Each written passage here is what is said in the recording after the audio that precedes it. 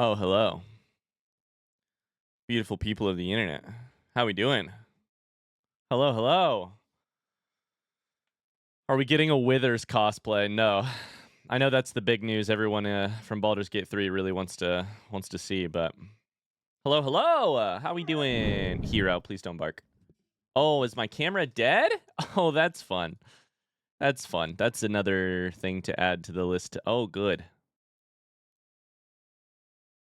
Oh, my whole OBS is not responding. Oh, God.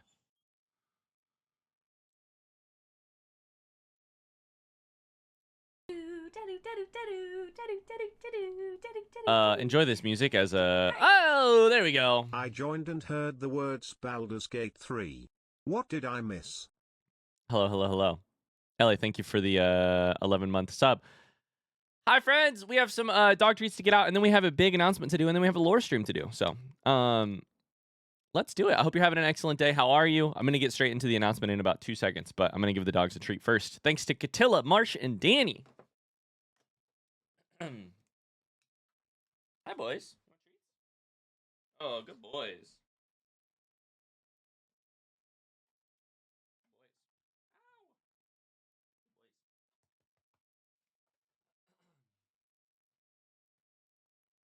All right. Holy cow.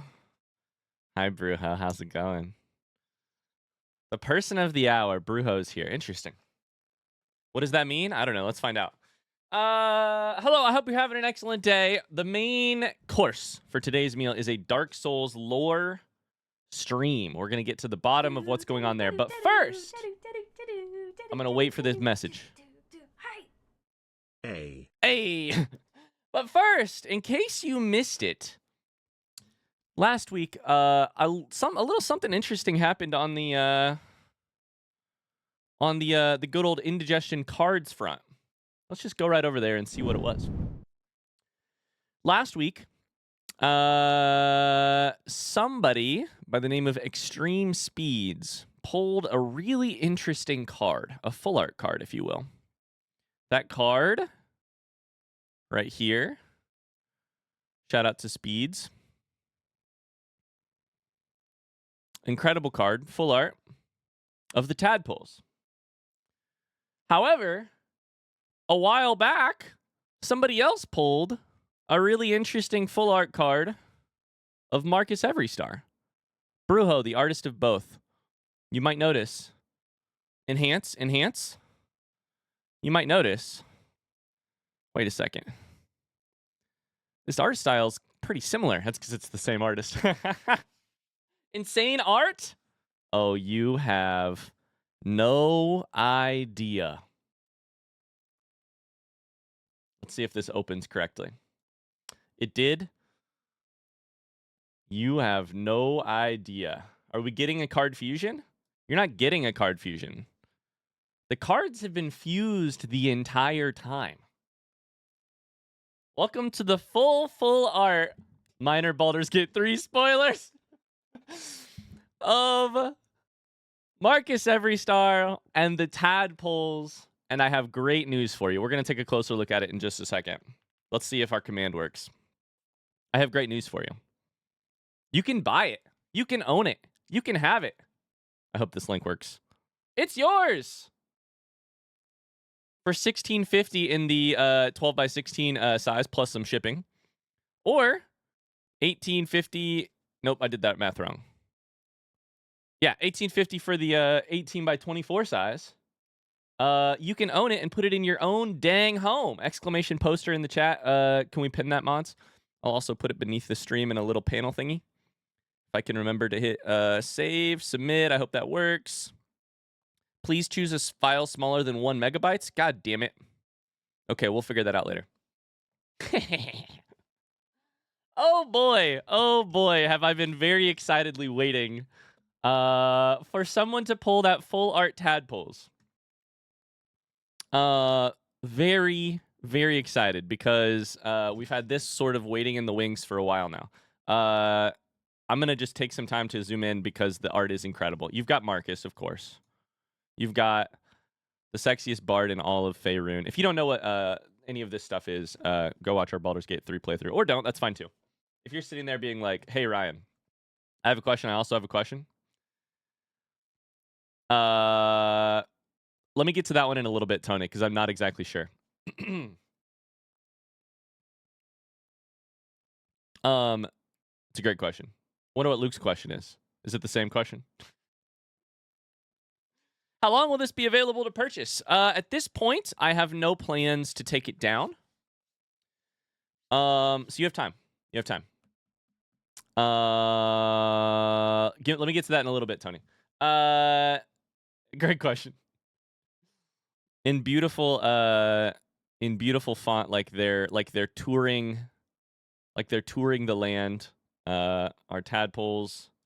We've got you know the normal backing band, but we've got a wider cast of characters that makes an appearance in the full poster. And then even a couple, you know, other characters. That leaves a big question though. What full art do we have to pull to unlock Lost in the Sauce? Here's the thing. None of this should be taken as like 100% confirmation, because I truly cannot promise this completely. However, if I were to like let you in behind the curtain, here's the plan. Here's the thought with this poster. The cards are incredible. I love that you can own the cards digitally. That's awesome. One person can own them. But the art deserves to be seen by more people. Also, it is Thursday, by the way. My thought is to test out a specific merch offering site. Oh my god, I forgot to even show you. I can confirm the poster. I have it upside down. I can confirm the poster is high quality because I have one in my house. It's fucking awesome. I've had it for like a couple months now. It's fucking awesome. I love it. It's really high quality. This is the 18x24. It's amazing. I have had to not show it because I don't want to give it away. I forgot that I had it sitting here. It's amazing. It's really high quality. It's beautiful. I love it. The color, Brujo did test. We did some testing to make sure that the color looked good. Look at this neon every star. Oh my god. No pressure. You don't have to buy it if you don't want to. It's gonna be up for a while if you're waiting on a paycheck, whatever, etc., etc., etc. The real goal here was we wanted to. I want to test one of our merch offering site. Let there be chaos. Let there be chaos. Hit exclamation enter in the chat if you want to have one. Here's what just happened. Ikelos, you son of a bitch. You have 60 seconds to type enter into the chat. I have no idea if this is going to work. If it won't, we'll figure it out later. But Fourth Wall lets you lets you gift. Oh boy, let's see if this works. Lets you gift stuff to Twitch chat. Is there international shipping? There is. Let me just check to make sure this is working. It looks like it's working. So if you hit enter, you could potentially get this thing sent to you. I don't know. We'll see how it works. I think it's a 60-second thing. It's not limited to the US. I think I have to pay a little bit more to gift it to you, but I'm happy to do that. We love chaos. We love chaos. Geo, congratulations. Go to that go to the link in the chat to redeem and to go. Holy shit, it worked. It worked. That's dope. That's really cool. Congratulations, Geo. You have a poster coming your way. You did hit enter, right? Like you did hit exclamation enter in the chat. You did. Perfect. Oh, I hope this all works. Anyways, if you're like, I don't care about Baldur's Gate 3, I don't care about this specific game or whatever. The goal with this is to find a new merch provider and to see how the online works and see how Twitch gifting works and all of this stuff. And to maybe potentially release a little bit more merch later in the year, and potentially other posters as well. If you have different, I can't confirm that we'll release every card as a poster. because there are also intellectual property issues, et cetera, et cetera. But, you know, we'll see. We'll see. I love free things, but I don't know anything about BG3. I feel it would be better to give to somebody else. That's on maturity. That's on maturity. Can we get Outer Wilds merchandise? No, you cannot get Outer Wilds merchandise because I am not licensed to sell you Outer Wilds merchandise. I can sell you Little Indigestion merchandise, potentially about my playthrough. Interesting. Oh, maybe, potentially, hypothetically. I cannot sell you Breath of the Wild's merchandise. I cannot sell you it. To be clear, let's be very legally clear here. I cannot sell you Outer Wilds posters. I can sell you Indigestion stuff. They're all Indigestion posters. So anyways, exclamation poster, if you'd like to buy a poster. It'll be up for a long time. There's no pressure to do it. I'm not like doing a big push to like make money on this or anything. I really wanted to bring you Brujo's incredible full art to your door if you want it. Can you sell Breath of the Wild's posters? Again, to be clear, I could sell you Indigestion posters. I cannot sell you something really like that. We'll figure it out. We'll figure it out. Congrats, Brujo. Congrats. Congrats. And congrats to Geo. Thanks for gifting that sub, Iculos. Cool. That's the news. Hey, Ryan, you're getting some video lag. Yeah, we dropped some frames. Interesting.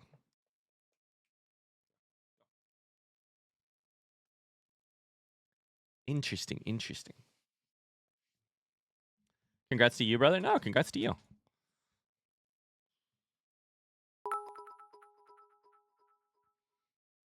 You'll just have to sell Inhalation of the Wilderness stuff instead. Are we finally going to find out what's up with all these souls? We are going to find out what's up with all these souls. Thanks, Finn.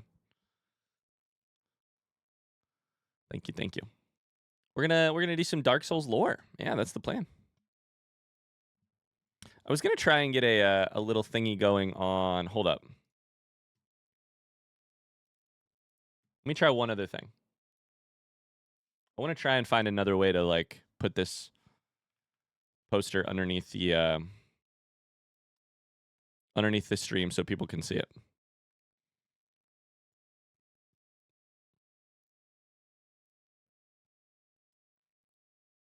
Hi, Deku. How's it going? How's your day going, chat?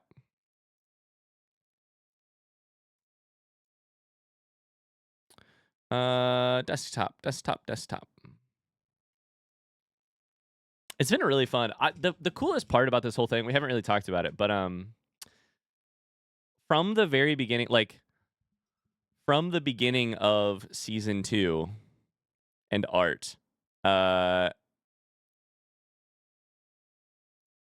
Brujo and I have been working towards this reveal that those two pieces of art are actually part of one bigger canvas, and it made the art itself more difficult to make.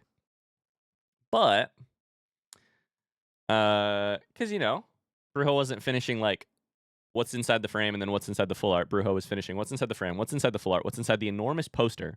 Make it all work together. Whew! Bye, lovely Pokey. Thanks for being here.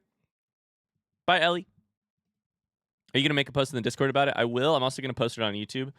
I'm not going to be able to do it while live on stream, but I guess I could. I can do it real quick.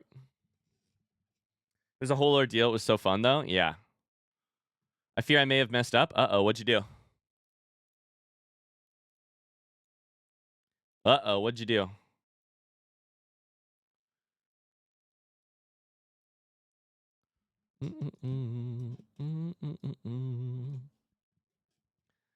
I forgot my password. I reset it, then it logged me out of Twitch. Oh, no. Okay, there should be a thing underneath the stream now. If you are watching the stream, you can go underneath, and there should be a little thing here. If you click there, that should take you to the poster. In case you were also looking for another way to find it. Cool. Chat reset. I can give you the link if that's what you need. Geo, click this. That should work, right? Oh, Tony's got it too.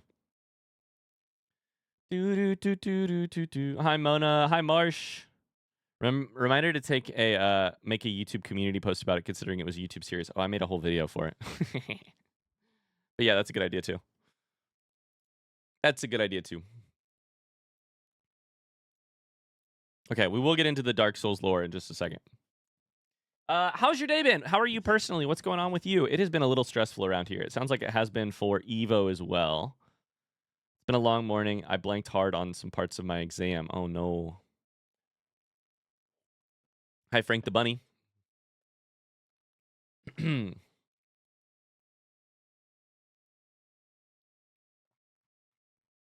Lucas was grumpy this morning and wouldn't talk to me while waiting for the bus. Oh, fun. That's good. Elle was also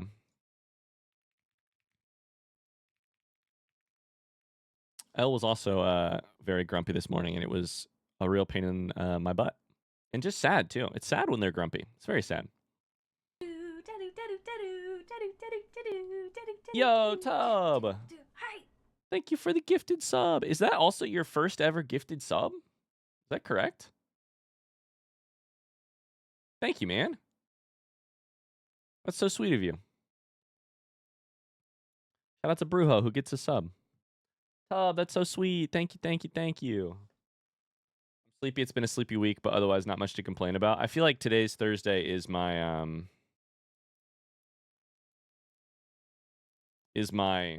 Wednesday. Yeah, it feels like hump day. That's the other thing. Elle slept like crap last night.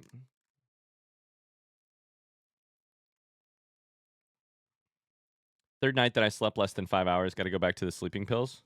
Nice. Dang, that sucks. Okay, what should I say in this Discord post?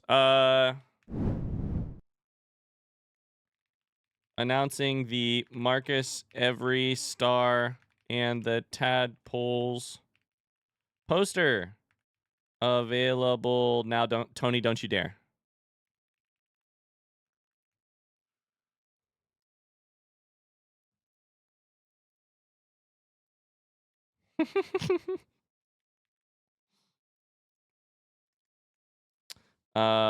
For fans of the Baldur's Gate 3 series and people who want the full art little into cards,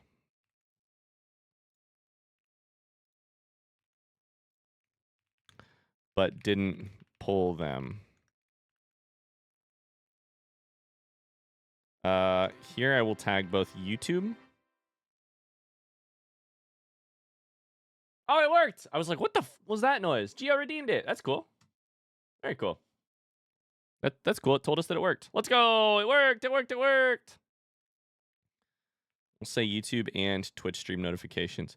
Do you think the link will work? As in, like, it will show a preview? I hope so. Let's find out.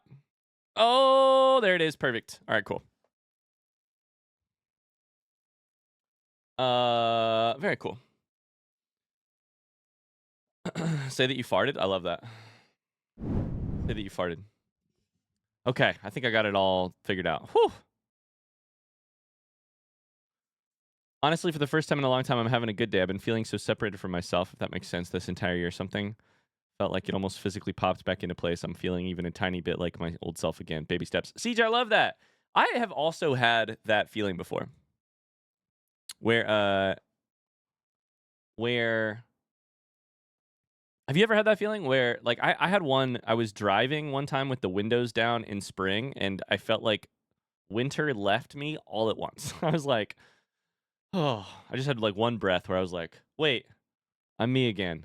I'm not in a funk. I'm not in a fog. I'm not in a, I feel like the old me, who I liked being.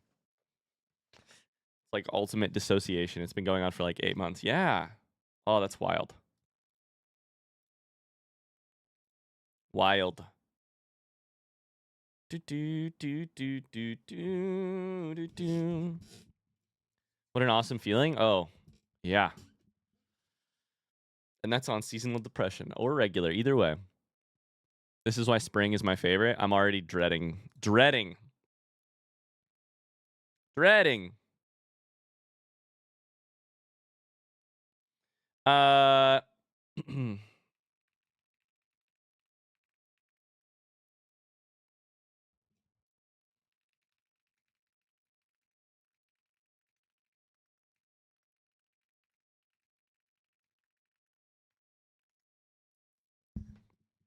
winter. It's weird how it took on a physical feel. Yeah.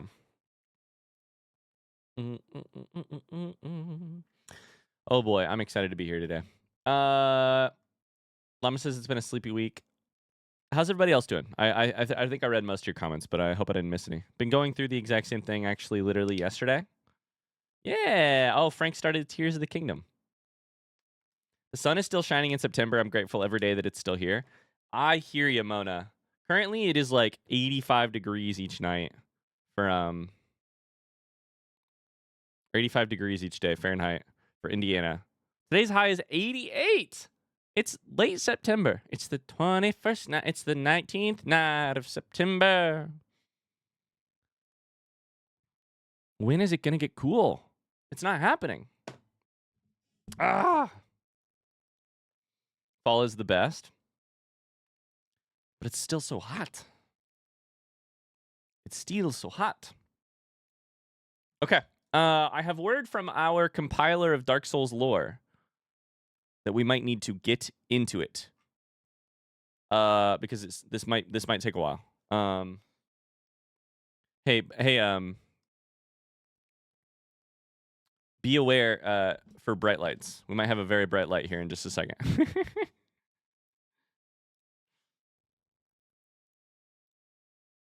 All right, ready for lore? Lore stream. All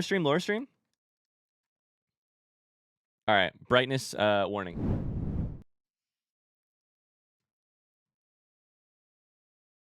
All right, spam your lores with a capital L. Spam your lore. Spam it. Hello, beautiful people of the internet. My name is Ryan. This is the Dark Souls lore stream brought to you by the Little Into Dark Souls 1 guide by me, Zach. Shout out to Zach. I don't even know if Zach is currently in the chat. I think potentially, but shout out to Zach-esque, one of our beloved front seaters over the entire FromSoft games. Zach has compiled a document with lots of links to videos. I'll just read you what it says, and we'll get into it. I have a lot of questions that I still don't have answered from a lore perspective. I'm sure there's stuff that I didn't even know that I was missing because that's how these games work. Dark Souls 1 was incredible, but I'm sure I don't have the full picture. So let me find my questions and we'll get this started. Over the next many hours, I think we're going to watch some videos.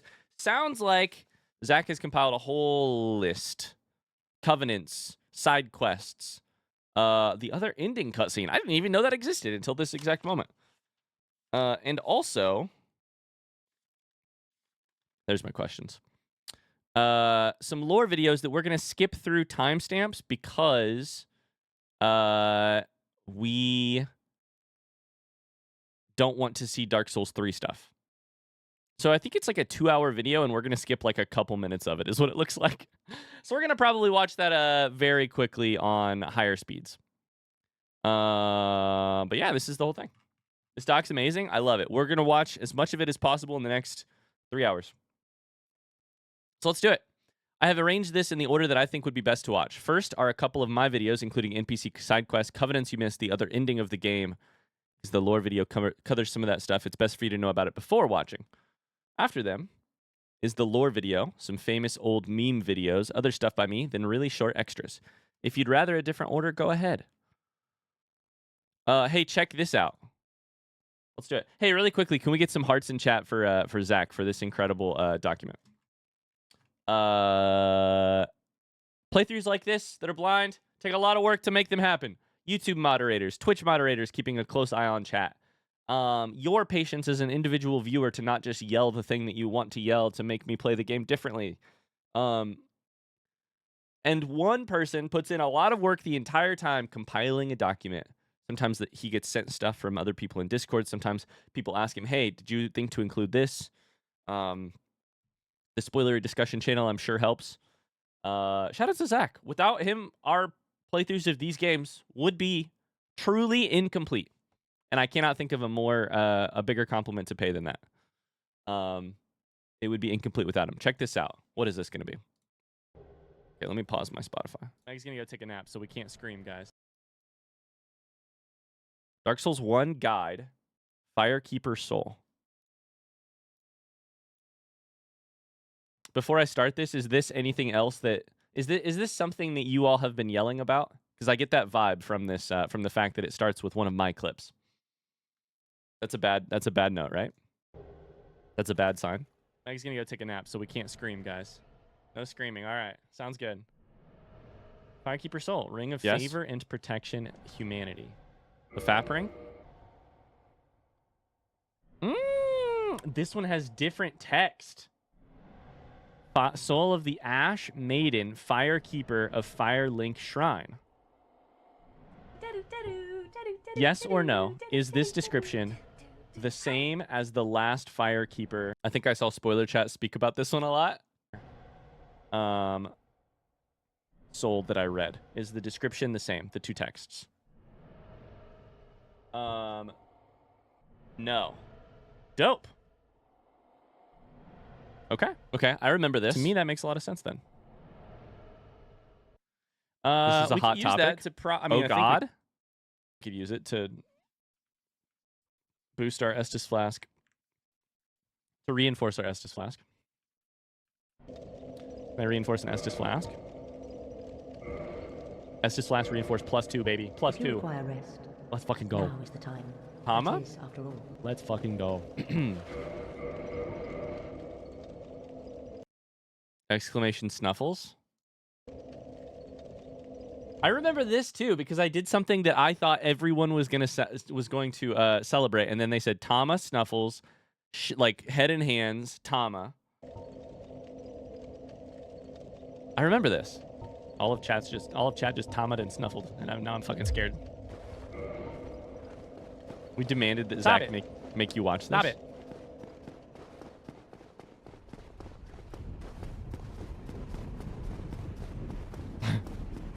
Stop. Everybody stop. You're freaking me out.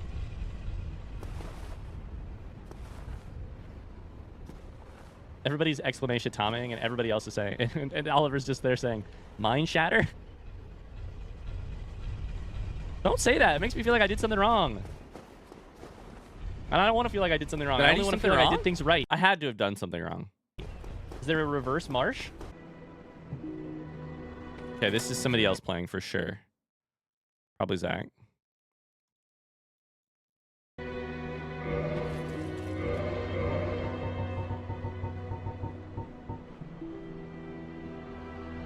Tragic? This is sad?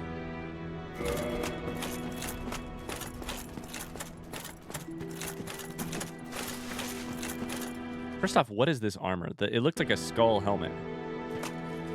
Return Firekeeper Soul.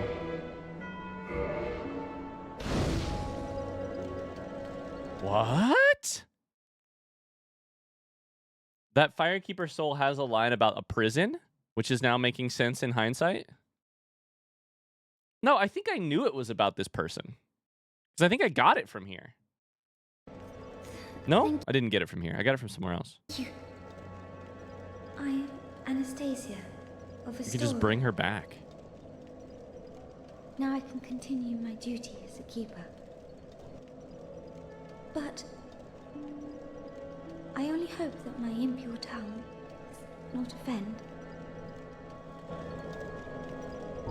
What's your deal? Forgive me. A whole character we missed. I am impure. Anastasia. My tongue never intended for restoration. Please, if you have any heart, leave me. Leave me be.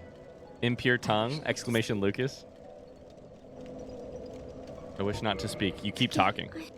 Leave. I wish not to speak. So if you just keep spamming? I wish not to speak. I wish not to speak.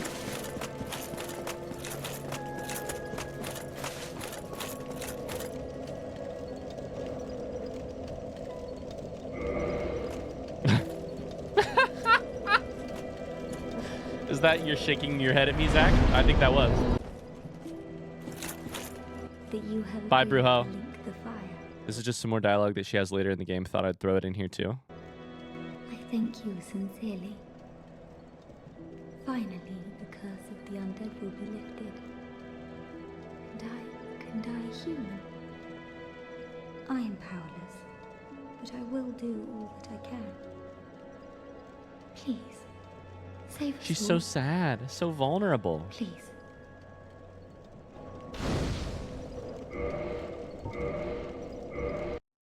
Interesting.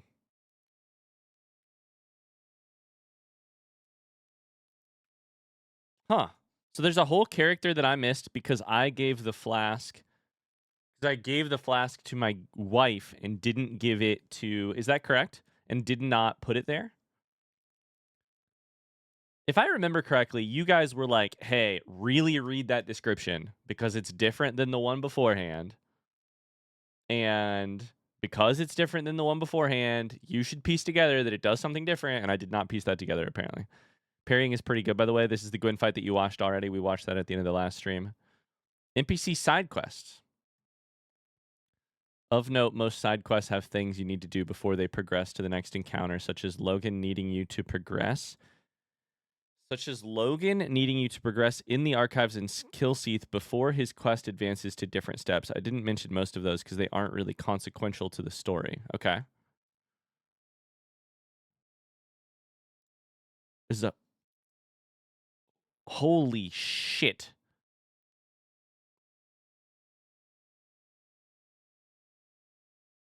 Okay, well, I hope PETA doesn't see this. We'll come right back to that one. This is a 46-minute long video of side quests. So you need to do specific things. Oh, this is the part that is insane as a blind playthrough. Like, look at this real quick. We'll actually watch some parts of this video here in a second. Don't worry, I'm not going to skip it all. Reach rank 2 with the Fair Lady's Covenant to gain the ability to open the door to where Solaire is corrupted by the sunlight maggot, allowing you to kill it before he arrives. Rank 1 is achieved by giving her 10 humanity? You can save Solaire? Okay, hold up. I just need to see how much I need to see how much content we have here. So, Covenant video. Covenants that you missed. Some of these Covenants have unique gameplay systems, but they're usually PvP focused. It's super easy to miss the side quest in Dark Souls 1. It seems like it's easy to miss the Dark Souls, the side quests in most games. Most FromSoft games. Can we pause to talk about the implications of the Firekeeper soul, where you find it, etc., what it means? Yes, please. Tell me, Garden Trilogy. Feel free. Feel free to tell me. Let me see how long this video is. Unique gameplay systems. They're usually PvP focused, don't involve much lore, so I didn't bother explaining them in order to save some time. I appreciate that. You have Warriors of Sunlight, Grave Lord Servant, Chaos Servant, Dark Wraiths. This is the important one. Okay. This gets you a whole different ending, so we'll 100% watch that.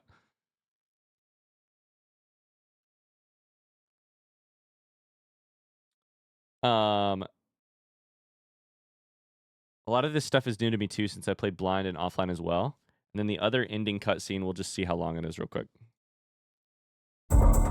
Oh, that's an ad. 49 seconds. Cool. Okay. So from there, then we have a lore video, which we're going to watch at a faster speed. Especially some stuff we may skim. Okay. Cool.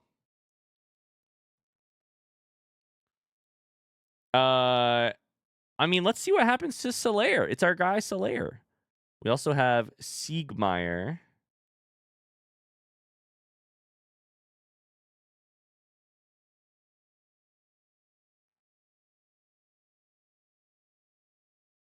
Quilana.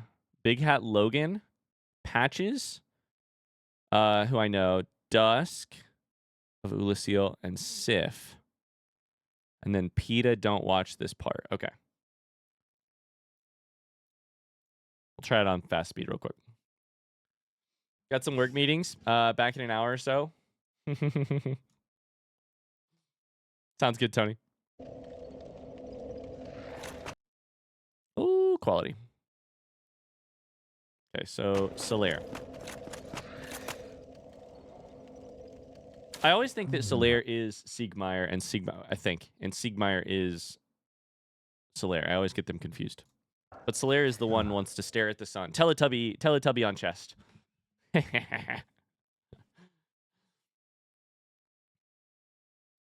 Oh, hello there. Forgive me. General Kenobi. About my poor fortune. I did not find my own son, not in Anor Londo, nor in Twilight Town. Where else might my son be? Lost Isolith, or the tomb of the Grave Lord? But I cannot give up. I became undead to pursue this. But when I peer at the sun up above, it occurs to me, what if I am seen as a laughingstock? As a blind fool without reason? You are seen as a laughingstock. You have a Teletubby on your chest. Whenever I finish these games, there's always an NPC that my friends love that I somehow missed. If I had to rate these NPCs, it's cracking me up because Siegmeyer is Katarina armor person, right? Front seat question. That's correct, right? Siegmeyer is Katarina armor person.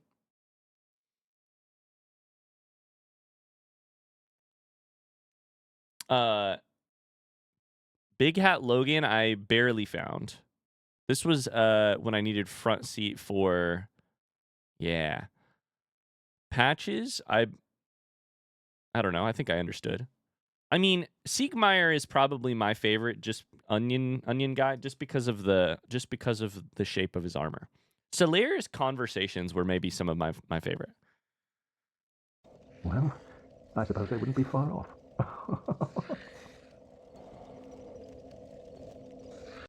You get that Firekeeper soul by killing Lautrec, who I remember, yes, the traitor in the golden armor, in Anor Londo. Lautrec set opposite to the Firekeeper. Yes, correct. Sits opposite. So, that's right. I remember this now. Lautrec sits opposite of that Firekeeper in the Firelink Shrine. Seemed sketchy. Then the Firekeeper soul confirms that Lautrec killed... No, a piece of armor that we got from Lautrec confirms that. That part I did. That part I understood, but I never brought the soul back to Firelink to access the bonfire, which you didn't have for the second half of the game. Oh, so it turns that bonfire back on, too. I didn't even think about that. That's what Zach was trying to show me earlier, of course. I think I pieced together the first part, but not the second part. Oh, if I remember correctly. I will stay behind to gaze at the sun. I never brought it back. A wondrous body, like a magnificent father. If only I... Retrain 2 with the Fair Lady's Covenant to gain the ability to open the door. So this is the Sunlight Maggot part? Thank you, Garden Trilogy, for the info. Thank you very much. Okay, here. Yep. The Sunlight Maggot was the thing, the helmet, basically. So if this is what Covenants are for. But how would you ever piece this together if you were playing blind? Give a shit ton of humanity to Our Fair Lady? To Quilana? No, to Fair Lady, which I think is to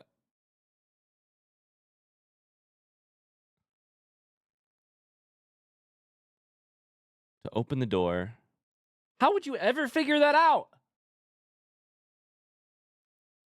It's Spider Lady at that hidden like egg sack one. Yeah. If you play online, messages on the floor can help a lot. How are they going to say tri-finger butthole in a way that tells me to give 10 humanity or 20 or whatever humanity? That's insane. 30 humanity. 30!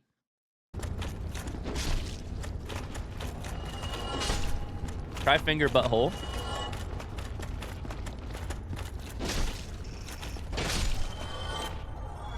Like, imagine trying to get that information across. Sunlight Maggot, cool.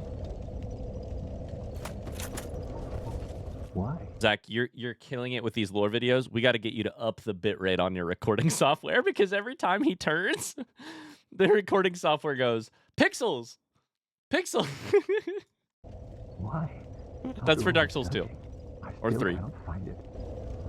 Okay. Can't find the sun. Why?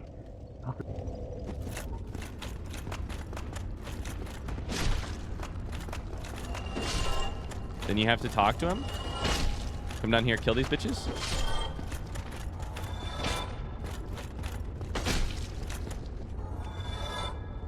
And he's here. Was it all a lie? Have I done this all for nothing? Oh, my dear son.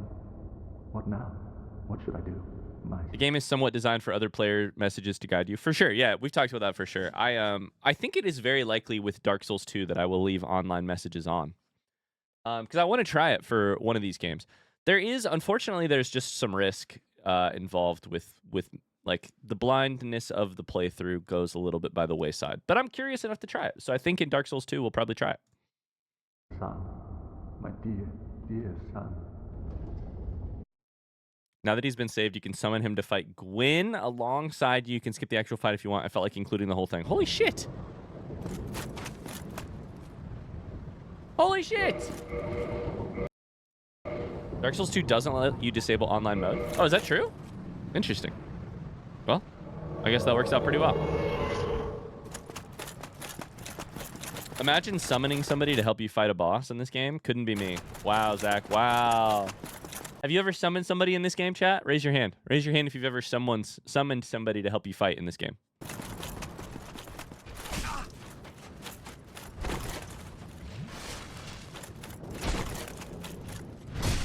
Nobody's raising their hands. All right, never mind. Raise his hand. FBI. Open up. FBI, open up. Oh, shit. Are we dropping frames again? Shame on all of you. Shame on all of you. Half the time you cannot trust the messages? Sure. I get that.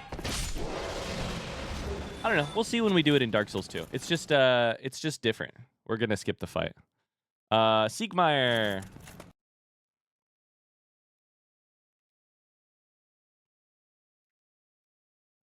Where you left him, Siegmeyer was stuck trying to get past a bunch of silver knights. After you've killed them, you can talk to him again so that he progresses. Oh, which I didn't do? Oh, what's on your mind, friend? Wait, you defeated those monsters? Shit. Fantastic. I'm saved. This knight of Katarina hereby commends you. Take this as a token of my gratitude. But be warned, gallantry entails great risks. Next time, give me a chance to come up with a plan. I love him so much. I'm warned. Next time. My favorite, Tiny Being's Ring.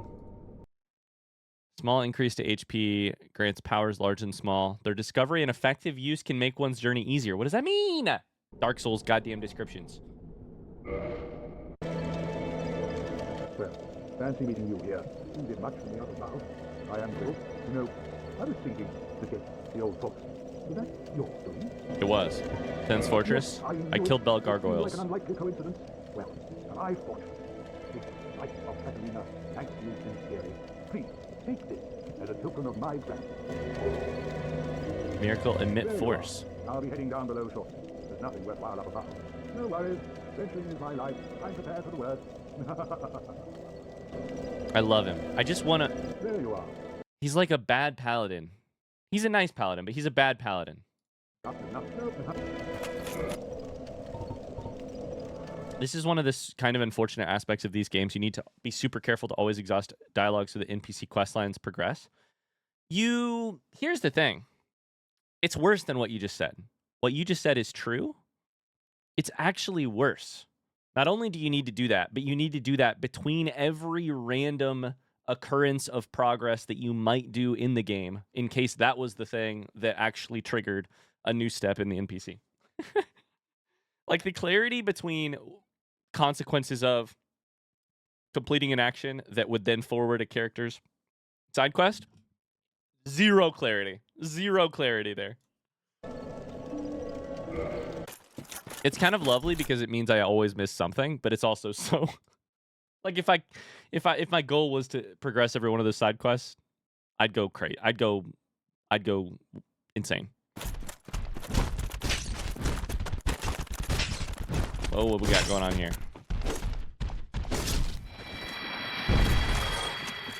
It was you who rescued me. Why, thank you. I am Siegmund of Katarina. I don't know how I ended up in that. What? Siegmund of Katarina? Siegmeyer's sister? It was you who rescued There me. was an onion girl. onion knightess. Why, thank you. I am Siegland of Katarina. I don't know how I ended up in that crystal. It wasn't terrible in there, but I could hardly move. I must think of some way to repay you. Oh, have you seen my father? Ah, my father! Ah! Ah! Armor just like mine.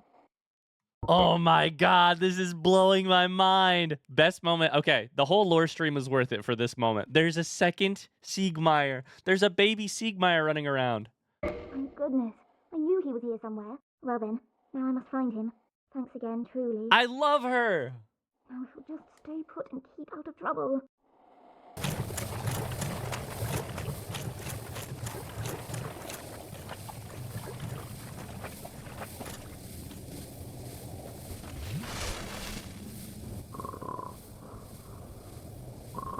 Snoozlin. Please don't hit. Oh ho! Excuse me, I was so absorbed in thought I just drifted away. You see, I'm actually in a bit of a fix. I've made it this far, but I'm short on antidote moss for the trip back. By my knighthood, I'm ashamed to ask, but can you spare a few scraps of moss? By my knighthood. Fantastic. Thank you. A saint you are. This Knight of Katarina expresses his deepest gratitude. I shall not forget this. Please, take this, a symbol of my appreciation. This is where you get that weird shield I was just sitting there looking at. The Pierce shield. Interesting. Do seem entwined, don't they? I missed the Firelink Shrine thing. The other thing you just missed, Zach, is I'm freaking out that there's a second Siegmeyer. Freaking out. A Siegland. Perhaps this, too, is the will of Lord Gwyn. Hi, Zach. Man of the Hour is here today, by the way. Hi, Zach. Welcome in. Thanks for this entire document. Holy cow. It's awesome. Take VIP for the day. Zach's here. Zach, I was saying earlier, you'll have to rewatch the VOD if you are at all interested, but thank you so much for this. Yeah, you're our hero. My understanding of this game would be so incomplete without you. This and Bloodborne and etc. Thank you. Oh, a shield that you can attack with. The poison swamp, like quicksand in there.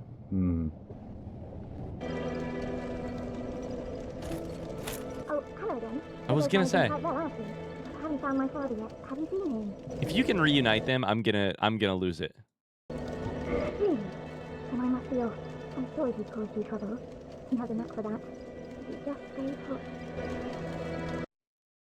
Next part has several ways it can go depending on your actions. You'll find Siegmeyer overlooking a group of enemies that are blocking your escapes. Please tell me they can be reunited. First, you kill all the enemies before speaking to him. This ends his questline as he will not move to his final location afterwards. Okay. Have you tried throwing knives before? They're really an incredible weapon in the game. Really can't recommend them enough. This is really funny to watch and fast. Oh, there you are. Wait, did you defeat those dire creatures? Outstanding. You never fail to impress. Well, wonderful. This Knight of Katarina thanks you. Take this as a token of my gratitude. Speckled stone plate. I'm always thanking you. I curse my own inability. Second, you fight the enemies together, and he survives with less than 50% health. He'll give you that same ring, then succumb to his wounds and die.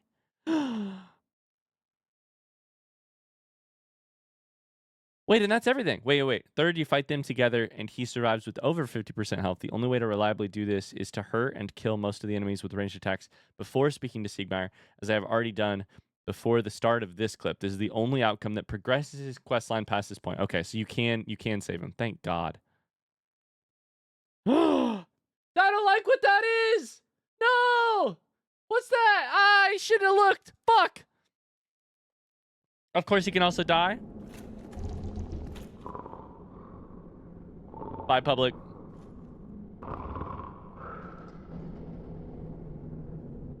Oh, excuse me. I was so absorbed. I just spoiled myself. Drifted away. Must be the warmth. Well, what's on your mind? No, don't tell me. Those monsters making life difficult for you? You need not be ashamed. We're all in the same boat, you know. I really have run up quite a debt to you. Perhaps the time has come. Let's fight. Friend, I have an idea. A good one, really.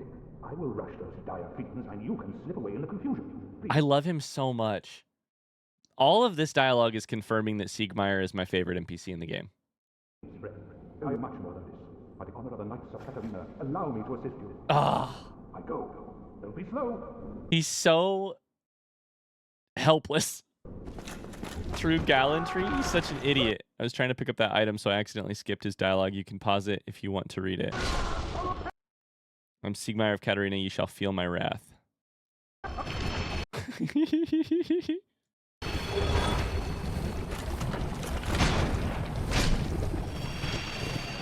Wow, you're such a strong boy. You're such a strong boy. But you, didn't you get away? Well, you saved me. No, I didn't get away. I was a knight. I was a true knight. I stayed and I fought by your side. Again? Oh, thank goodness. I'm exhausted. I think I'll have a rest. Oh, don't you worry. Ground below me is my pillow. I'll recover shortly. Don't rest here. It's a fucking poison swamp.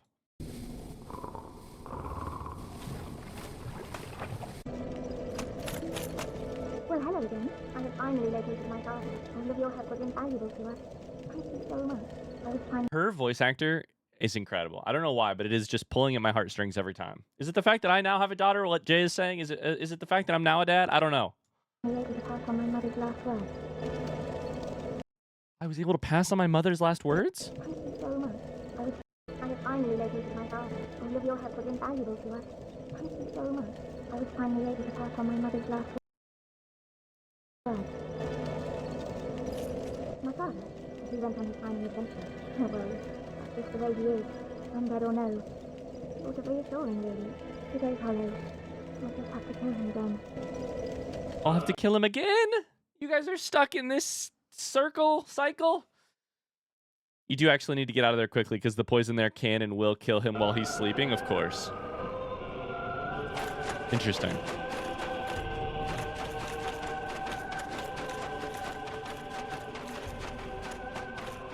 Oh.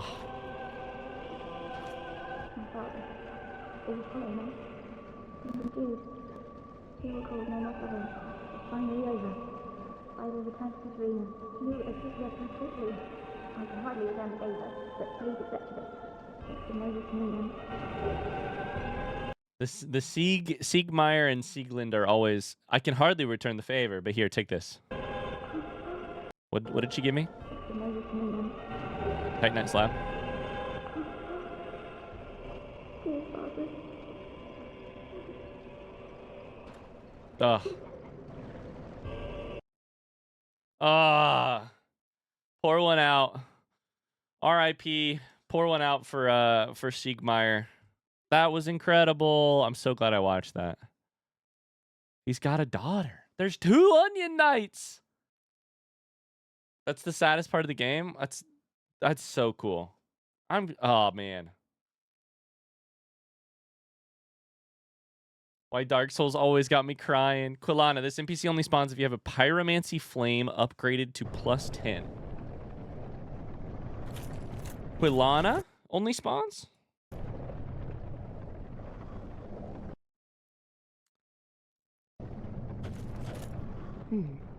Okay, so before we get into this, I have a lot of questions. We should talk about some of our questions. I have a lot of questions on the Quilana front.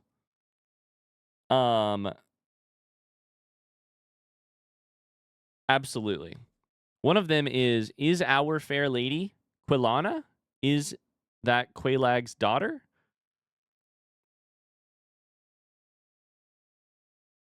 Because this whole thing is a little bit confusing to me. There's a couple witches and they're confusing to me. Let's find out.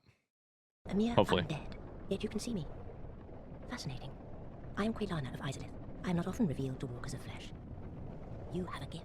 Are you too one who seeks my pyromancy, like Solomon? Yes, of course. Hold up 1 second. Reread that. A mere undead, yet you can see me. Fascinating. I am Quilana of Izalith. I am not often revealed to walkers of flesh. You have a gift. Are you too one who seeks my pyromancy, like Solomon? Like Salaman. Yes, of course. It should be expected. Very well. You shall be my pupil, but to pursue my pyromancy, you must give something up. What the fuck is this? Wait, what is this? What the hell is this? What? Are you prepared to do this? Long ago, I accepted another pupil like yourself. Over 200. What was that?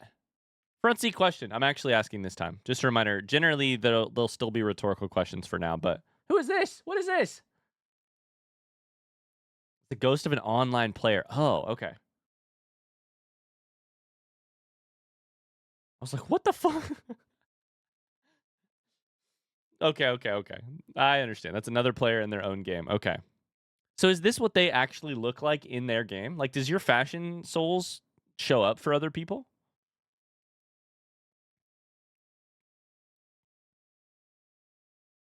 Like, are they wearing nothing but a quiver and a big-ass club? Yes? Interesting. But to pursue my pyromancy, you must give something up. Are you prepared to do this? Long ago, I accepted another pupil like yourself. Over 200 years ago, there was a man almost as bungling as you. In your world, he was called Saruman, Master Pyromancer. The little rascal who made Saruman. something of himself. Pyromancy is the art of invoking and manipulating fire. But remember one thing. Always fear the flame, lest you be devoured by it and lose yourself. I would hate to see that happen again. Question number 1 on my Dark Soul 1 question list. Is fire the problem? You might say in some ways it is. Pyromancy is the art of invoking and manipulating fire. But remember one thing. Always fear the flame, lest you be devoured by it and lose yourself. I would hate to see that happen again.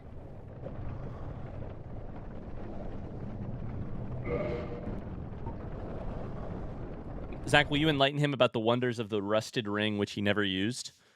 I forgot about that. What does the rusted ring do? Let's figure it out right now. What's the rusted ring do? What's the description say, and what does it actually do?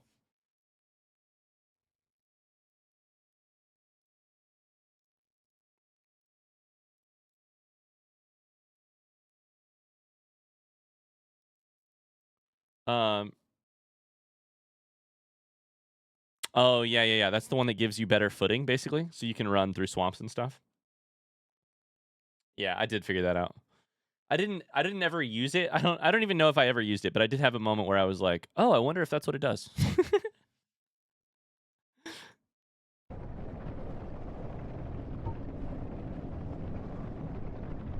Salaman, the master pyromancer, also called the Great Fireball after this spell, believed pyromancy was rooted in an adoration of fire, which is different than what she's saying. You must fear it.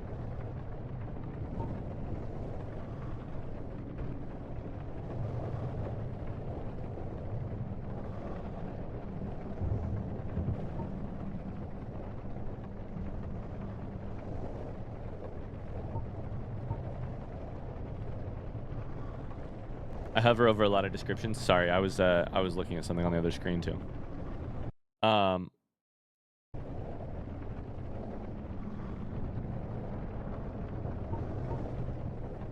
That one, I will say, the description of the rusted ring is relatively Pyromancy is the art of clear in hindsight. I would hate it.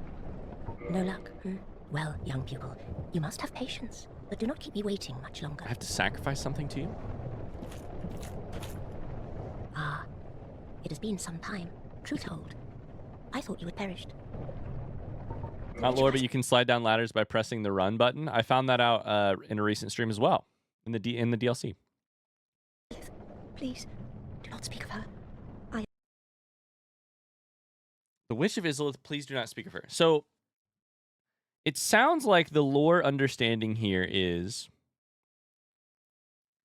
Witch of Izalith, at least 2 daughters, and the daughters are Quelaag and Quelana are daughters of Witch of Izalith. Front seat question, yes or no? I'm just asking that question specifically. Quelaag and Quelana are daughters of the Witch of Izalith. Yes, I have that written down here. I have something similar to that written down here, but I guess I didn't put that together, or I guess I didn't answer it on my own list of questions. I abandoned my mother and sisters and fled to this land. Now I roam these parts, feigning ablution and pretending Multiple to seek sisters. answers. Pretending to seek answers? Ah, it is truth be told. I have a favor to ask. My mother, Witch of Izalith, was one of the primeval lords. Her power came from the soul that she found near the Yup, first flame. yup. She focused this power to light a flame of her own. But she failed to control it. The flame of chaos engulfed Mother and my sisters and molded them into deformed creatures. Okay. Only I Lore. escaped. And now I'm here. But my mother and Holy shit, that's lore. sisters molded them into The deformed flame of creatures. chaos engulfed Mother and deformed them. Only I escaped. And now I'm here. But my mother and sisters have been in anguish since. Did you ever find out about Seek Guidance? Zach, is Seek Guidance covered somewhere in this document? Because I do have questions about that. I have not figured it out yet. Yes, at the end? Perfect. Beseech you. Free Mother and my sisters from the flame of chaos. I cannot do it myself. I lack the strength and the bravery. But you, I realize what I'm asking.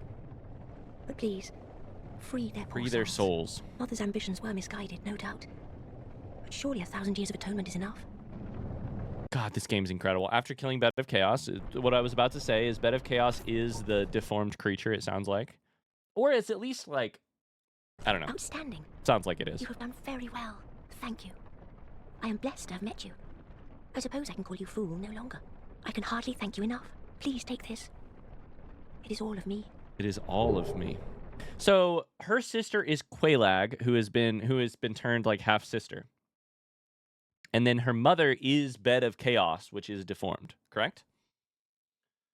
Is that the correct understanding for the question? I wonder if Bed of Chaos is also some of her other sisters, like her mom and her other sisters. I don't know that for a fact.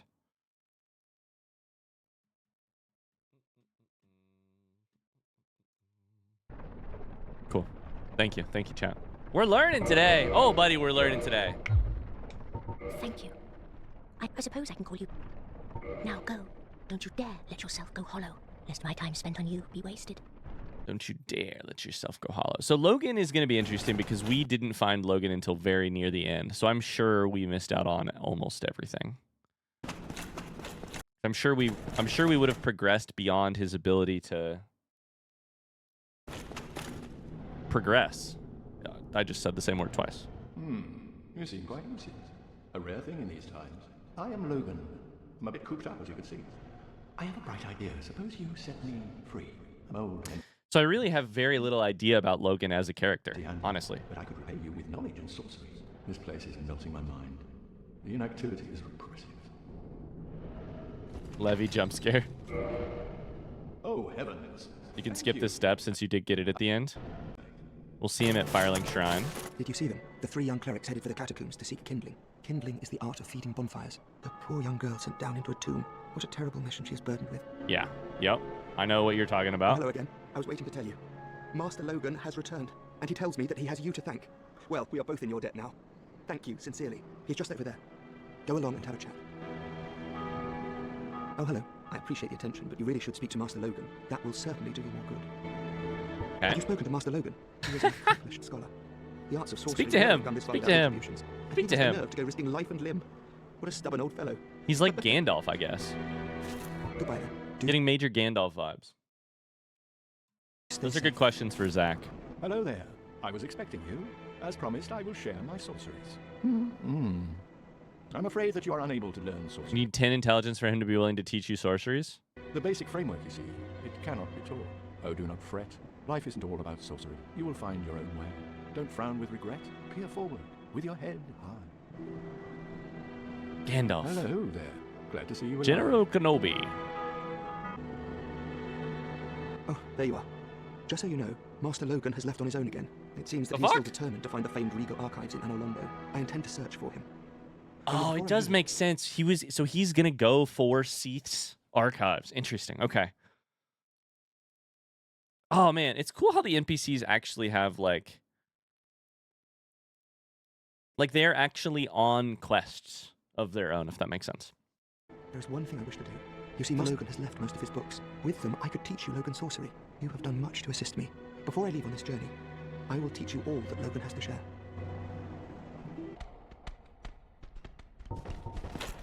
Okay, I remember this Hello room. again. What a chance meeting this is. Interesting. Alas, I'm imprisoned once again. I don't suppose you could stage me a getaway.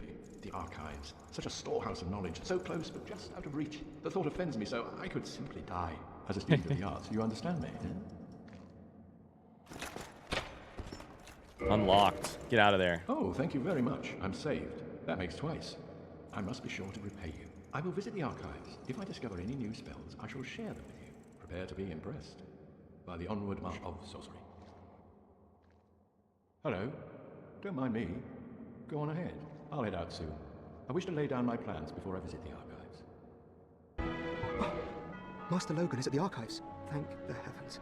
Finally, his wish has been granted. I suppose he has his head buried in those tomes. That's always what made Master Logan happiest. Ah, I can just imagine him now. I like Logan's voice actor. It's good. I agree. It's fun. Hello there. I was expecting you. Hello there, General Kenobi. Magnificent. More than expected even. As promised, I shall share the new sorceries with you. And He sounds so excited in this dialogue. the secret of Seath's immortality. Ah, the secret of Seath's immortality. If you have fought him and were imprisoned, you must know that Seath is a true undead, different from So is this how you figure out how to beat Seath? ourselves. His wounds close promptly, and no mortal blow affects him, granting true insulation from death. His wounds close promptly, and no mortal blow affects him, granting true insulation from death. It is an effect of the prime. Okay, that was actually a little bugged. I want to make sure. And no mortal blow, granting true insulation Yeah, okay. from death. It is an effect of the primordial crystal, a sacred treasure pillaged by Seath when he turned upon the ancient dragons. So only by destroying the primordial crystal can you so much as scratch his hide. And it so happens, the primordial crystal is in the inner garden of these very archives. Perfect. The Crystal Forest. Hi, Cassie. The tomes stored in these archives are truly magnificent. How are A great you? pool of knowledge, the fruits of superior wisdom, and an unquenchable desire for the truth. Some would say Seath had an unsound fixation, but his work is a beautiful, invaluable resource. All progress demands sacrifice, and I certainly bear no antipathy for that wonderful scaleless beast. Oh, hello there. Where have you been? Time is a resource. Let's delve in promptly. So that's the key that tells you how to beat Seath. But it's bonkers to me because that requires that you found Logan and like progressed his quest. Oh my god. The fuckers put the explanation for how to make a boss non-invulnerable behind a missable questline. Exactly. Bonkers to me. It like spits in the face of good game design principles, right? Like the answer is missable.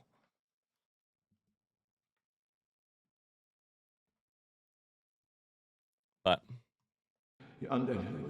only from Soft. I don't know that it's bad game design, but it does spit in the face of.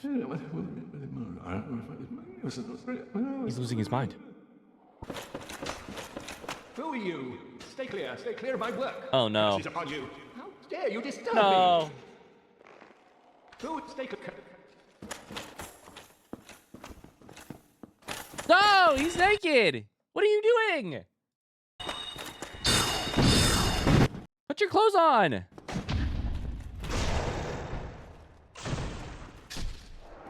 Logan, big hat.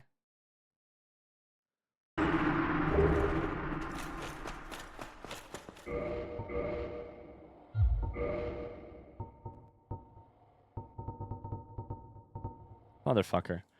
Sorcery developed by Logan during his infatuation with Seath the Scaleless emit crystal breath of Seath the Scaleless. No longer causes curses. What madness caused old Big Hat to appropriate this frightful power of the ancient dragons? That's bonkers.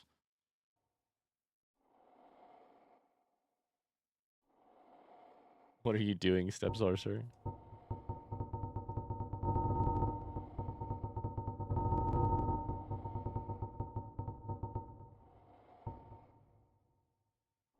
Makes all sorceries incredibly powerful, but demands extremely high intelligence from its wielder and halves your sorcery usages. Interesting. Tin crystallization catalyst.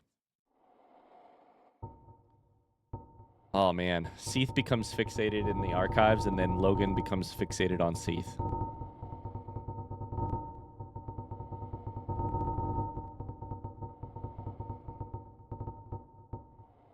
Traveling boots, boots worn by Big Hat Logan. They are indistinguishable from the ordinary kind worn by travelers. Said to have been from his apprentice days at Dragon School. It's so worn out, no one knows what it originally looked like. Logan barely cared for his appearance.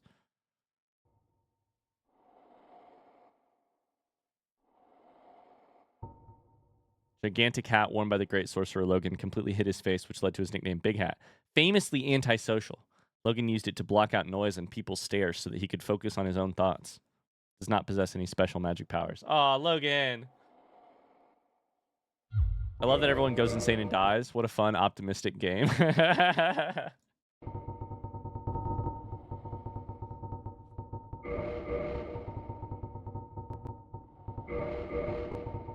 Gonna show me what it looks like.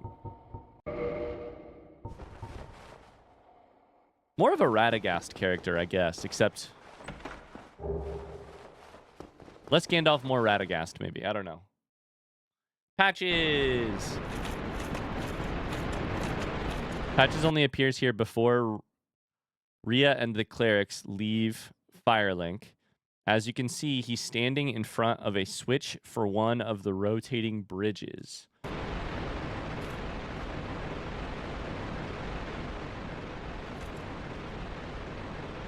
Okay. I started recording this late, but this bridge originally was not traversable and rotates once you get close. So am I correct in understanding that Patches sort of locks you out of this area? Yes or no? Front seat question. Until you've talked to the clerics?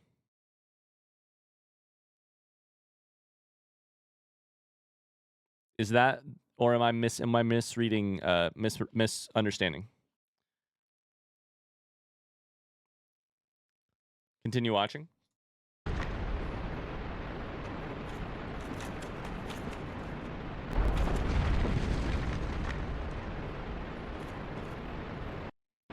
You mean rotates towards your death when you get close. It was not traversable. He rotated it so that now it is.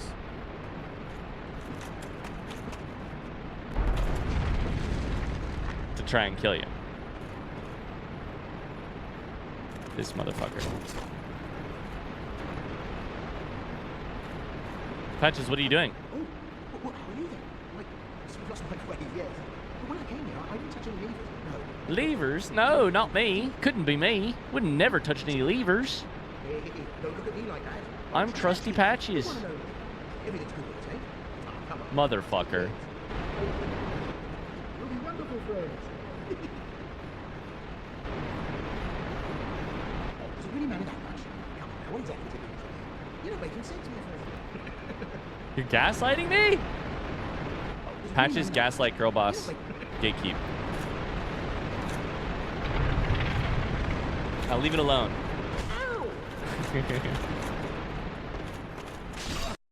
After encountering him in the Tomb of the Giants, if you don't kill him, he will move to Firelink and become a vendor and a serious gossip. So obviously I encountered him in Tomb of the Giants, killed his ass, and never saw the second half of this.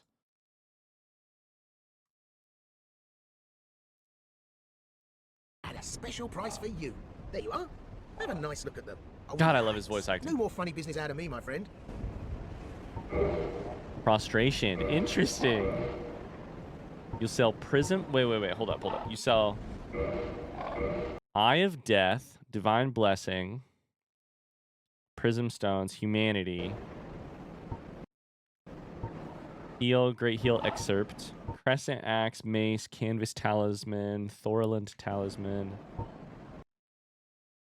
Mask of the Father, Mother, and Child.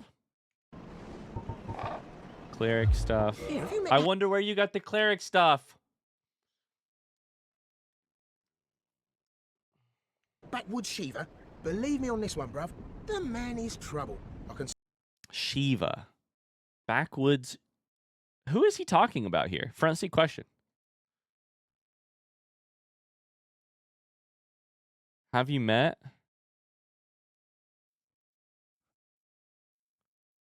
Yeah, have you met that backwoods Shiva?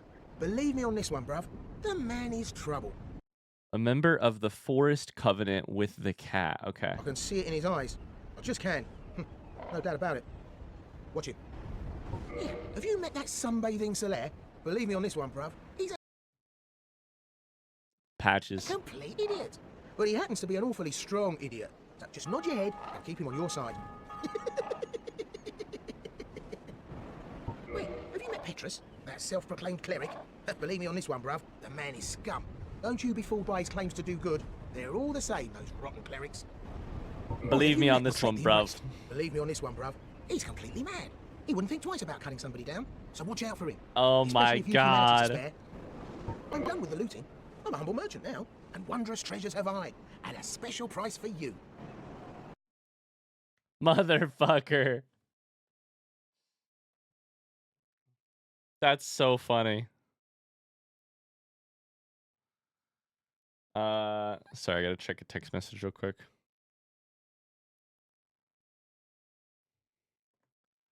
DLC has a bit more to the ending. Oh, I missed something. DLC has a bit more to the ending after killing Manus if you don't murder Dusk, the princess of Ulasil, who you met at the DLC entrance in Cold Blood. Who, me? Do that? I've never done that.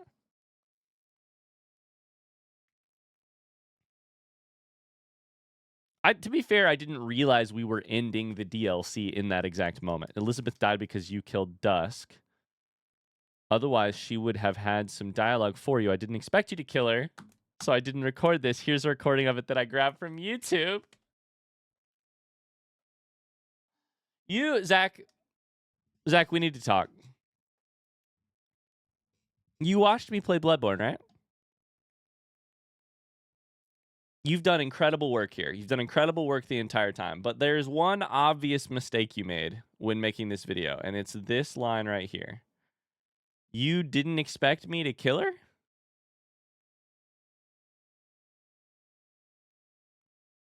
So murdering defenseless women is only an issue if it's in the ending? No, what I'm saying is you should have expected me to do it because that's just what I do. I have awaited thee. Oh, that's loud as fuck. Thou hast rescued Princess Dusk and rid us of that terrible primeval human, even halting the spread of the abyss. I salute the grandeur of thine... Wait, hold up. Elizabeth says... I have awaited thee.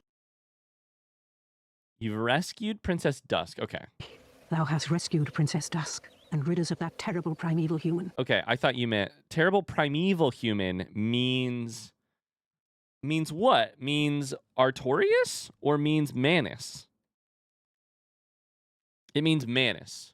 Terrible primeval human here. Front seat question. Is that refer to Manus, who was eternally seeking a broken pendant and therefore started this whole shit?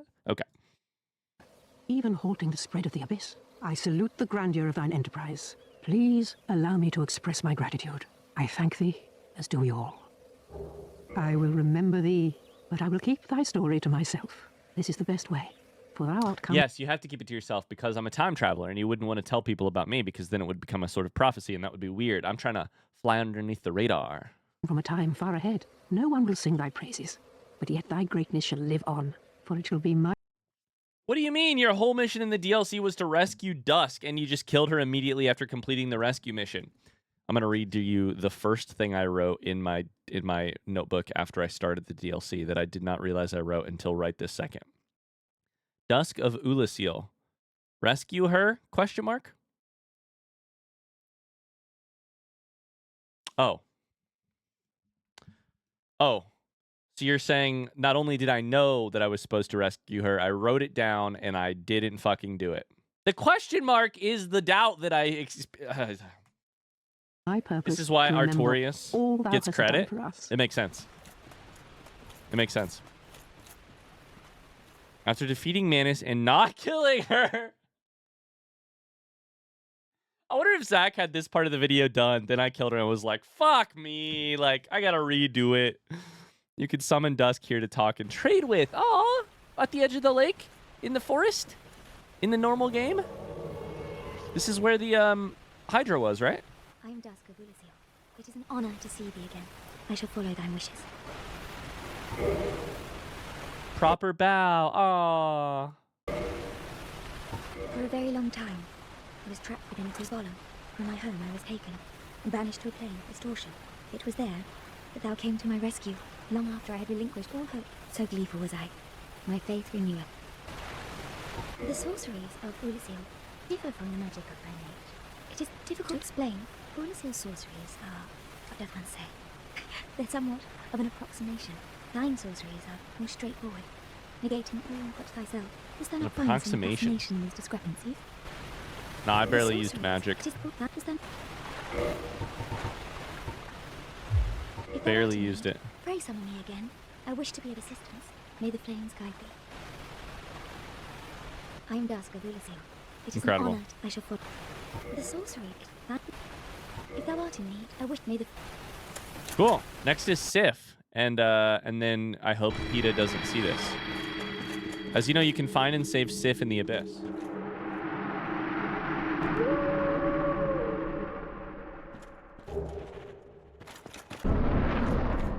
Doing so allows you to summon her. Oh, Sif saw her. Interesting. During the Manus' boss fight to help. I didn't know that.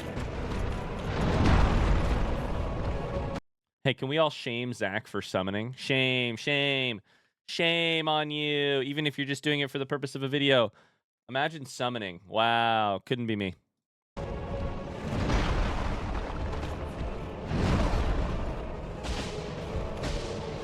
Phantom Great Grey Wolf Sif has been summoned.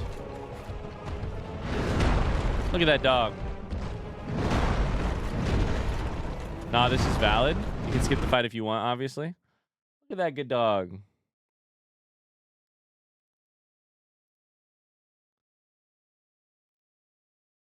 No exception for doggo? No exception. It's fine. I'm teasing. Also, first, summoning is like... It's fine. Do whatever you want. The purpose of the game is to play it however you get joy. I just don't want to do it myself. And now I'm just finding something to tease you about while I wait to for the end of this fight. That's all. Sif's gender is unclear depending on the translation being used. But the name is from a female goddess from Norse legend. So I subscribe to Sif being a girly. Love it. Taking Sif for a walk. If you beat Manus with Sif alongside you before fighting Sif in the main game, she will remember you. You'll get a new cutscene instead of the usual one? Why does FromSoft put work into stuff like this and then make it impossible to find? They put work into shit like this, like the Great Hollow, and then how are you expected to find it? Don't say online mode. Don't say it. Don't type online mode. Don't do it. It's honestly amazing. It's like a kind of it's like a kind of bravery to make content you are sure so very few people will ever see. I don't know. Here's Ahead rating 11. This cutscene gonna make me cry? She remembers us? It being hard to find makes it more special? Absolutely.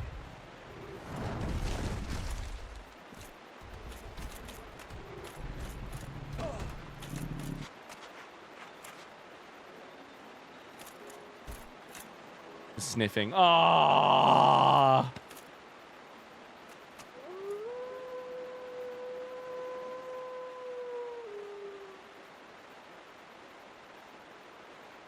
Yeah, trust is another great word for it, Kane. Absolutely. The trust. It's a trust thing. Trust that it will matter to the ones who do find it. Oh, I thought we were friends. If you get her health very low, Sif's moveset also changes just to make you feel even worse.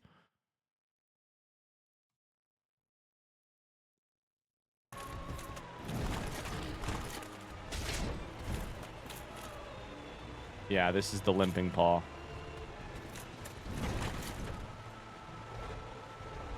Does that attack less? It doesn't go all the way around, maybe? I don't know. Huh.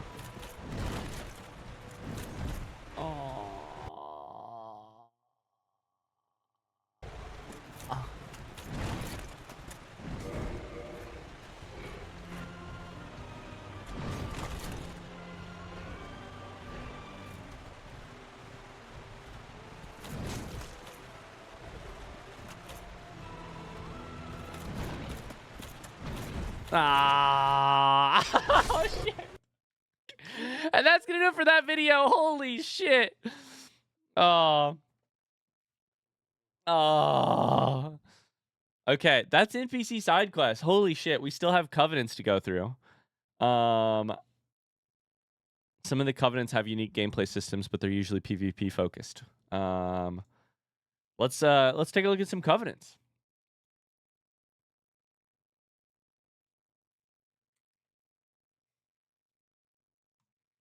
Warrior of Sunlight. FromSoft has no chill. I had that same thought, Evo. Good thing Carly isn't here. Oh, hello there. I'm glad to see you alive. You have done well. Indeed you have. You've a strong arm, strong faith, and most importantly, a strong heart. I am in awe, really. Yes, yes. What do you think? Yes. Why not join me as a warrior of the sun? Righteous knights, guardians of all that is good, in the name of the Lord of Sunlight. Only if it would please you, of course. Well? Oh, magnificent. I knew you would fancy it. So real quick, what did I find in terms of covenants? I definitely found Chaos Servant. I found Grave Lord, I think.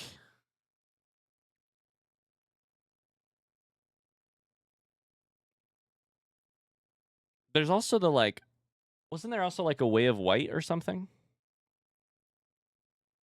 I did not find Gravelord. Chaos Servant, Blades of the Dark Moon, and Forest Hunters. Chaos Servant, Blades of Dark Moon, Forest Hunters, and Way of White. Okay, I was like, I swear there was a Way of White thing. Okay. And the Dragon one, Dragon Covenant, or whatever that's called. Then join the covenant. I barely understand covenants, but it sounds like it's because they're more PvP focused anyway, so that makes me feel better about not really understanding them. Here, stay still for a moment. I'm gonna put playback speed up a little bit.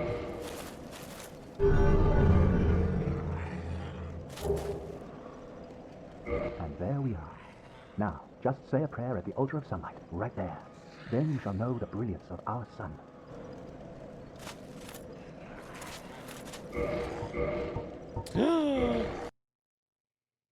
Offer sunlight metal.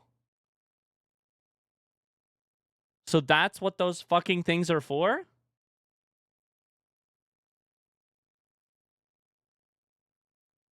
There are a lot of items in the game that I don't understand. Also, Zach, at some point today, is warm and soft going to be announced? Or going to be covered? Sunlight metals are for using at this altar to upgrade your covenant with this one. Okay. That's also at the end with Seek Guidance. Perfect. We'll make sure to hit those two then, because those are two of my biggest questions. Just like small, like probably small things that I really, really cared about.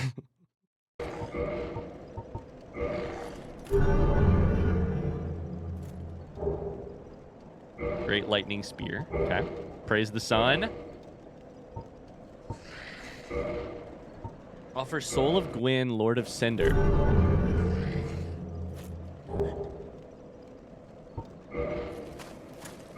Sunlight spear. Okay. Lightning spear. Hurl a lightning spear. Lightning spear inflicts rare lightning damage and are very effective against magic, fire, and dragons.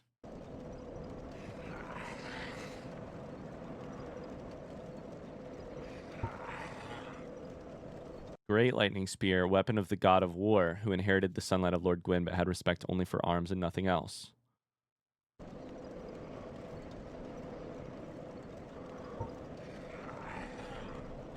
Miracle born from the fading soul of Gwyn.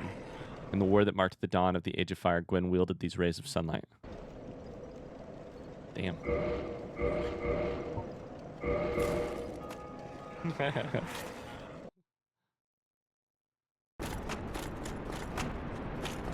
This is just the co-op covenants, basically. I was listening to the VODs after doing a blind playthrough. Never found warm and soft myself. Hearing that bird-like voice was terrifying, yeah.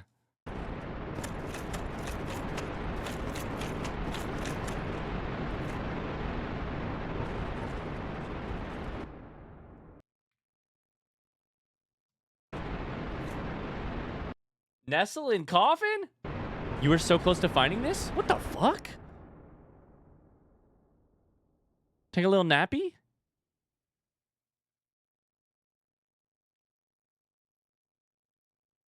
You have to sit there for a certain amount of time? What the fuck? You were close to finding this? I don't even... You stand... I was like, how close? You stood 2 steps away. Wow. My version of this that I'm really happy I found was the egg. I'm happy I found the egg. This is like a version of the bird's nest is what I mean.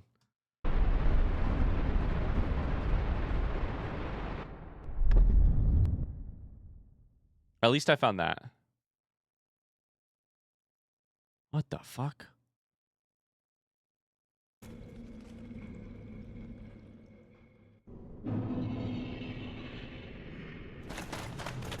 Imagine doing that by accident, then getting stuck down here. Like getting sent down here.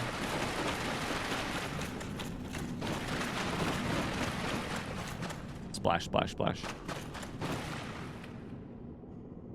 Wait, so is this Nito before you fight Nito? This is Nito's boss arena and he's not here yet? I thought maybe you'd already killed him.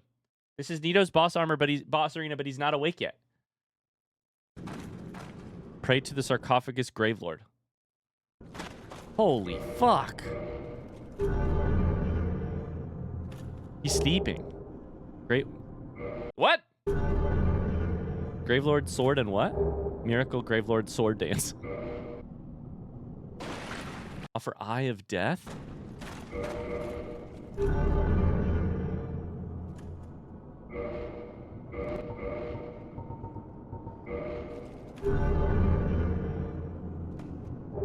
Can't join this after killing him. Damn.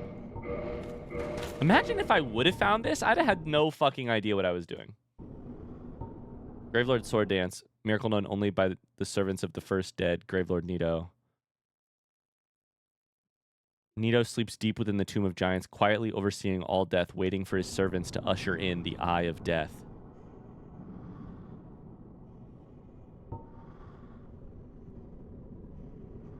Many have died, and many eyes were claimed to realize the great sword dance, a Gravelord ritual known only by his closest servants.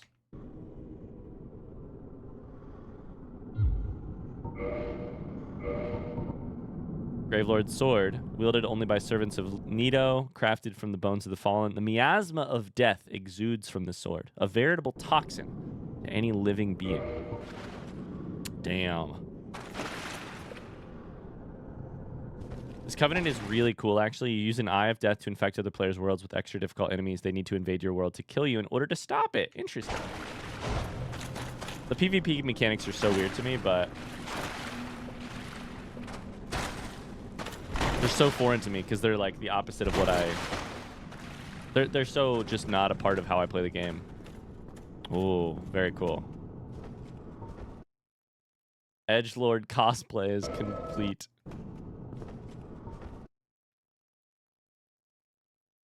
What is this in the bottom right? What's going on here?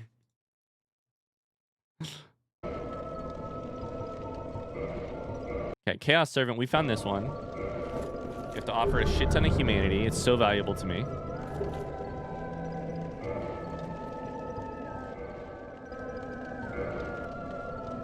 Our Fair Lady.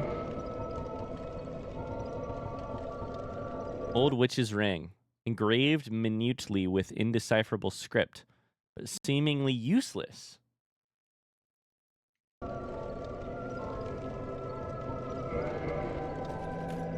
Quaylag, my dear sister. Quaylag, what is it? So, does Our Fair Lady have a name other than Our Fair Lady? Front seat question. I accidentally killed this girl after bumping the RB button on my desk. RIP, my fair lady.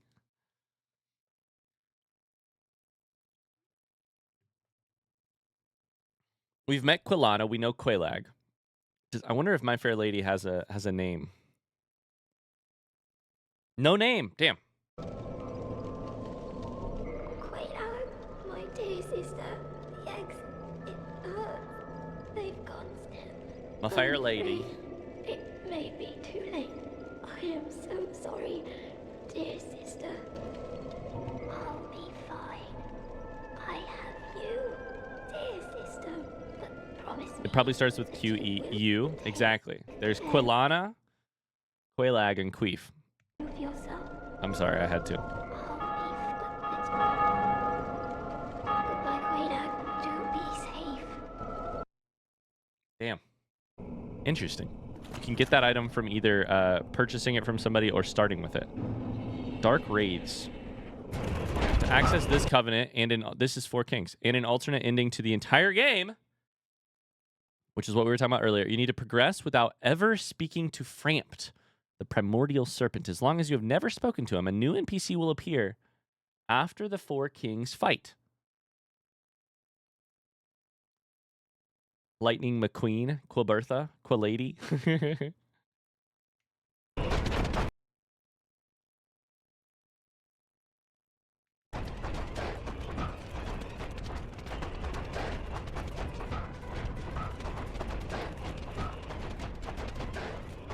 Here's the thing. I could not... just to narrow in on this one more time. Does FromSoft, as an entity, release any possible hint about not speaking to Frampt to access something else? Can you imagine making something? Not for this one? Yeah. So you're telling me FromSoft had 0 hints that there was a completely alternate ending. There's trust, but there's trust in your player base. Trust, so from a writing perspective, I'm very used to the idea of you don't write for your dumbest reader. This is a bad way to phrase it. You don't write for the dumbest reader you're going to have. You write for some of the smartest ones. Because the smart ones will find the things that you intend. They'll find the connections that you think are barely there. And they will be meaningful to those people. You have that trust in the reader. You write at the highest level. You write up to your reader, not down to them, if that makes sense. But in video gaming, how would you do, why, I guess is what I'm asking.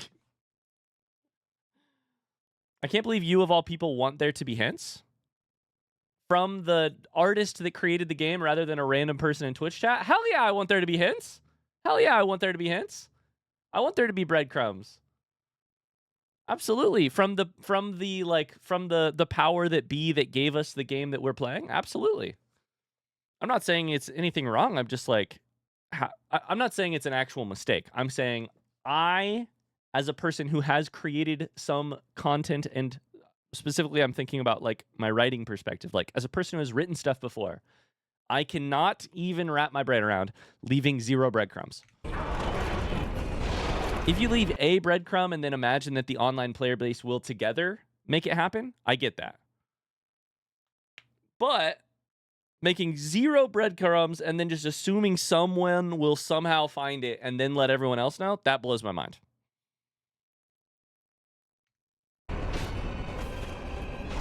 So you don't speak to Frampt. You never speak to Frampt. What the fuck?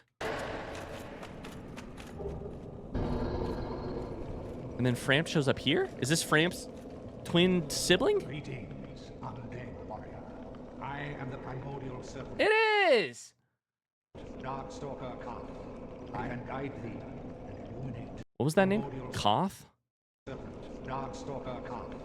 I can guide thee and illuminate the truth. The truth I shall share without sentiment.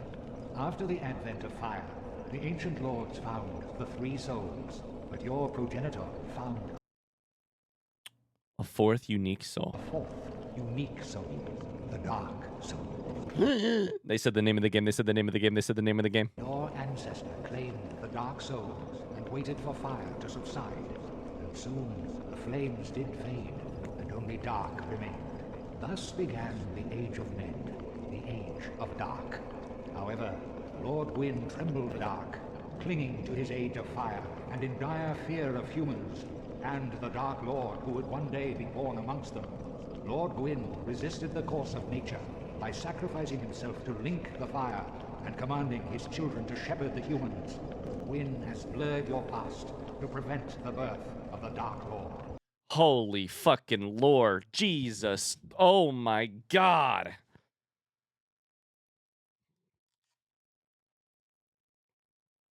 Oh my lord. When they develop a game, they keep in mind that a huge community will play the game rather than just keeping in mind that it's a single player, even though it's mostly a single player game. Here's the thing. What year was this game released in? It's not pre-internet. So like I understand. Like the full context is of course that you're not writing for a reader. You're writing for like an internet era. I get it. I'm just like, if I was going to bury something in a game, there would be even the vaguest of hints in some other item description or some other, like, a manual. Somewhere there would be a single hint buried. Most people don't play 100% blind? Sure. But I don't think you'd have to be 100% blind to, like, in the first, like, let's say the game releases June 1st, 2011. Like, even if you're not playing blind July 1st, 2011.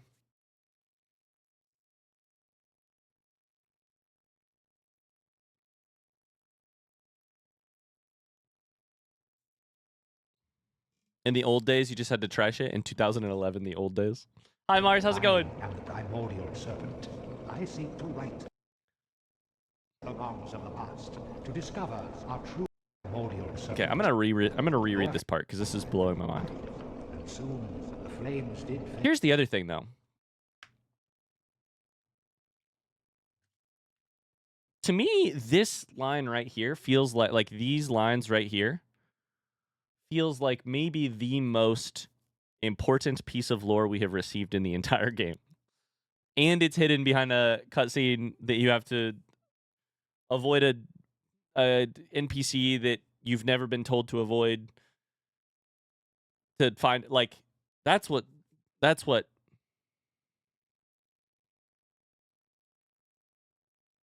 just like tickles me. It just tickles me. That's the word I'm looking for, really. It just like tickles me.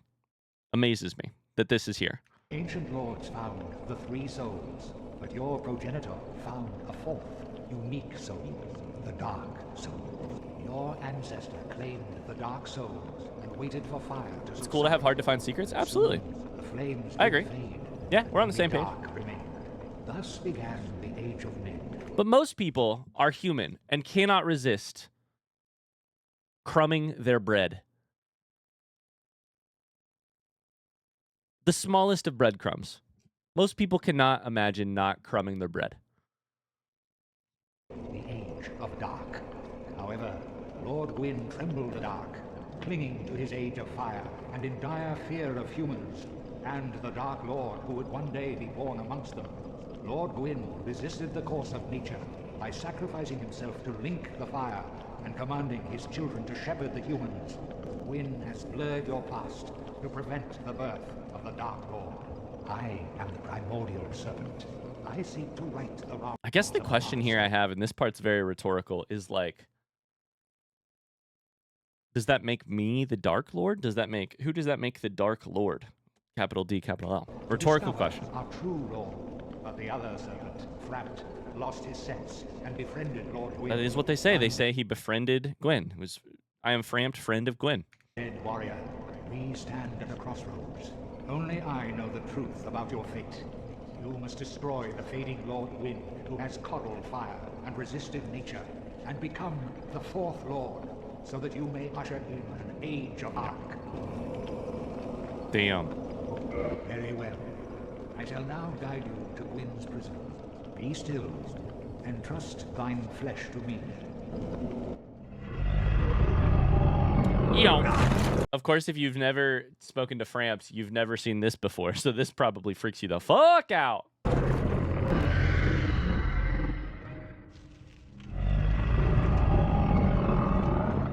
Hi, RJ. How's it going? Mars, I'm sorry your teaching schedule sucks. That sucks, dude. Your teaching schedule seems great. It just seems very bad for making it to stream.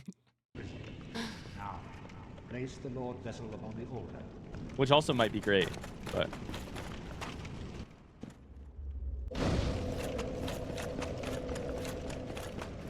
Very well. Once the vessel is filled with souls, the gate to Gwyn shall open. Seek Gravelord Nito, the Witch Isolith, and the traitor, Seath the Scaleless. Fill this vessel with their souls, then the gate will open. Here's the other question, Zach. Do we have a... Is there anything about the weapons you can make from souls in our videos today? Are you ready? Then let us return to the abyss. Is this Dark Souls? This is Dark Souls. It's Dark Souls. We're doing lore videos, so we're watching a video that Zach made.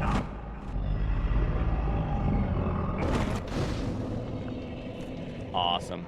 Thank you, Zach. If you wish, I shall grant the art of life drain, the legendary art of the Dark Lord. It can preserve your humanity while I know, Mars. I was gonna make that exact joke that your happiness must be through the roof now that you don't have to attend streams. dead, and cast off the shackles placed upon your brethren.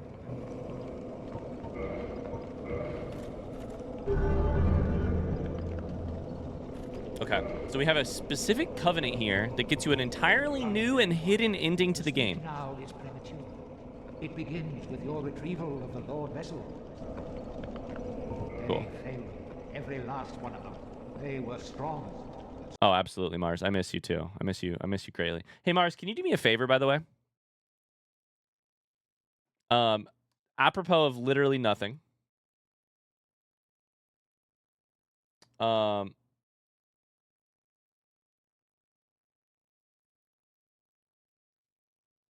Apropos of literally nothing, and in a complete in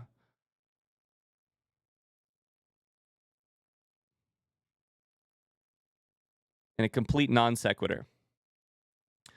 Mars, if you get a package in the mail sent to Neil Azram, will you let me know? Don't open it. Will you let me know when you get it? For no reason at all. Just let me know when you get it. Don't open it. Cool? Cool. I am certain that you will prove different. You can get mail in the attic? You can. Farewell. This covenant gives you the Dark Hand weapon, Dark Wraith armor set, which I am wearing. That explains that. You look like Omen from Valorant. I just forgot to record actually getting that gear from it. Cool. Dark Hand. Dark Wraiths incited by Kaith use the power of the Dark Soul to absorb humanity. The Dark Soul. An art shared by this weapon, which also acts as a special shield. The ancients particularly could sap the humanity of even a replete saint in the blink of an eye. Wait, are you going to use it?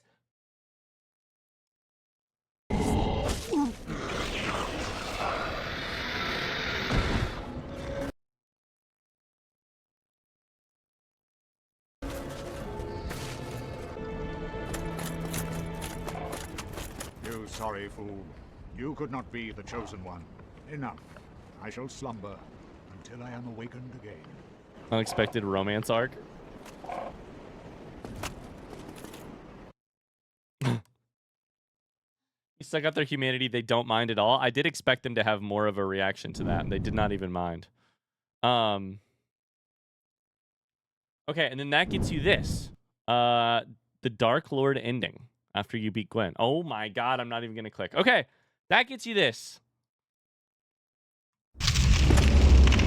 Volume, I'm so sorry.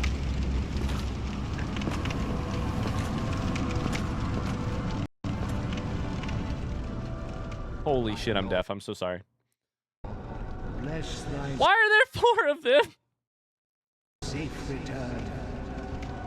Let Kath and Fraft serve your highness. Oh my god, there's way more than 4. We are here to serve your highness.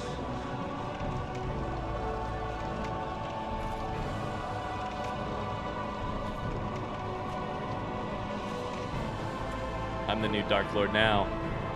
Let true dark be cast upon the world.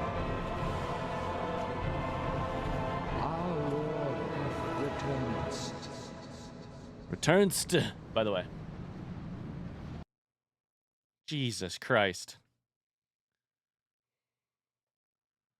Whew.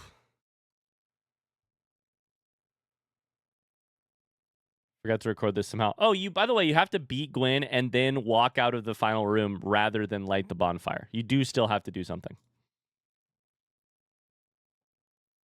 Incredible. So that's Covenants, side quests, and now we have the lore video. Before we do the lore video, I'm gonna do a couple little. Oh, I might do a couple. The lore video is gonna take, I think, the rest of the stream. So I'm gonna sit here and look and see if there's anything else like seek guidance that I could answer. That's all. See a little into hearts. Seek guidance and maybe oh, it's right here. A few other little things. Okay. I'm gonna read a couple of these little things real quick. Because some of this I really am interested in. Some stuff worth knowing that didn't fit in video showcase format. You can upgrade bonfires to bring your Estus flask to 20 uses. When you killed Pinwheel and unlocked upgrading past 10, you assumed you could only do it one additional time, up to 15 instead of twice to 20. You're right, I did assume that. Because that just makes sense. What do you mean you can upgrade it to 20 immediately? That makes no sense. Why do they let you go? Is it doubling? You go from 5 to 10 to 20? Why do they do that? I mean, it's helpful, but why? If killed with a weapon upgraded with Blessed, skeletons do not reanimate, even if their necromancer is still alive. Is the divine server, my butt spatula, is that the same thing as Blessed? Or is that different?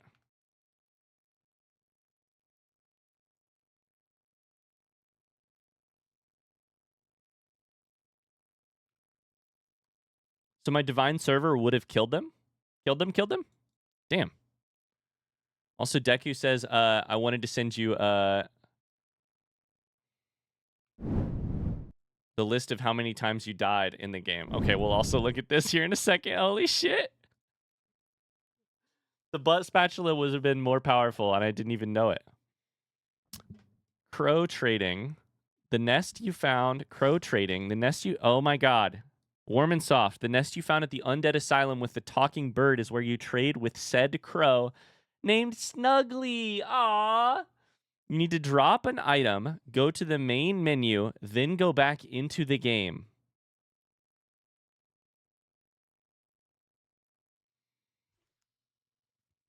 I hate FromSoft. I sort of fucking hate them. I tried so hard to do this, but I didn't know I had to exit the game.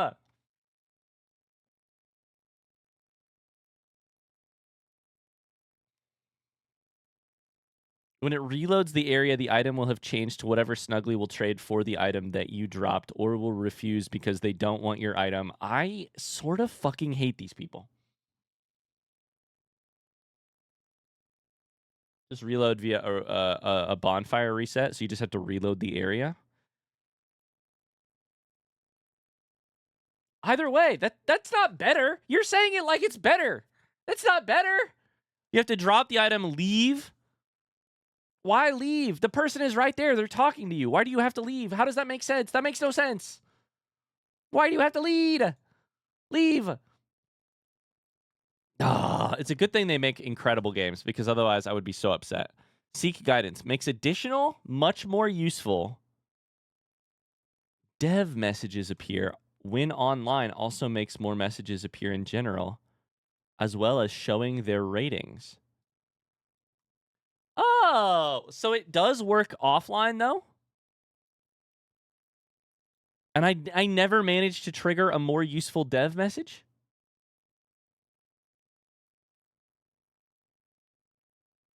It's not a person, it's a crow. I understand.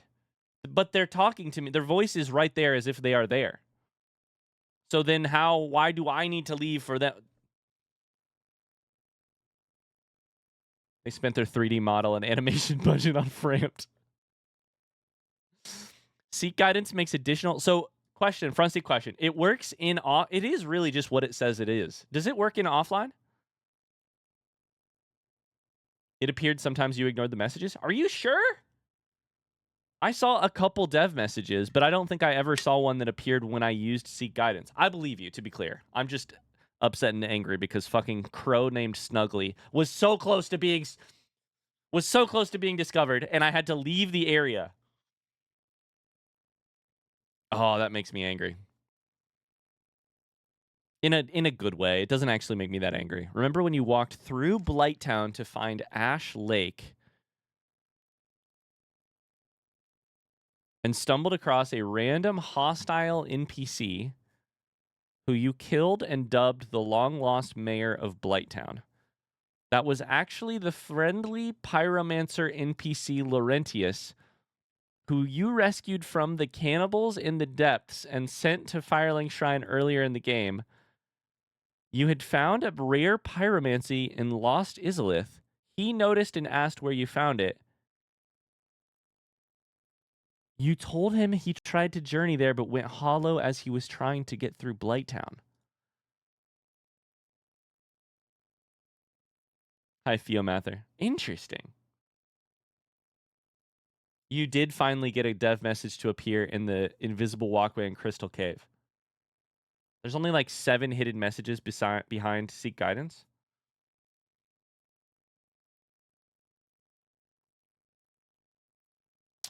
When the server Red Butt Spatula, when the butt spatula is upgraded with fire or chaos, part of its description changes from imbued with a frightful occult energy, which restores HP to each hit, to imbued with a heretical energy, which restores HP with each hit. This is the only item in FromSoft history with a description that can be changed based on your reactions. I'm back to loving FromSoft again. That's dope. I'm 100% back. I've flipped completely. I've pendulum swung the other direction. I love FromSoft again. I knew the butt spatula was special. I love that. Heretical versus frightful occult energy. We also... Churum is correct. We still have no idea who the mayor of Blighttown is because I didn't actually kill the mayor of Blighttown. I killed someone else. Bye, Mars. See ya. Good luck in the meeting. The original Dark Souls 1 lava looks like this. The remaster fixed it so that going through the demon ruins didn't blind players, but you can't deny that the original was more immersive. It really made the area feel like hell.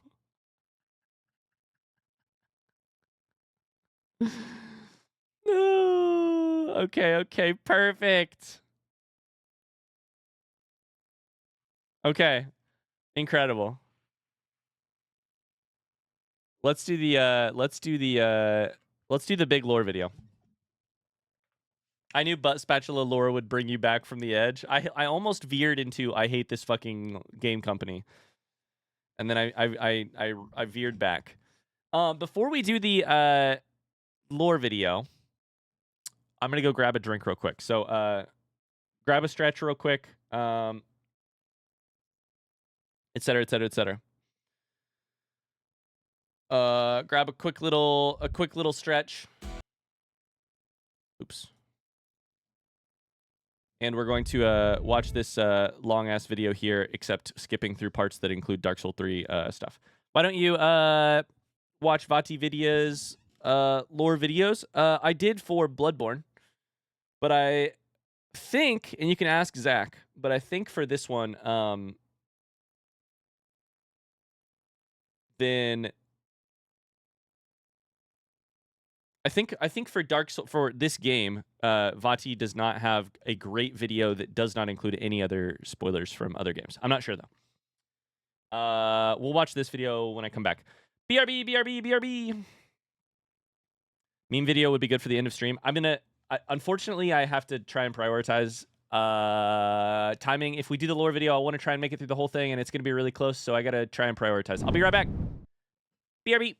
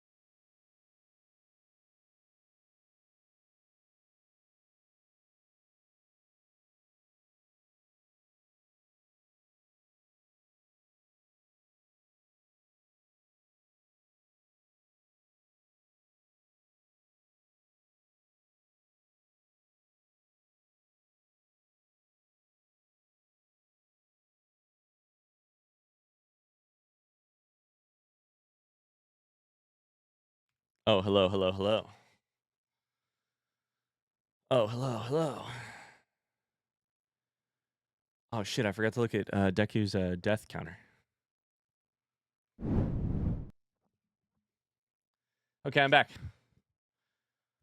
Deku's death counter. By location.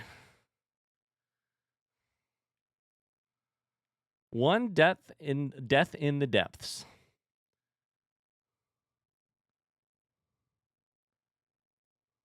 $51 in the Undead Parish. $59 in Undead Burg. Oh my god, remember those Undead Parish days?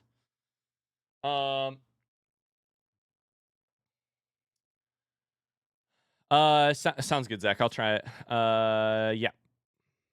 Unfortunately, I have a really hard out at 3:45 because we have a cross-country meet tonight. So I'm like, I don't know if we're gonna make this whole video if but I could try it. Dying to enemies. Black Knight.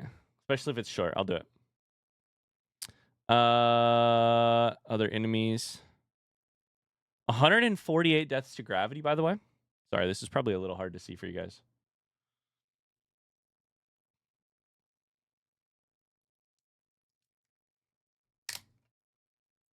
Sounds good, Aigo. Thank you. Have a great rest of your day. Thanks for being here. Dying to NPCs. Dying to Havel. Bosses. Oh my god, Deku. This is so much work. Maybe next time I'll do a list that goes like, died to blanket blank. Let me know what you would have preferred. Thanks for the wonderful playthrough, Ryan. Thanks for the lack of backseating, you lovely people of the internet. Love y'all. Ryan, you're bald. Fuck off, Deku. Much love.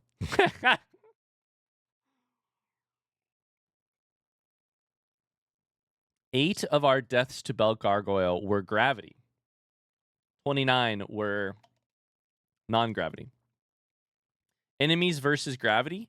Gravity was 148 out of 582. So.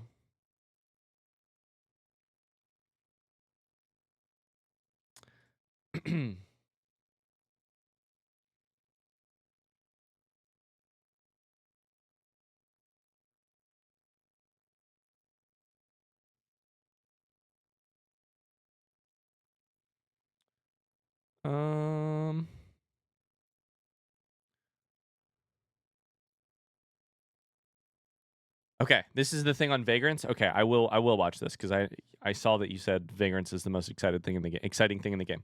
Okay.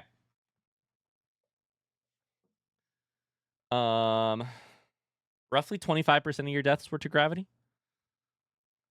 Nice. Okay, Zach said there's one more thing.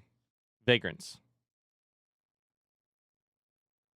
Vagrants are very rare enemies that can only be encountered online. There are good and evil types of vagrants, each made in a different way. Good vagrants are created when a player drops certain valuable items like humanity and they aren't picked up before the area is reloaded, causing them to be lost. Huh. What happens to bad vagrants? Is it when you kill NPCs?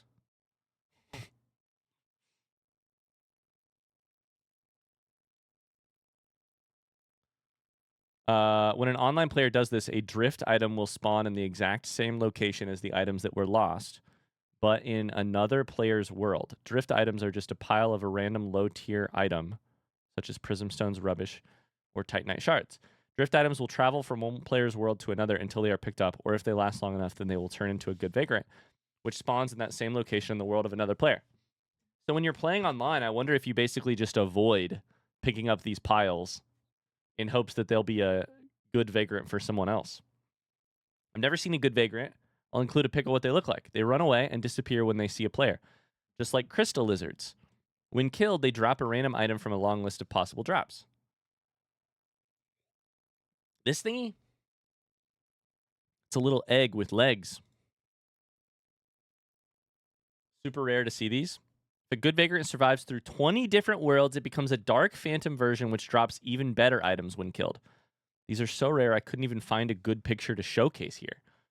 Evil vagrants are created when a player fails to recover a bloodstain that contains 5+ humanity, losing that humanity. This causes an evil vagrant to spawn in another player's world in the same area that the bloodstain was lost.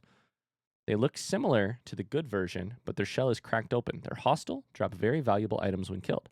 Here's one I found while running through New Londo. You found it personally?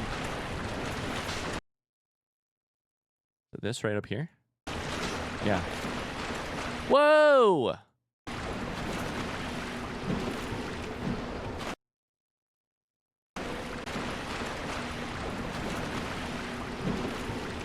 Is that a claw? It's got like a crab claw.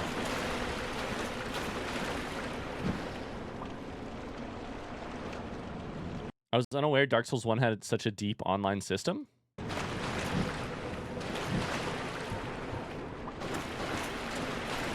In 3 vagrants total in all my time in this game. Huh.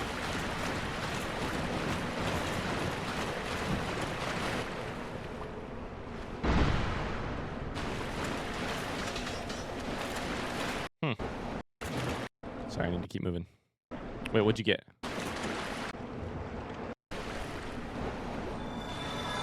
Humanity. Okay. Evil vagrants can also become a black phantom version if they survive through 20 worlds, which deal more damage and drop more valuable items. I was lucky enough to see one of those too in the Undead Parish. Oh.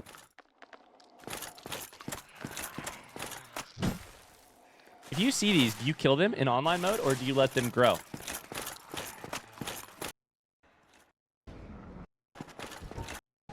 Are you selfish or do you kill it? Or are you selfish or do you let it live?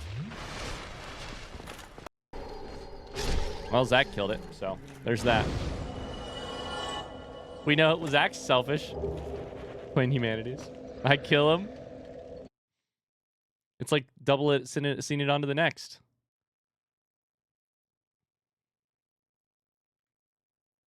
Resonance rings are very rare. When you use any one of these 4 specific miracles, it has a small chance to create a small ring of light in the world of another player in the location that you use the miracle.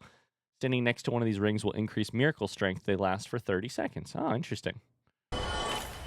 Oh, this is all so weird as a person who played the game completely offline.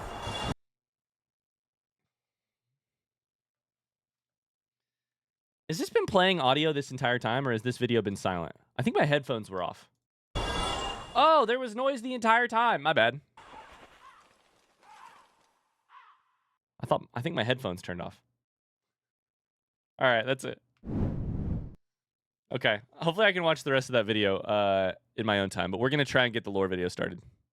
Because we got to get going.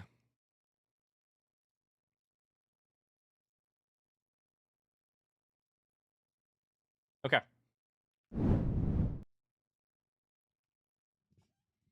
Hello, beautiful people of the internet. My name is Ryan. Welcome to the lore stream for Dark Souls. We're going to watch a lore video. Shout out to Zach in our chat, who has found this 2-hour and 12-minute long video that mostly does not include any spoilers for Dark Souls 2 or 3. However, there are a couple places in the video that it mentions Dark Souls 3 stuff. I have timestamps of stuff to skip over here so that I can go into Dark Souls 3 someday completely blind. When I do reaction videos like this, I never monetize my video, and I want to give a huge shout out to the person who made the original content, without whom I could not be sitting here reacting and trying to provide my own insight or my own experience to it. Shout out to the Brothers Code for their Dark Souls Story Explained video. That video will be the top link in the description below. Please go watch it if you have any interest at all, and check out the Brothers Code for their other videos. So, like I said, I'll link it down below for sure. Absolutely, 100%. So, we're going to do the lore of Dark Souls. It's a 2-hour long video. We've got about an hour and a couple minutes to make it happen. Apparently, they speak slowly. So, Zach said to watch it on 1.5 speed. So, here we go. Dark Souls 1, lore. I need to hit play.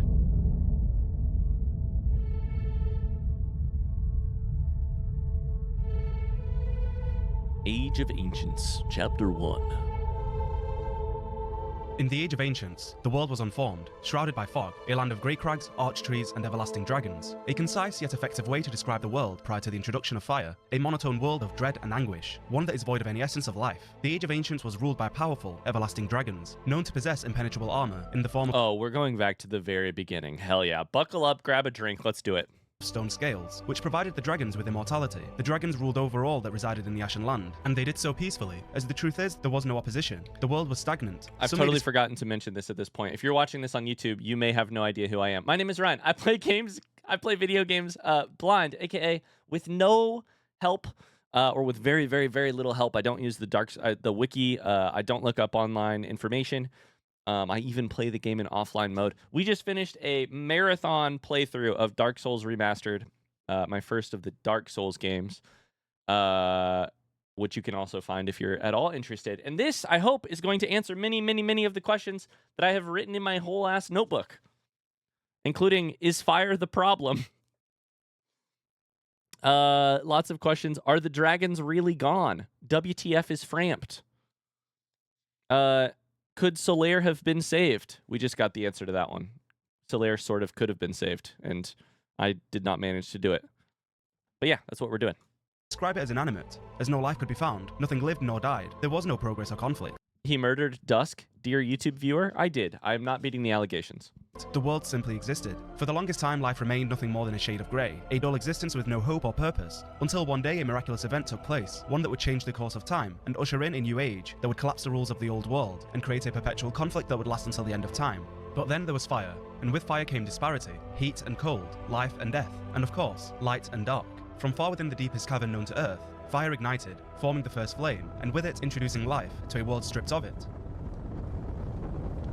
Yearning for warmth, four primitive creatures began revealing themselves, emerging from the underground caves that they called home. They were drawn towards the flame, urging them to travel to the origin of the fire. To their surprise, from within the kiln of the first flame, emerged souls of lords. Extremely Is this too fast of a speed for you guys, or is this okay?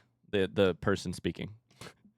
I watch a lot of stuff at about this speed. If it's not for you, I understand. But is this an okay speed, or is this too hard to understand?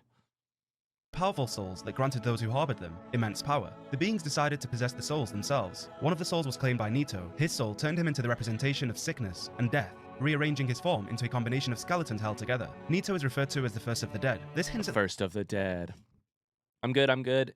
It's horrible. Let's try 1.25 real quick. We'll try it. The possibility of Nito being the first creature to experience death, as before the igniting of the flame, nothing lived or died. Nito's soul states the following: Grave Lord Nito administers the death of all manner of beings. The power of his soul is so great that it satiates the Lord Vessel, despite the fact that much of its energy has already been offered to death.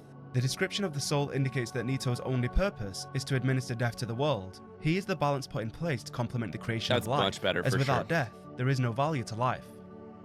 The second soul was claimed by the Witch of Izalith, and was split with her 7 daughters of chaos. The third soul... She has 7? Okay, we got Our Fair Lady, Quelaag, and Quelana, but 7 daughters of chaos? Holy shit!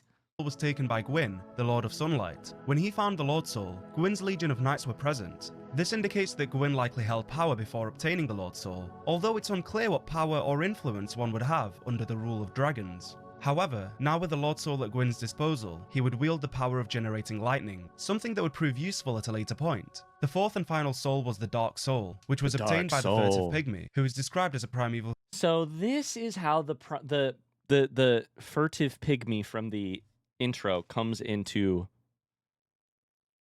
the lore. Where are the legends of old? Nito, Gwyn, and Nito, Gwyn, the witches, and the furtive pygmy.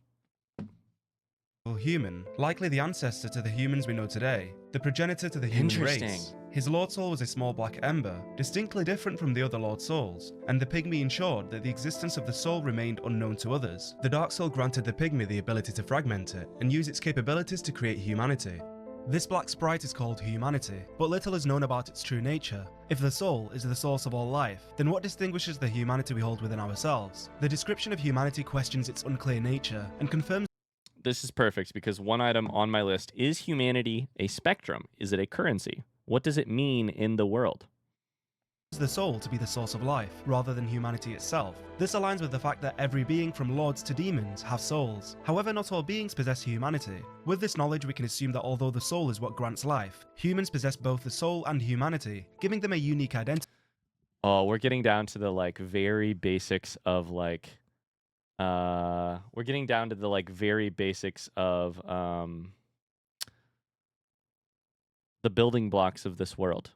All beings have souls, but only some of them have humanity.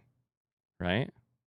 Yes. From lords to demons have souls. However, not all beings possess humanity. With this knowledge, we can assume that although the soul is what grants life, humans possess both the soul and humanity, giving them a unique identity, separating them from all beings in existence. Whilst the gods depend on the first flame for power, humans inherit power from the consumption of humanity, signified by the reversing of a person's hollow stature back to human form. The power of humanity is fueled by the willpower and perseverance of the being possessing it. It empowers those who refuse to give up. The subdued nature of its power is why humanity was overlooked by the lords, as they desired quantifiable power, something that they could possess instantly. Humanity was passed down to the descendants of the furtive pygmy, and helped shape humans into what they are now. The furtive pygmy is theorized to be Manus, father of the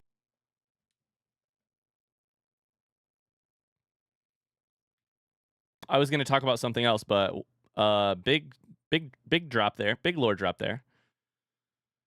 Surprised you didn't notice that these enemies resemble humanity, the little floating guys down in the Yeah, I didn't notice that. It makes sense though. pygmy, and helped shape humans into what they are now.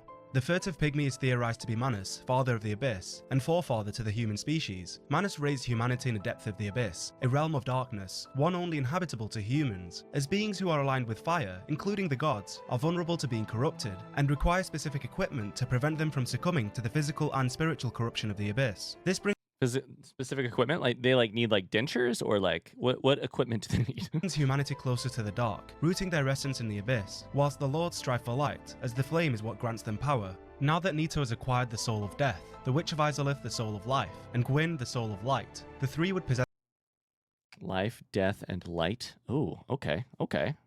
the power to bring change to the world, as they no longer needed to live under the rule of the dragons. They knew that if they could cooperate with one another and use their newly found abilities to fight for the same cause, they could overthrow the dragons and become the new rulers of the Ashen world. And thus preparations began, and war was imminent. Once they were ready, the three lords waged war on the dragons. The Witch of Izalith and her daughters weaved deadly firestorms that would incinerate the lands. Gwyn would project his mighty lightning bolts towards the dragons, piercing How long before we hear about Seath? It's got to be any second now. their scales and sending them spiraling towards the ground, and Nito would deliver the killing blow by unleashing a miasma of death and disease upon them. Alongside Gwyn were his 4 trusted knights, one of which was Knight Okay, we have 3 knights written down. I have Artorius, Kieran, or however you pronounce it, and Guff, or however you pronounce that one.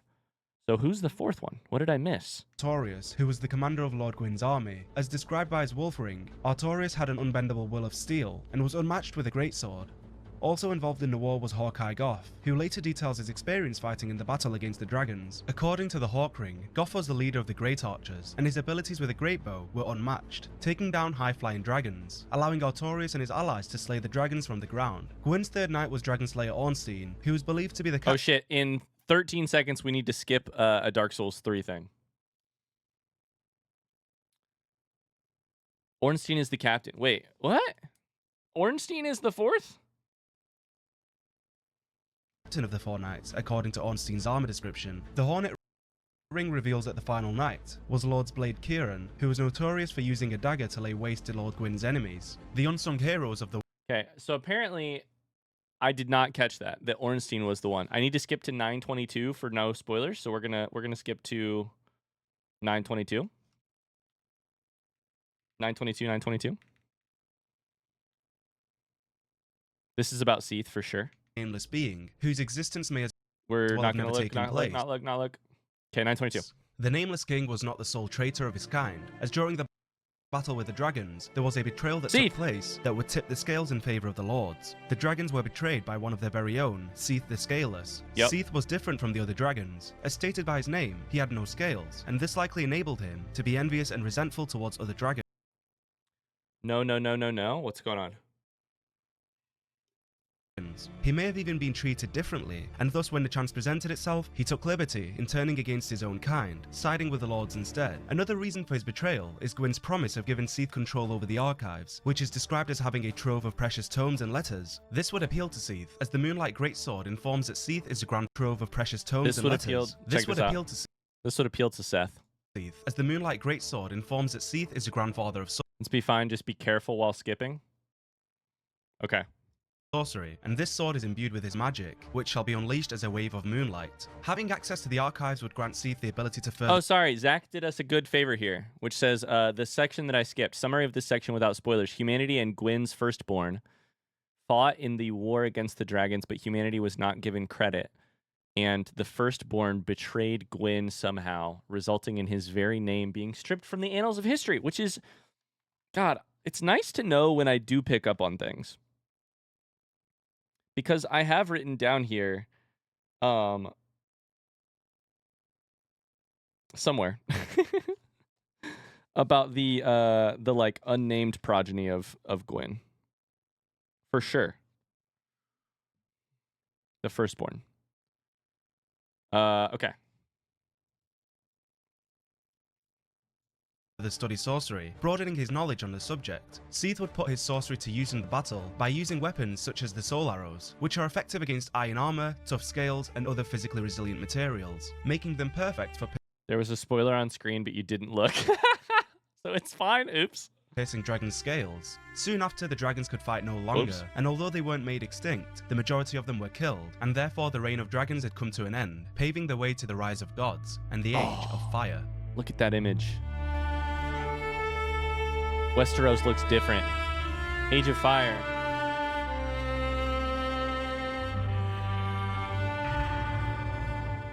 Following their victory, Gwyn, Nito, and the Witch of Izalith inherited the world left behind by the dragons. Nito descended into the catacombs and slumbered within the Tomb of the Giants, where he continued to administer death by using the energy of the Lord Soul.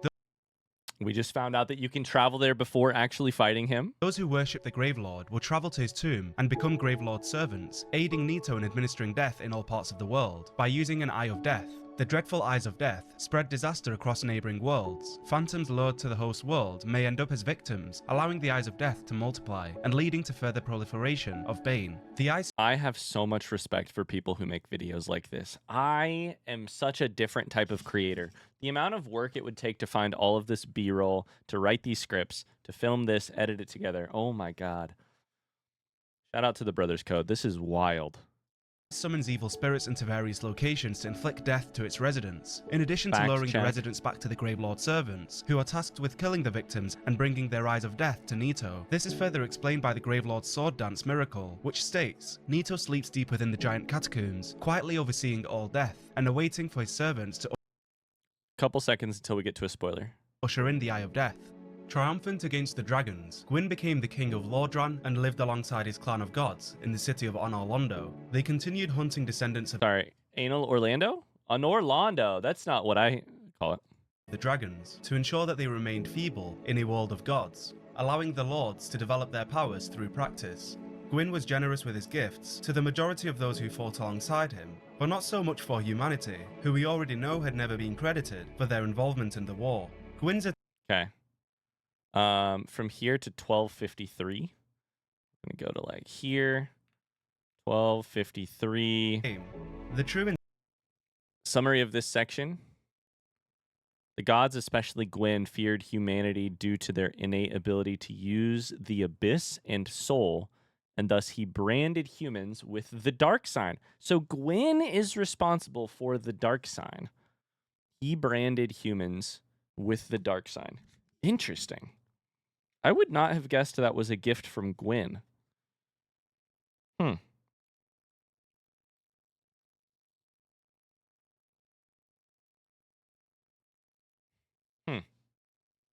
intention of Gwyn's gift to humanity is to isolate them at world's end, and ensure that his youngest daughter Filianor would halt the flow of time, leaving them Filianor? to exist in the past and be forgotten by the world. Also demonstrating Gwyn's fear of humanity is the description of the ringed knight set, which reads, "The armour of early men was forged in the abyss, and betrays a smidgen of life. For this reason, the gods cast a seal of fire upon such armour and those who possessed them, A smidgen of life refers to the sprite of humanity within the pygmy, the power of the abyss, a source of strength that can only be utilized by humanity. And so it brought fear to the gods and threatened their reign, as humanity's existence is I love that humanity's talent here is skip. Whoop, I'll skip. Sorry, I didn't even know it was spoilers. I love that what was I gonna say? I love that humanity's talent is like, sorry, we're like really existential. We've like embraced the void. We've really embraced the void. I have no idea how far forward to skip, but the dark sign? an accursed undead. Here? Let's start here. See what happens. Those branded with it are reborn after death, but will one day lose their mind and go hollow. Okay, the dark sign, you're reborn after death, you lose their mind and go hollow. I know that's not spoilers. This decision is later revealed to have far-reaching consequences, ones that Gwyn could have never anticipated. But for now, the world belonged to the gods. Preceding Gwyn's betrayal of humanity, he rewarded Seath the Scaleless as promised. Seath was recognized for his efforts and was deemed a duke, granting him control over the archives. This was seen as distasteful by a close friend of Gwyn called Havel, as he harbored immense hatred towards Seath. The Great Magic Barrier Miracle states, Havel the Rock, an old battlefield compatriot of Lord Gwyn, was the sworn enemy of Seath the Scaleless. He despised magic and made certain to devise means of counteraction. This statement suggests that Havel was loyal to Gwyn, and fought alongside him during many battles, which further emphasizes the dislike Havel fostered towards Seath, leading him to fall out with his close friend Gwyn as a result of Seath being granted dukedom. As evidenced by the magic barrier, Havel took precaution by creating miracles that provide coating, which greatly boost magic defense, assisting warriors who must face the magic, which Bishop Havel countered so proficiently. This allowed Havel to resist Seath's magic if they were to ever confront one another. It is unclear if Havel despises Seath due to his hatred for magic, or if his hatred for magic stems from his dislike for Seath. However, what is made clear— chicken and egg there. What is made clear is that Havel's dope. Is that Havel distrusts Seath, and rightfully so, as he was a traitor of his own kind. What's to stop him from betraying Gwyn? In addition to acquiring miracles, Havel wields a dragon tooth, presumably taken from one of the dragon corpses killed in the war. The tooth is described as a weapon created from an everlasting dragon tooth, legendary great hammer of Havel the Rock. The dragon tooth will never break, as it's harder than stone, and it grants its wielder resistance to magic and flame. In addition to this, Havel wore armor carved from solid rock. Its tremendous weight is matched only by the defense it provides. Due to the nature of his armor, he was known as Havel the Rock. At some point down the line, Gwyn decided to lock Havel in the basement of a watchtower for no clear reason. The watchtower basement key reads, there are rumors of a hero turned hollow who was locked away by a dear friend, for his own good of course. This references Havel being imprisoned by Gwyn, and states that it was for his own good, as he had turned hollow. It is suggested that— has there ever been a more, I feel like friends betraying friends, the line you have to say is, it's for your own good. The description tells the story of what happened from the perspective of Gwyn, or at least tells the story in the way that Gwyn would have presented it, his once close friend, who conveniently turned hollow when he began to object to Gwyn's choices. It seems more likely that Havel possibly planned to confront his nemesis Seath once and for all, and was caught by Gwyn, who in return locked him away to rot in a basement of a watchtower. A subsequent theory suggests that Havel— currently watching your Skyrim playthrough and enjoying every second, especially when you got absolutely yeeted by a giant. Samantha, I saw that you started it. Thank you for the 300 bits. Thank you. We did get yeeted by a giant. Absolutely yeeted by a giant. was believed to be involved in the occult rebellion, which the effigy shield describes as an ill-fated plot to destroy the very gods. The reason that Havel is associated with the occult is because in Anor Londo, an occult cloak can be found besides the remainder of his armor, and as the Dark Ember puts it, occult weapons were used to hunt the gods, and are effective against their following and kin. Could it be that Havel had planned to overthrow the gods, resulting in Gwyn locking him away as a safety measure? Or would it make more sense to assume that someone, presumably Seath, had falsely accused Havel of treason by placing an occult club amongst Havel's arsenal? Havel was most likely a threat to Seath, after all. A clear resolution is yet to be found, but based on Havel's years of loyalty and chivalrous behavior, it is— Name two more iconic nemesises. Havel, can't speak, and Seath. Rational to assume that he was wrongfully imprisoned and left alone in a cell for many years, eventually losing his sanity and turning hollow. Many years later, the flame began to fade, threatening the reign of the Lords. As if the flame was to dissipate, their power would vanquish along with it. Gwyn and the other Lords were desperate for a solution, a way to maintain the first flame and continue the Age of Gods. The Witch of Izalith, who at this point had settled with her daughters in the city of Izalith, was summoned by Gwyn to recreate the first flame. As an attempt to avoid the dwindling of the fire, she managed to generate a new flame in Izalith. However, the fire grew uncontrollably, forming a flame of chaos, and neither the witch nor her daughters were capable of restraining it, growing to unprecedented proportions until the colossal flame devoured the witch. The flame used the Lord Soul to fuel itself and molded the witch's body into a seed bed, forming the bed of chaos, and mutating the occupants of the city into demons. Following the catastrophe— Hear me out. Hot take. Bed of Chaos is not a good boss name. I've said that for years. If it meant seed bed of chaos rather than like place you lay your head of chaos, that's actually a better name. Call it the seed bed of chaos. That's actually way better. The place chaos is born from, the place chaos was nurtured and grew into its own.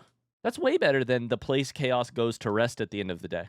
That took place, Gwyn dispatched his Black Knight to eliminate the demons in Izalith. The Black Knight shield states, "Long ago, the Black Knights faced the Chaos Demons and were charred black. Due to his knights failing to defeat the demons, and the flame coming ever so close to extinguishing, Gwyn saw no other choice in sight but to depart from Anor Londo and reignite the flame himself, leaving his Silver Knights behind to protect the city in his absence. The Silver Knight set declares that when Gwyn departed to link the fire, his knights split into two groups. The Silver Knights remained in a forsaken capital in service of their this is interesting. Silver Knights versus the goddess being Gwyn's second-born child, Guinevere, Princess of Sunlight. Before departing on his endeavour, Gwyn divided and gifted pieces of his Lord Soul to various beings, in order to have his powers exceeded by those around him following his sacrifice. The Great Lord Greatsword suggests that Gwyn divided that power amongst his children, and set off with only his Greatsword as his companion. The Soul of the Four Kings explains that Lord Gwyn recognized the foresight of these four great leaders of New Londo, fragmented and it, granted them their ranks, and the fragments of a great soul. The remaining piece of his soul was given to Seath, who was clearly a favoured being amongst Gwyn's clan. The soul of Seath the Scaleless reads that Seath was embraced by the royalty and given a fragment of a great soul. With his soul divided, Gwyn entered the kiln of the first flame and sacrificed himself in favour of prolonging the flame's cycle, allowing the fire to engulf him and the Age of Gods to live on. Many of Gwyn's Black Knights ventured into the kiln alongside him, but as evidenced by the Black Knight set, were burned to ashes in a newly kindled flame, wandering the world as disembodied spirits ever after. Due to branding humanity with the dark sign, in addition to artificially prolonging the Age of Fire, a curse was released upon the world, the curse of the undead. Beings who die reawaken at bonfires, perpetually repeating the cycle of life and death, until they eventually lose their sanity and become hollows. Reaching a state of being hollow is marked by the decaying of the body over time, and once a hollow is killed, they no longer reawaken, but remain permanently dead. This is the consequence of refusing to relinquish the Age of Fire, and disallowing nature to take its course. The undead curse is the world's way the of correcting idea the gods' here, from a larger fantasy world building perspective, is that this has a natural cycle to it. The end of fire and the Age of Fire has a natural cycle to it, and that has been that an unnatural pause has been put in that by Gwyn. Wrongdoings, and making way for the Age of Dark, an inevitable state of existence that will at some point take its course regardless of the number of times the light is rekindled. The gods did everything in their power to constrain the dark, from casting the seal of fire on humanity to sacrificing themselves to the flame. Which means that when we beat the game, we don't... It sounds like of that secret ending that we just learned about with Ketha or whatever is actually sort of like letting the cycle take its course, whereas the main ending is not. It sounds like, I think. Knowing that their actions were futile and Dark Souls is just a narrative complaining about boomers. Yeah. Let it take its prolong the course. arrival to sacrificing themselves to the flame, not knowing that their actions were futile and would only prolong the arrival of a predestined future, a future of darkness. Once, the Lord of Light banished dark and all that stemmed from humanity, and then assumed a fleeting form. These are the roots of our world. Men are props in states of life, and no matter how tender, how explicit... Yep.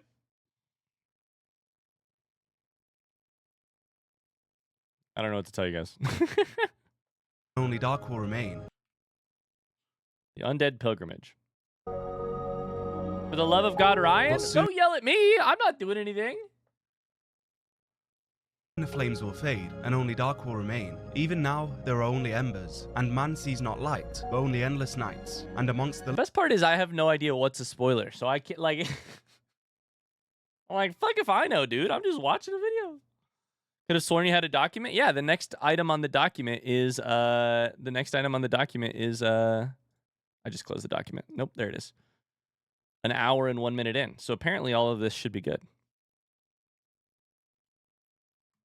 The living are seen carriers of the accursed dark sign. The Age of Fire, although extended, grows weaker, and soon enough the darkness will cast its shadow over the world. With the curse of the undead harrowing the land of ancient lords, little remains. I didn't include area B-roll without any serious spoilers like this in the timestamps. I didn't think it matters that much.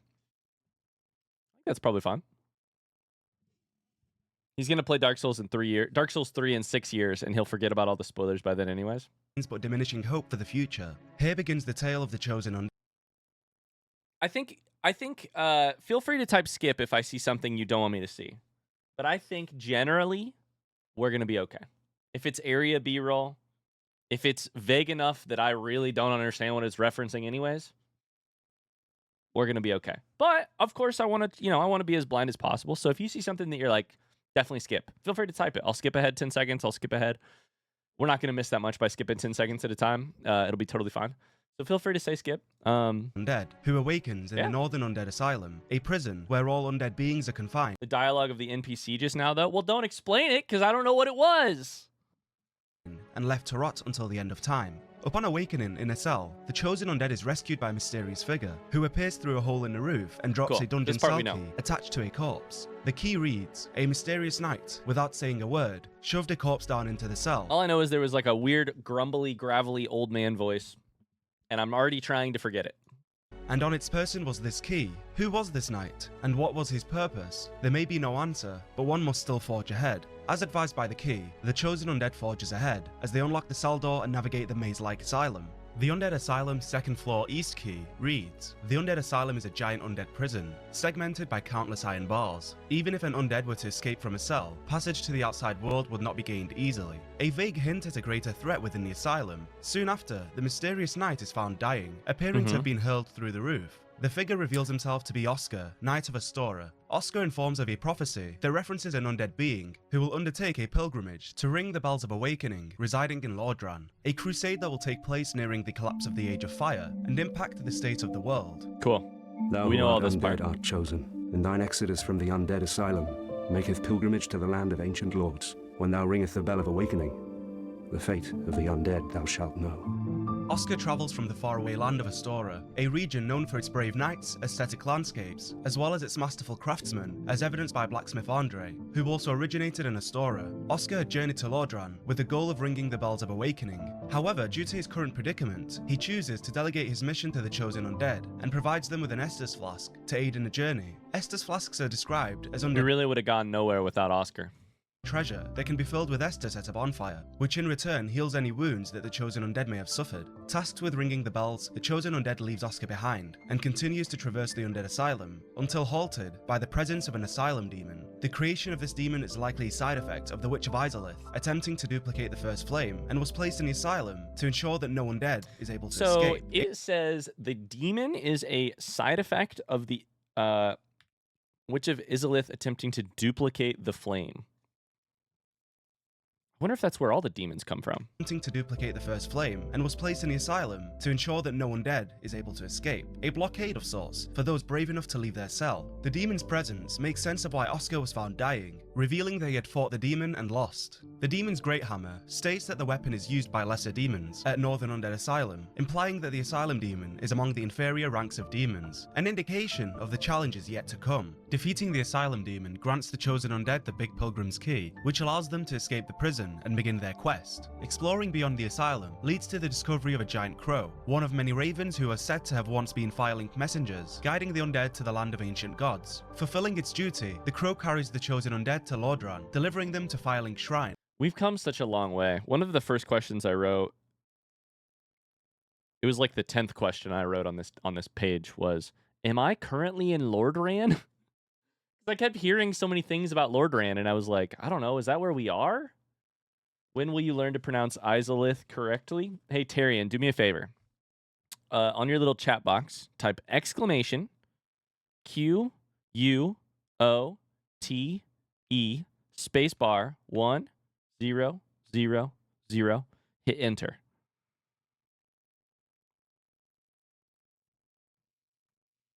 A safe haven to all travelers passing through. On arrival, the chosen undead is greeted by a crestfallen warrior, and it's made apparent It's Silver Morph Suit Guy! that this person is very well aware of the undead pilgrimage, likely to have assumed this task himself at some point in time. He informs the chosen undead that the first Bell of Awakening is located above the undead church, whilst the second is deep in the ruins of Blighttown. His posture, coupled with his dialogue, revealed that he had failed to ring the bells himself, and is now a demoralized soul, lingering around Firelink. His posture. This is how demoralized people sit.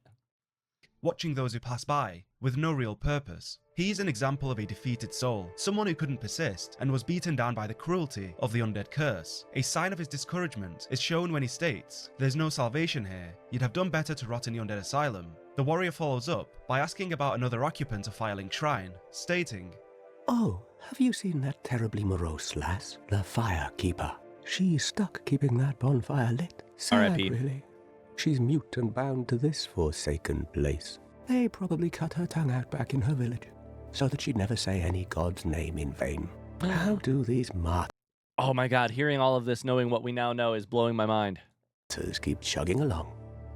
The person in question is Anastasia of Astora, referred to as a Firekeeper, someone who's committed to maintaining their respective bonfire. The Firekeeper soul explains, each Firekeeper is a corporeal manifestation of her bonfire, and a draw for the humanity which is offered to her. Her soul is gnawed by infinite humanity, and can boost the power of the precious Estus flask. Anastasia's story proceeds beyond her sworn duty, as on several occasions she's referred to as impure, but the reasoning for such claims are never revealed. True. It could be related to why her tongue had been severed, possibly due to saying something that was perceived as impure, resulting in her punishment being the removal of her tongue. It appears that she had suffered further punishment, as she sports a blood-stained skirt, which can later be acquired. The description of the skirt reads, "It is thought to have once been the white skirt of a maiden, but its true origin is lost in patches of blood. Perhaps its former wearer was maimed to prevent escape." This statement reinforces that Anastasia was at some point tortured, having her legs impaired as to prevent her from walking, or rather escaping. What could she have possibly done to justify such cruel punishment? Until this day, it remains a mystery. Any posture I sit in is a demoralized man's posture. Surveying the area surrounding Firelink Shrine reveals a man named Petrus of Thoroland, an advocate for the Way of White, a religious covenant dedicated to hunting It's down Bull the undead. Cutberry! Everyone's favorite character, Bull Cutberry. And kindling bonfires as a means of sustaining the Age of Fire. The head bishop of the Way of White is described by the White Seance Ring as an apostle to Allfather Lloyd, uncle to Lord Gwyn. This suggests that Allfather Lloyd was likely associated with the Way of White, although it's unclear if he was the founder of the organisation. Following Gwyn's sacrifice, the Way of White was formed in service of the gods, to ensure that the flame remains ignited and the gods preserve their power. The Covenant, along with Petrus, both come from the land of Thorold. He's not your favorite? Look at this bowl cut. He's not your favorite? He's gotta be. Look at his face. Which is known for its devotion towards Allfather Lloyd and the former Lord of Sunlight, Gwyn. Petrus is later joined by Rhea of Thoroland, alongside her companions and bodyguards, Vince and Nico of Thoroland. Rhea I don't remember what we called them. The daughter of House of Thoroland, making her royalty, but due to becoming undead, she was made to depart from her home and undergo the undead mission to restore her humanity once more. Rhea and her companions had travelled to Lordran to seek the rite of kindling, described as a sacred rite passed down among clerics, but all undead can imitate the process in the same manner that they restore their hollowing with humanity.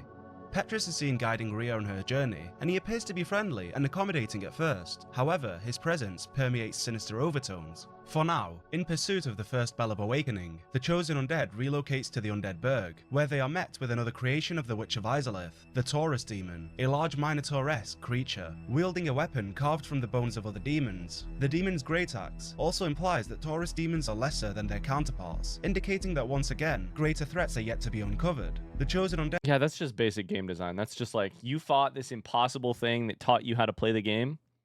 Yeah, well, they're the least of your worries. Once more proves worthy, slaying the Taurus demon and marching forward towards their objective. Within the Undead Burg, various characters can be met, one being Solaire of Astora, the Warrior of Sunlight. I am Solaire of Astora, an adherent of the Lord of Sunlight. Now that I am undead, I have come to this great land, the birthplace of Lord Gwyn, to seek my very own son. Solaire is on a mission, determined to find his own sun. The Sunlight Talisman describes Solaire as having unwavering faith, and his armor of the sun is marked with a large holy symbol of the sun, while Powerless was painted by Solaire himself. Solaire states that he is an adherent of the Lord of Sunlight, Lord Gwyn himself, making sense of his motive to find his very own sun. Conscious of the world nearing the end of an era, as darkness diminishes the light, Solaire aims to ally himself with other undead beings and offers to help if he was ever to be called upon by the chosen undead. The way I see it, our fates appear to be intertwined. Both undead, both imprisoned in the asylum, and now we both end up here, in a land brimming with hollows. Could that really be mere chance? So what do you say? Why not help one another on this lonely journey? We are amidst strange beings in a strange land. The flow of time itself is convoluted, with heroes centuries old phasing in and out. The very fabric wavers, and relations shift and obscure. There's no telling how much longer your world and mine will remain in contact. Solaire is like sort of objectively better than Siegmeyer or Siegland or whatever. Sieg Katarina guy, Onion guy. But I just love Onion guy. With that said, Solaire and the chosen undead go their separate ways for now, recommencing on their quests. This leads like he's a poet. Listen to him. The flow of time itself. The very fabric wavers, and relations shift and obscure. With that said, Solaire and the chosen undead go their separate ways for now, he's a poet. Recommencing on their quests. This leads to the lower undead Burg, where a sorcerer by the name of Griggs of Vinheim can be found trapped in a room. Vinheim was infamously known for its dragon school, an organization that specializes in teaching sorcery. It is rumored that the school's name was inspired by none other than Seath the Scaleless. Freeing Griggs from the locked room reveals his armor to be the Black Sorcerer's set, which is described as an outfit worn by the secret sorcerers at Vinheim Dragon School. They secretly worked with sound-based spells and never reveal themselves. This hints at Griggs being a prominent figure within the Vinheim Dragon School. Reaffirming this notion is his possession of... He's a far better knight, but Sieg is a better father on the account of Solaire lacking children.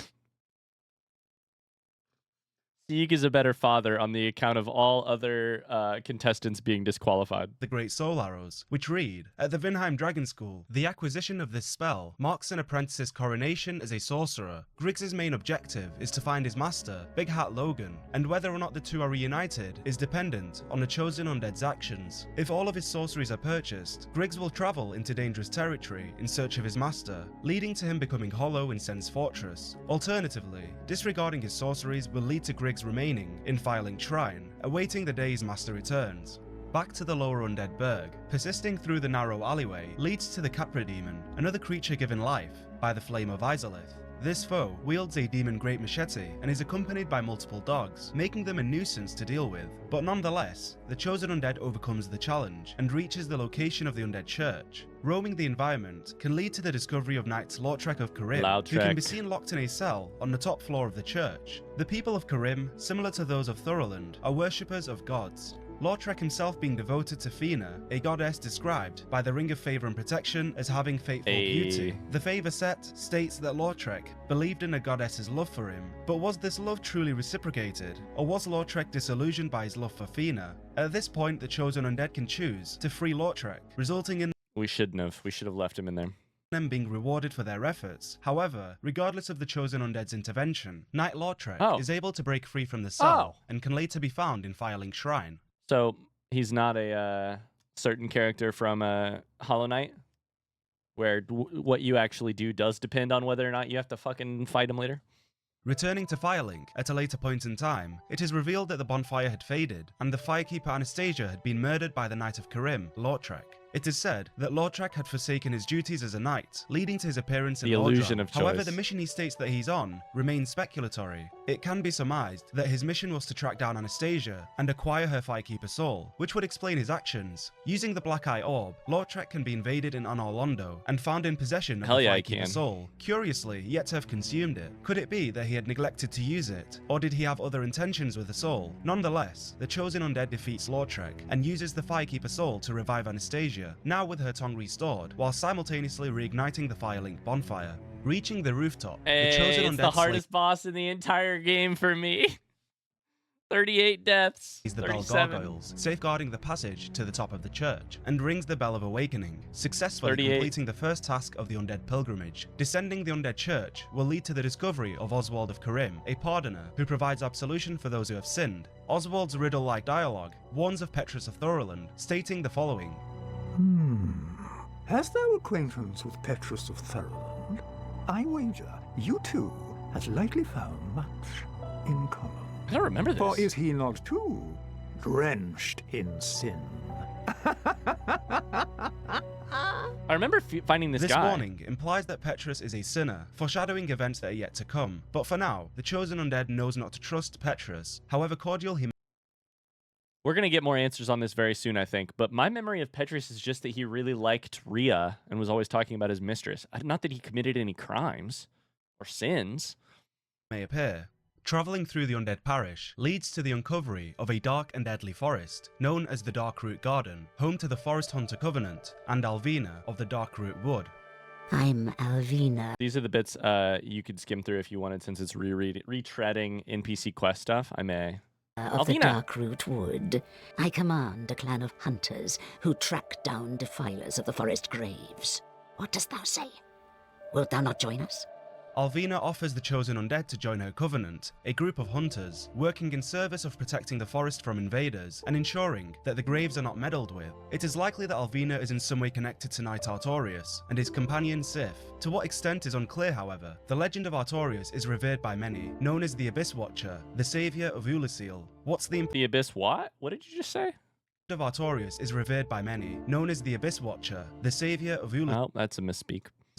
What's the implication of Alvina referring to his legend as a mere fabrication? Although unknown for now, later revelations will... Does Alvina know that I'm the truth? That Artorius is not? Alvina knows the truth, which is that I'm the bring hero. Clarity to such accusations. Another figure who can be found within the forest is Shiva of the East, This is a Shiva, member okay. of the Forest Hunter Covenant, distrusted by Alvina as she believes that he withholds self-serving desires beyond the Covenant's goals. Shiva had migrated from distant eastern lands, home to many assassins and swordsmen. The Shadow Set reveals that some eastern armor is crafted with espionage in mind for those who intend to remain incognito, whilst the Eastern Set is crafted for more traditional battles, with excellent defense against slash attacks. Shiva will only appear if the chosen undead agrees to join the ranks of the Forest Hunters, and would make a return in Blighttown, offering many exotic weapons for those willing to pay the price. Prior to this, deep within the Darkroot Garden resides one of Seath the Scaleless's many creations, described as being imbued with a pure magic power. The creation in question being the Moonlit Butterfly. Created by Seath? I did not understand that. A hostile creature with extremely strong magical abilities, logical considering the creator is the grandfather of sorcery, though the Moonlit Butterfly lacks in any physical prowess, and can be defeated by the chosen undead with little effort. Treading along, the chosen undead crosses paths with Laurentius of the Great Swamp, dealing with the adversity Hanging out in of a being barrel. trapped in Just hanging out in a barrel. If Laurentius were to... Shiva has a cut side quest where he murders you for a special sword if you ever acquire it, and you hunt him down in the painting. Oh. To be freed. Like many, he would later be found in Firelink Shrine. As evidenced by his name, Laurentius comes from the Great Swamp, described by the Pyromancer set as having rugged grasslands and treacherous swamps, a relentless place occupied by many pyromancers. Those originating from the Great Swamp often travel to Lordran, as in most regions, pyromancers are frowned upon. Lordran, however, respects those who indulge in pyromancy, as after all, Lordran is home to the godmother of pyromancy, the Witch of Izalith. Before reaching Blighttown, the chosen undead can confront the gaping dragon, located in a large open chamber in the depths. This adversary is described as a distant, deformed descendant. One of the best names in the entire game. Of the everlasting dragons. This is likely the result of the first flame being ignited, turning the dragon into an inferior being to those who came before. Once the fight is over, the chosen undead can head into Blighttown, said to be the location of the second Bell of Awakening. Whilst traversing the dark and complex pathways of the underground city, Quelana of Izalith can be found, unexpectedly retaining her human form, unlike her mother and siblings, who to some extent were transformed into demons. Prior to the catastrophe that took place in Izalith, Quelana was an avid user of fire sorcery. She, along with her sisters, are recounted learned as about her flame today. witches. Following the consumption of Izalith, Quelana fled the city, assuming that her mother and siblings had been killed, knowing little of the fact that they all survived. Following her escape from Izalith, Quelana became the creator of pyromancy, possibly due to the trauma caused by the creation of the Chaos Flame, opting to use a safer method instead.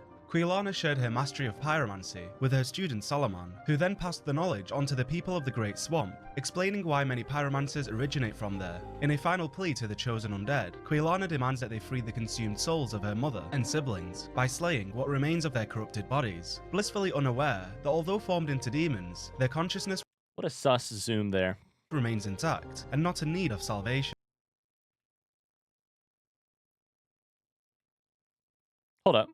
1 second. Consumed souls of her mother and siblings Mother. by slaying what remains of their corrupted bodies, blissfully unaware Quelaag, our Fair Lady who does not have a name. that although formed into demons, Is that fucking ceaseless discharge?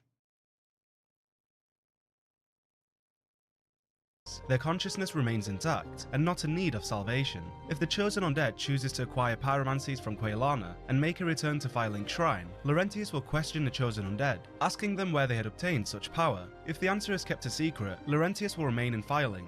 However, if informed, This might get covered in this video, but does that mean Ceaseless is one of the siblings? he will relocate to the Blighttown Swamp, where the daughter resides, in search of the power obtained by the chosen undead. Alas, Laurentius would later be seen wandering Blighttown as a hollow, revealing that he had failed on his quest of obtaining further power, and had lost his sanity in the process. This sets in motion the chosen undead's meeting with the Chaos Witch Quelaag. The soul of Quelaag confirms that she was once daughter of the... So Laurentius is who we killed. We called him the mayor. We called him the mayor of Blighttown. Because we thought that that's who it was, but it was not the mayor. And had lost his sanity in the process. This sets in motion the chosen undead's meeting with the Chaos Witch Quelaag. The soul of Quelaag confirms that she was once daughter of the Witch of Izalith, but now a Chaos Demon, a victim to the manufactured flame that devoured Izalith. Failing to A victim to the escape manufactured the city flame. in time, she became corrupted by the fire, mutating into a part spider, part human creature. Although fused with demons, My Quelaag and her monetization! young sister, the Fair Lady, I'm kidding. I'm managed not to keep their monetizing this sanity video. intact. When relocating from their home, Quelaag and the Fair Lady took a group of their servants with them. The servants were unfortunate to suffer from a parasitic disease. We've heard about the servants. I have one written down here. Yes, the servants. Shit.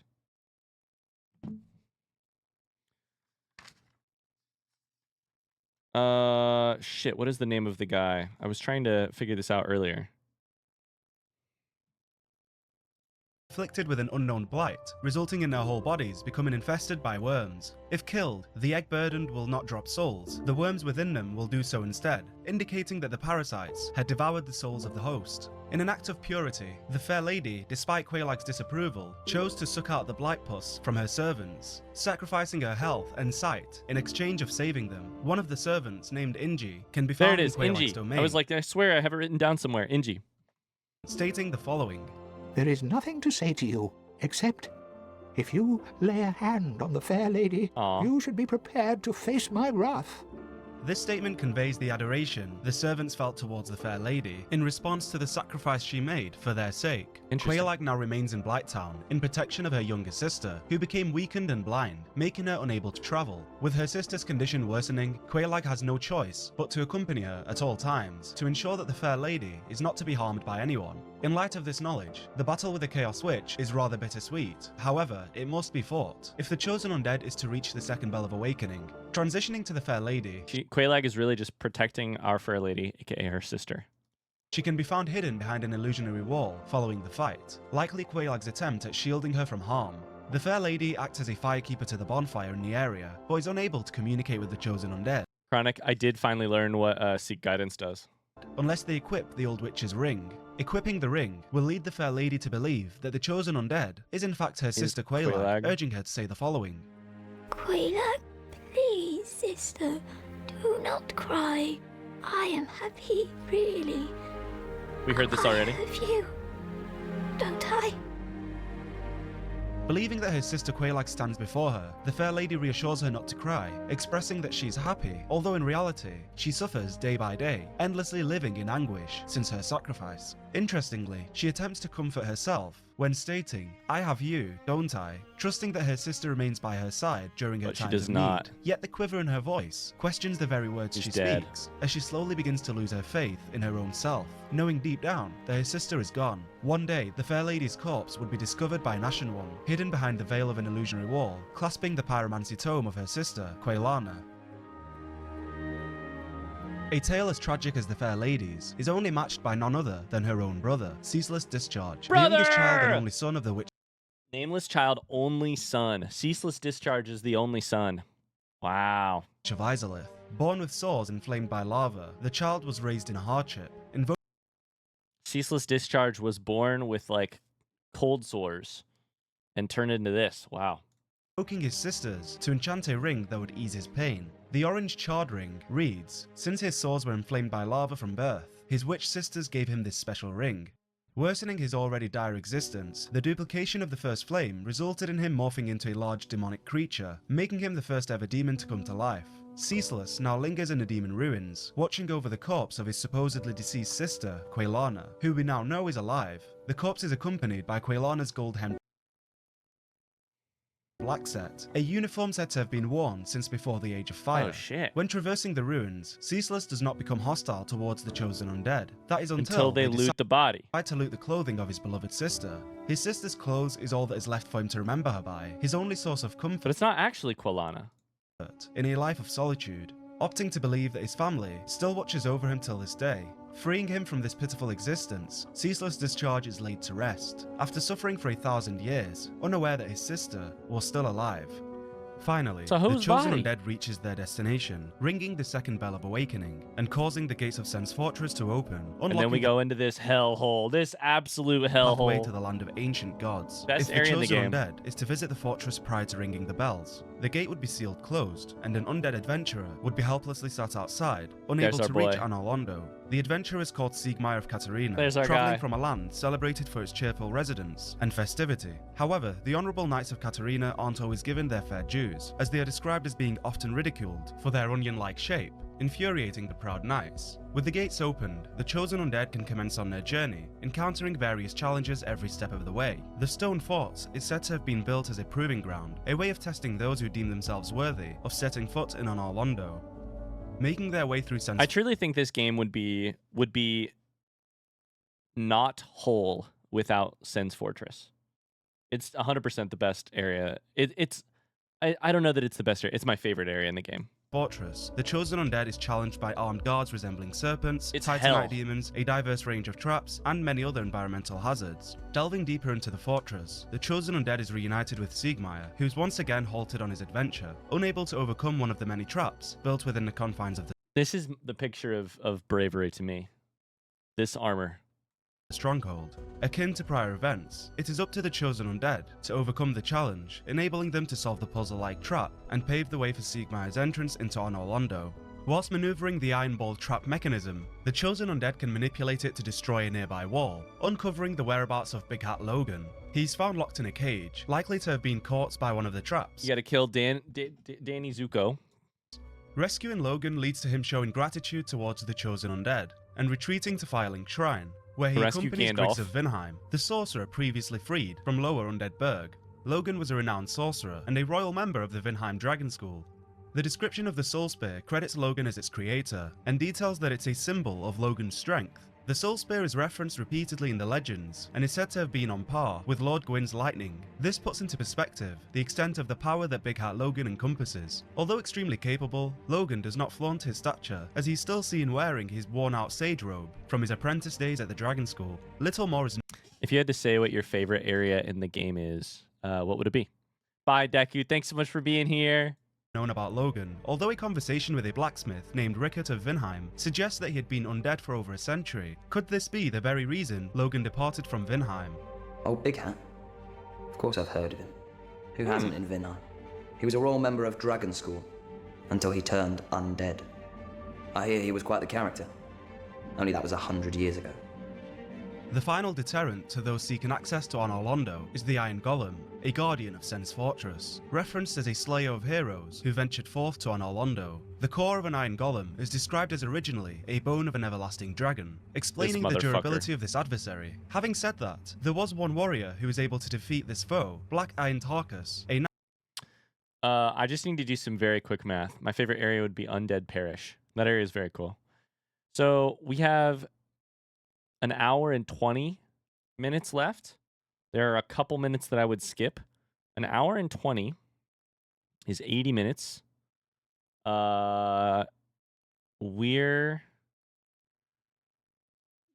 doing it at like 1.25 speed. So 64 minutes, assuming I don't do anything. I'm going to try and finish this whole video today. I worked something out with our coaches so that hopefully I can maybe just be, I'm going to drive myself to this cross-country meet so that hopefully we can just try and make this whole thing happen today. But we're going to be pushing it to the wire, so. Knight of Berenik. The Black... You should be good. Hypothetically, I would need to leave in 20 minutes, but we're gonna just try and push through. I'm going to be late to the meet, so. I'm going to drive separate to the meet so that hopefully I'm not late. That Tarkus is a knight known for his great strength. But we'll try and push This stands true for all knights of Berenik, as they wore heavy armor, wielded great swords, and were praised for their mighty vigor. Sad to say, the majority of the knights became undead, and Maybe ventured to Dark Lordran to find a solution to their predicament. One at a time, the knights began to turn hollow, making them a threat to all undead beings in Lordran. Black Iron Tarkus was an exception to this fact, resulting in him being one of the only knights to survive past Sen's fortress in his quest to cure the undead curse. In a display of virtue, Tarkus offers himself up to those who need assistance in defeating the Iron Golem, granting the chosen undead the ability to summon him for the fight if need be. Slaying the Iron I think I found that. I think I found it. Golem marks the end of the final challenge, giving the chosen undead access to the land of the gods, home to the Lord Vessel that would decide the fate of the world. This was the coolest moment in the entire game.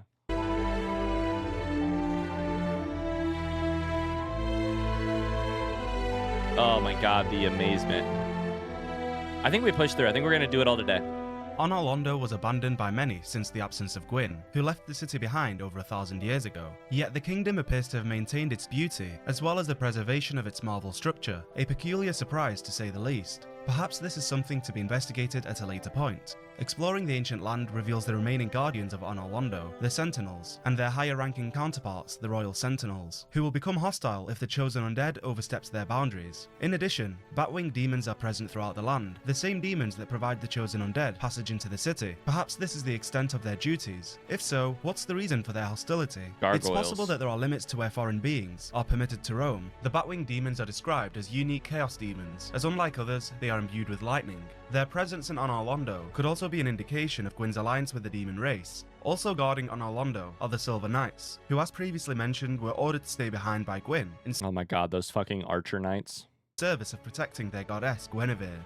Upon closer inspection, it is noticeable that Anor Londo's architecture is built with consideration for both gods and humans, as evident with the various sizes of appliances, pathways, stairs, doors, and even lifts. This indicates that the capital was more accommodating. I had seen, okay, this makes so much sense. The two elevators outside of Guinevere. Oh, it makes so much sense. Is built with consideration for both gods and humans, as evident with the various sizes of appliances, pathways, stairs, doors, and even lifts. This indicates that the capital was more accommodating than what was previously thought, and was likely home to both gods and humans. Approaching a nearby bonfire leads to the introduction to the Dark Moon Knightess, a gatekeeper and guide to outside travelers. At this moment, little is known about the Knightess, besides the fact that she's a firekeeper, and possibly originated from Karim. And this can be speculated based on her weapon of choice being a parry and dagger, a favourite of the Knights of Karim, who are famous for fighting without a shield. Surveying the area, the corpse of Black Iron Tarkus, the Honourable Knight of Berenik, can be found within a giant hall of painting guardians, likely to have fallen off the narrow rafters, if not through one of the windows leading to the hall, a pitiful end to an otherwise decorated knight. If not for the involvement of the chosen undead, another knight would have met their fate in Anor Londo, as Siegmeyer, the Onion Knight previously encountered, is now in need of rescuing from imminent death. Siegmeyer can be found trapped in a room with a collective of Silver Knights awaiting his exit. The chosen undead deals with the Silver Knights, clearing the way for Siegmeyer to continue on his journey. Interestingly, before departing, Siegmeyer says, "Next time give me a chance to come up with a plan." The slight aggression hints at his frustration with being saved. The prideful knight that he is would rather— Oh, he's so perfect. the fool of a took, the what's the word? The like inept knight. Use his resolve to overcome an obstacle, or at least die trying, than to be constantly indebted to the chosen undead. Within a giant cathedral in Anor Londo reside the greatest threat yet to be faced, Dragonslayer Ornstein and Executioner Smo. As we already know, Ornstein was once a member of the Four Knights of Gwyn. After the gods abandoned Anor Londo, Ornstein alongside Smo remained stationed to guard its cathedral, and with it, the Princess of Sunlight, Guinevere. Executioner Smo desired to be a member of Gwyn's Knights. However, he was rejected due to his unhinged behaviour and maniacal joy in being an executioner. Smo's hammer describes him as such. Smo loved his work, and ground the bones of his victims into his own feed, ruining his hopes of being ranked with the Four Knights. The implication that Smo possessed cannibalistic tendencies likely led to him. So it was really just out there in plain sight, the fact that Ornstein is one of the Four Knights and Smo is definitely not. Being regarded as nothing more than a savage, that was a mystery to me. Unworthy of being amongst Gwyn's ranked knights. With his wild nature, it is no surprise that if Ornstein is to be defeated first in the fight, Smo crushes his body to absorb his power, with little respect shown to his compadre. If the roles were to be reversed, Ornstein would place his hand on Smo's body as a gesture of respect before absorbing his power. I never knew that. A clear difference in their moral disposition. Upon defeating the pair, I think I killed Ornstein first, so I realized that the hammer became electric, I'm pretty sure, but... Princess Guinevere reveals herself, claiming that the chosen undead's duty is to succeed her father Gwyn and inherit the fire of their world. She pleads that they must end the eternal twilight, as the world without fire shall be a frigid and frightful dark. In addition to this, Guinevere provides the chosen undead with a Lord Vessel, a means to link the flame and prolong the Age of Fire. The Lord Vessel is bestowed upon the chosen undead, who is destined to succeed Lord Gwyn. To open the final door, place this vessel on a filing altar and fill it with powerful souls. These instructions suggest that the chosen undead must acquire the soul of Gravelord Nito and the Bed of Chaos, as well as the souls of Seath the Scalers and the Four Kings, which previously belonged to Gwyn before he fragmented his soul and gifted it to them. Placing the four souls on the altar will grant access to the Kiln of the First Flame, where the fate of the world will be decided. If the chosen undead was to be oblivious to this... It's a new subscriber. Ooh. Welcome to the cult. Blockbox, thank you for the Prime sub. Thanks very much. Thank you, thank you, thank you. Pathetic behaviour of Guinevere, or as previously mentioned, the unnatural preservation of Anor Londo for the past millennia, they would leave the capital in pursuit of the required Lord Souls. However, with further investigation, it is revealed that the entire construction of Anor Londo, along with Princess Guinevere herself, is naught but a grand illusion, a facade, orchestrated by none other than Dark Son Gwyndolin, the last born of Lord. It is revealed how? Wait, how is this revealed? I didn't know this. Millennia, they would leave the capital in pursuit of the required Lord Souls. However, with further investigation, it is revealed that the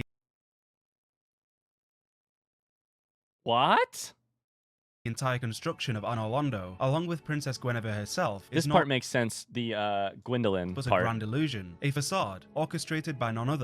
It was stated and you ignored it? How? Where was it stated? Where was it stated? In what item? Than Dark Son Gwyndolin, the last born of Lord Gwyn.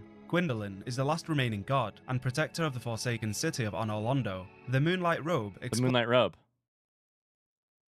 that Gwyndolin was raised as a daughter due to the power of the moon being strong within him. With his father being the Lord of Sunlight, he likely viewed Gwyndolin, or rather all who were affiliated with the moon's power, as inferior, resulting in Gwyndolin being treated less than adequately by his father. It is probable that the moon is also a reminder of... You're telling me Gwyndolin had daddy issues just like the rest of us? Relatable, am I right?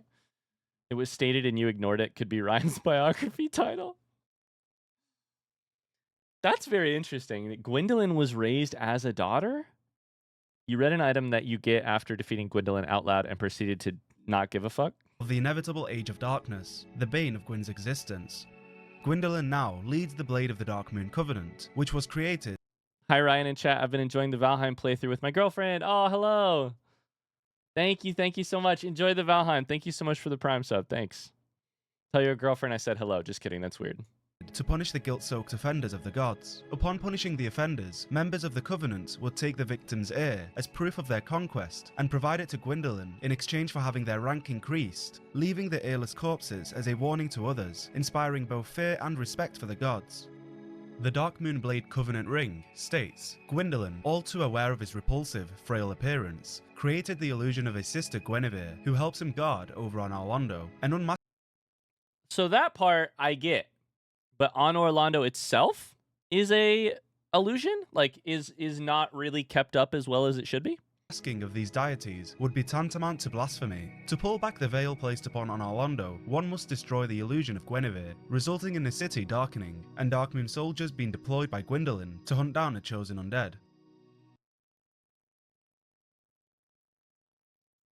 Alternatively, the illusion can be maintained, using this as an opportunity to deceive Gwendolyn, posing as a Spoilers coming up in a minute. Yes, thank you. Spoilers coming up in 3 minutes, 2.5 minutes. Can I tell you? Can I be honest with you? Something? Can I be 100% honest with you guys about something? I did not notice that the city was empty and sunless after I killed Gwendolyn. I didn't notice that anything had changed. An adherent who wishes to join the Blade of the Darkmoon Covenant. To achieve this, one must acquire the Darkmoon Seance Ring, which is outlined as a ring that is granted to adherents of Gwendolyn. Once the ring is equipped, did I just not look around? The chosen undead is able to approach Gwendolyn's sanctum within the Darkmoon tomb under the guise of an Is that the problem? Only to betray Gwendolyn by traversing through the fog and slaying the last remaining deity in Orlando. Or at least that's what the chosen undead is led to believe, as many years later, it is revealed that Gwendolyn was devoured by Saint Aldridge of the Deep. That seems like I didn't see that. I don't know what that is. And the Darkmoon Knightess was hostile to you.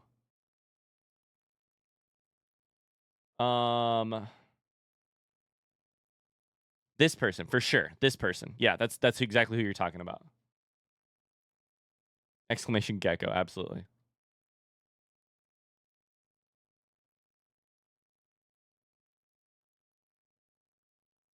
Defeating Gwendolyn will result in the Darkmoon Knightess becoming hostile, forcing the chosen undead's hand in engaging the Firekeeper. The brass set explains the sudden change of alliance from the Knightess, expressing that, after becoming undead, she visited the Dark Sun Gwendolyn at the Mausoleum of the Spiral Depths, became a Blade of the Dark Moon, and assumed the flame-keeping duty. She received this armor, which hides her hideous form and helps her hunt the guilty. In her eyes, the chosen undead is the guilty, committing the worst sin imaginable by way of slaughtering her god, which she had placed all her faith in. Becoming aware of the illusion placed on Orlando, it is logical to begin questioning all that had taken place this far. To what extent had reality been altered in favor of displaying a...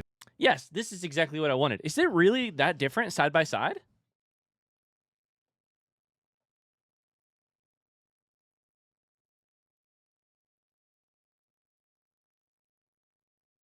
Everything Gwendolyn is doing is to maintain a facade of godly might in the city so that you'll shepherd yourself towards the linking ritual.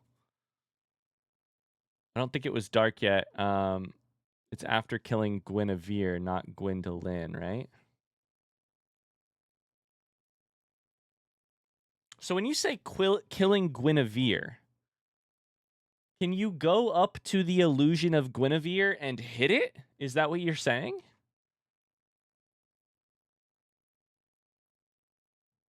When you say killing Guinevere, does that mean hitting the illusion?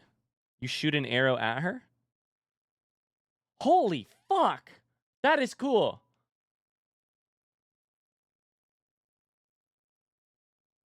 I could have hit her with throwing knives.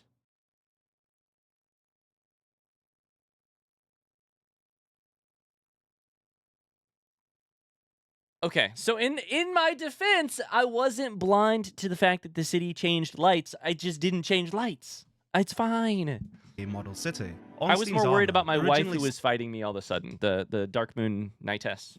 States that he had remained in the Grand Cathedral. I had pieced together that it was that Guinevere was an illusion, because that checked out with my having seen Guinevere earlier.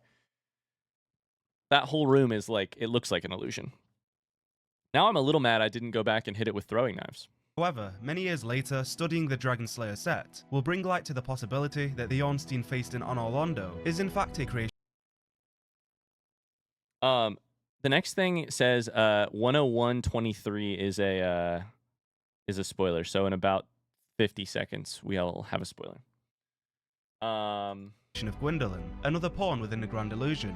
The Dragon Slayer set reads, in the Dragonless Age, this knight, who long guarded the ruined cathedral, left the land in search of the nameless king. Smough may have also been an illusion. Reinforcing this theory is the description.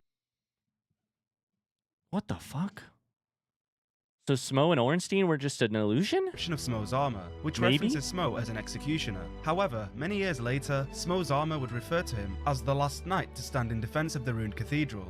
How could he have risen to the rank of knight if the chosen undead had killed him in Anor Londo? Perhaps, soon after Ornstein left the cathedral, the real Smo followed suit, and at some point became worthy of the rank of knight. The mystery remains to be, what had happened to the real Ornstein if the one encountered is an imitation? One theory suggests that following Gwyn's sacrifice, Ornstein departed from the ruined cathedral. Sorry, it's like right here-ish. Right here, so we're going to skip forward to 102.35. 102.35, I'm not even looking, I'm just looking at the time. As within the very cathedral that Ornstein was guarding, there are all How did an illusion kill you 10 times? They were fucking hard. They were really difficult. of 3 statues, 2 of them depicting Gwyn and his daughter Guinevere, So, with the third. Yes, here. There's something missing. I have a question about this. In my notebook, I have, what is missing on the pedestal? There are alcoves of 3 statues, 2 of them depicting Gwyn and his daughter Guinevere, with the third being hollow. Gwendolyn? The sunlight altar, although destroyed, depicts the fallen god of war. No wonder the wyvern safeguards the bridge leading to the altar, a reminder of the firstborn son of Gwyn, a warrior that No, once it's the firstborn that is now nameless, which has all been, etc. Zach says, I think that's a misreading of the lore. Ornstein was the illusion, not Smo. belonged amongst royalty, still worshipped by those who believed in him. Amidst the wealth of history discovered in Anor Londo, Okay, next thing is at 109. also lies a world concealed from all life, the painted world of Ariamis, placed amidst Okay, speaking of your least favorite area in the entire game, any any takers? Because the painting guardians, who have guarded the great paintings of Ariamis for ages, passing their duty down through the generations. But the reason for doing so passed from all memory long ago. The painted world was created as a refuge for the lost souls of various creatures. Since the inception of the undead curse, countless beings had either hollowed or lost their purpose in life. With their souls going astray, they aimlessly wander the lands in hopes of finding guidance. Over time, word spread of a painted world that welcomes all beings without a home, and so the painted world became popular amongst abandoned souls. Some believe that the true purpose of the world was to hide the existence of crossbreed Priscilla, a being neither god nor human. Priscilla is described. Now is a great moment to remind you that tomorrow at the start of stream, we will be doing Smash or Pass Dark Souls Edition. Nothing specifically made me think of the fact that we'll be doing this, but tomorrow, right at the start of stream, we'll smash or pass every single boss in Dark Souls. Can't wait. Again, this is apropos of truly nothing. As a dragon crossbreed, a bastard child of Seath the Scaleless, who had been trapped in the painted world. Priscilla wields a life hunt scythe, a weapon that cultivated enough power. Don't be weird. This is assuming age and sentience and all of that like you usually do with Smash or Pass. Don't be weird. Don't be weird. To warrant the fear of the gods. The scythe could not be wielded by all beings, as in the hands of a mortal, its power will turn upon its wielder. The weapon inflicted bleed onto those who carry it, making it accessible only to beings powerful enough to bear that burden. For the chosen undead to access the painted world, Also, to be clear, I'm like 99% sure Priscilla's a pass. And I said that when we fought her. Have to acquire a peculiar doll, likely the only remaining item to Which is actually what reminded me of it. The fact that y'all were like, Awooga, you know, etc., etc. And I was like, fucking, y'all are weird. I'm passing.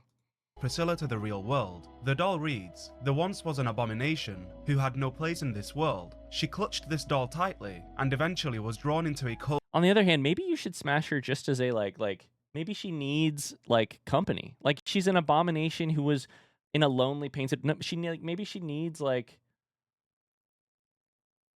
Maybe you can fix her. Old and lonely painted world. To obtain the doll, the chosen undead must return to where their pilgrimage began, the Northern Undead Asylum, only now hosting a stray demon since the previous guardian. Oh my had god, been remember slaughtered. this fight. Moving forward, the chosen undead encounters an old ally, Oscar, Knight of Astora, the honorable warrior who rescued the chosen undead and set them off on their journey. Sadly, Oscar is no longer that person, as the despair of being unable to escape the asylum led to Oscar losing his sanity. Unable to overcome the very first obstacle he encountered, Oscar had lost all sense of self, and consequently turned hollow. The chosen undead is once again placed in a position where he must free a soul trapped in a hollow body. Following this demoralizing encounter, the chosen undead acquires the peculiar doll, now able to access the painted world of Ariamis. The painted world is undoubtedly associated with Valka, goddess of sin. Yep, she is described as a rogue god, whose duty was to define sin and administer punishment accordingly. Says that. She does, however, offer absolution through her pardoners, one being Oswald of Karim, who the chosen undead had already crossed paths with. Within the painted world, many items attributed to the goddess of sin can be found, one being the black cleric robe, described as a robe worn by pardoners serving Valka, the goddess of sin. The clerics also used Valka's... It's just that somebody else said this, but the enemies in this area are what makes it so tough. rapier, further linking them to the goddess. The Ring of Sacrifice references a sacrificial rite of Valka, showing the extent of the influence she had on her followers. The influence extended beyond those who worshipped These her, fuckers. as the Vow of Silence explains that Valka is versed in arts both new and old, and is considered to have a great range of influence, even as gods are concerned. Whilst exploring the painted world, crow demons can be seen surrounding a dark ember, located on a petrified corpse of a blacksmith. Dark embers are used to ascend occult weapons. The fact that crows are a symbol of Valka, coupled with the knowledge that Valka's rapier is imbued with occult power, it is highly possible that Valka was to some degree involved with the occult rebellion. Her betrayal of the gods could be why she's referred to as a rogue deity. Oh my god, remember this To puzzle? prevent further rebellions against the gods, at a point in time, the church long hid the forbidden black ember, and no living blacksmith knows of it. Reaching the finale of the painted world, the chosen undead approaches crossbreed Priscilla, residing in an arena at the end of a partially destroyed bridge. Not knowing the trespasser's intentions, she remains non-hostile and offers the chosen undead a chance to leave her world to avoid conflict. Who art thou? One of us thou art not. If thou hast misstepped into this world, plunge down from the plank and hurry home. If thou Sounds good, seekest Zach. I, thine desires shall be requited not. Thou must returneth whence thou came. This land is peaceful, its inhabitants kind, but thou dost not belong. I beg of thee, plunge down from the plank and hurry home.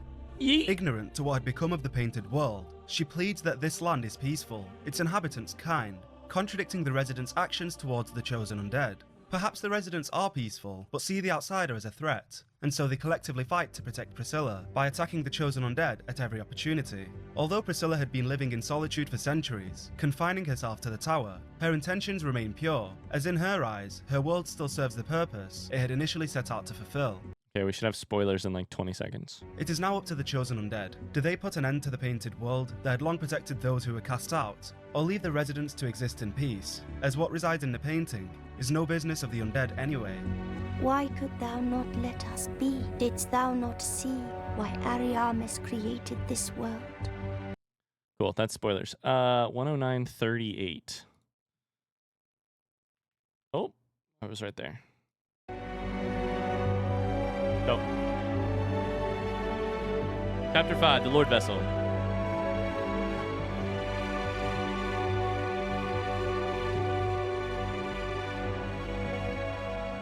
Now that the Lord Vessel has been obtained, the Chosen Undead can continue their journey. In Firelink Shrine, a primordial serpent named Kingseeker Framt appears, who reveals the following.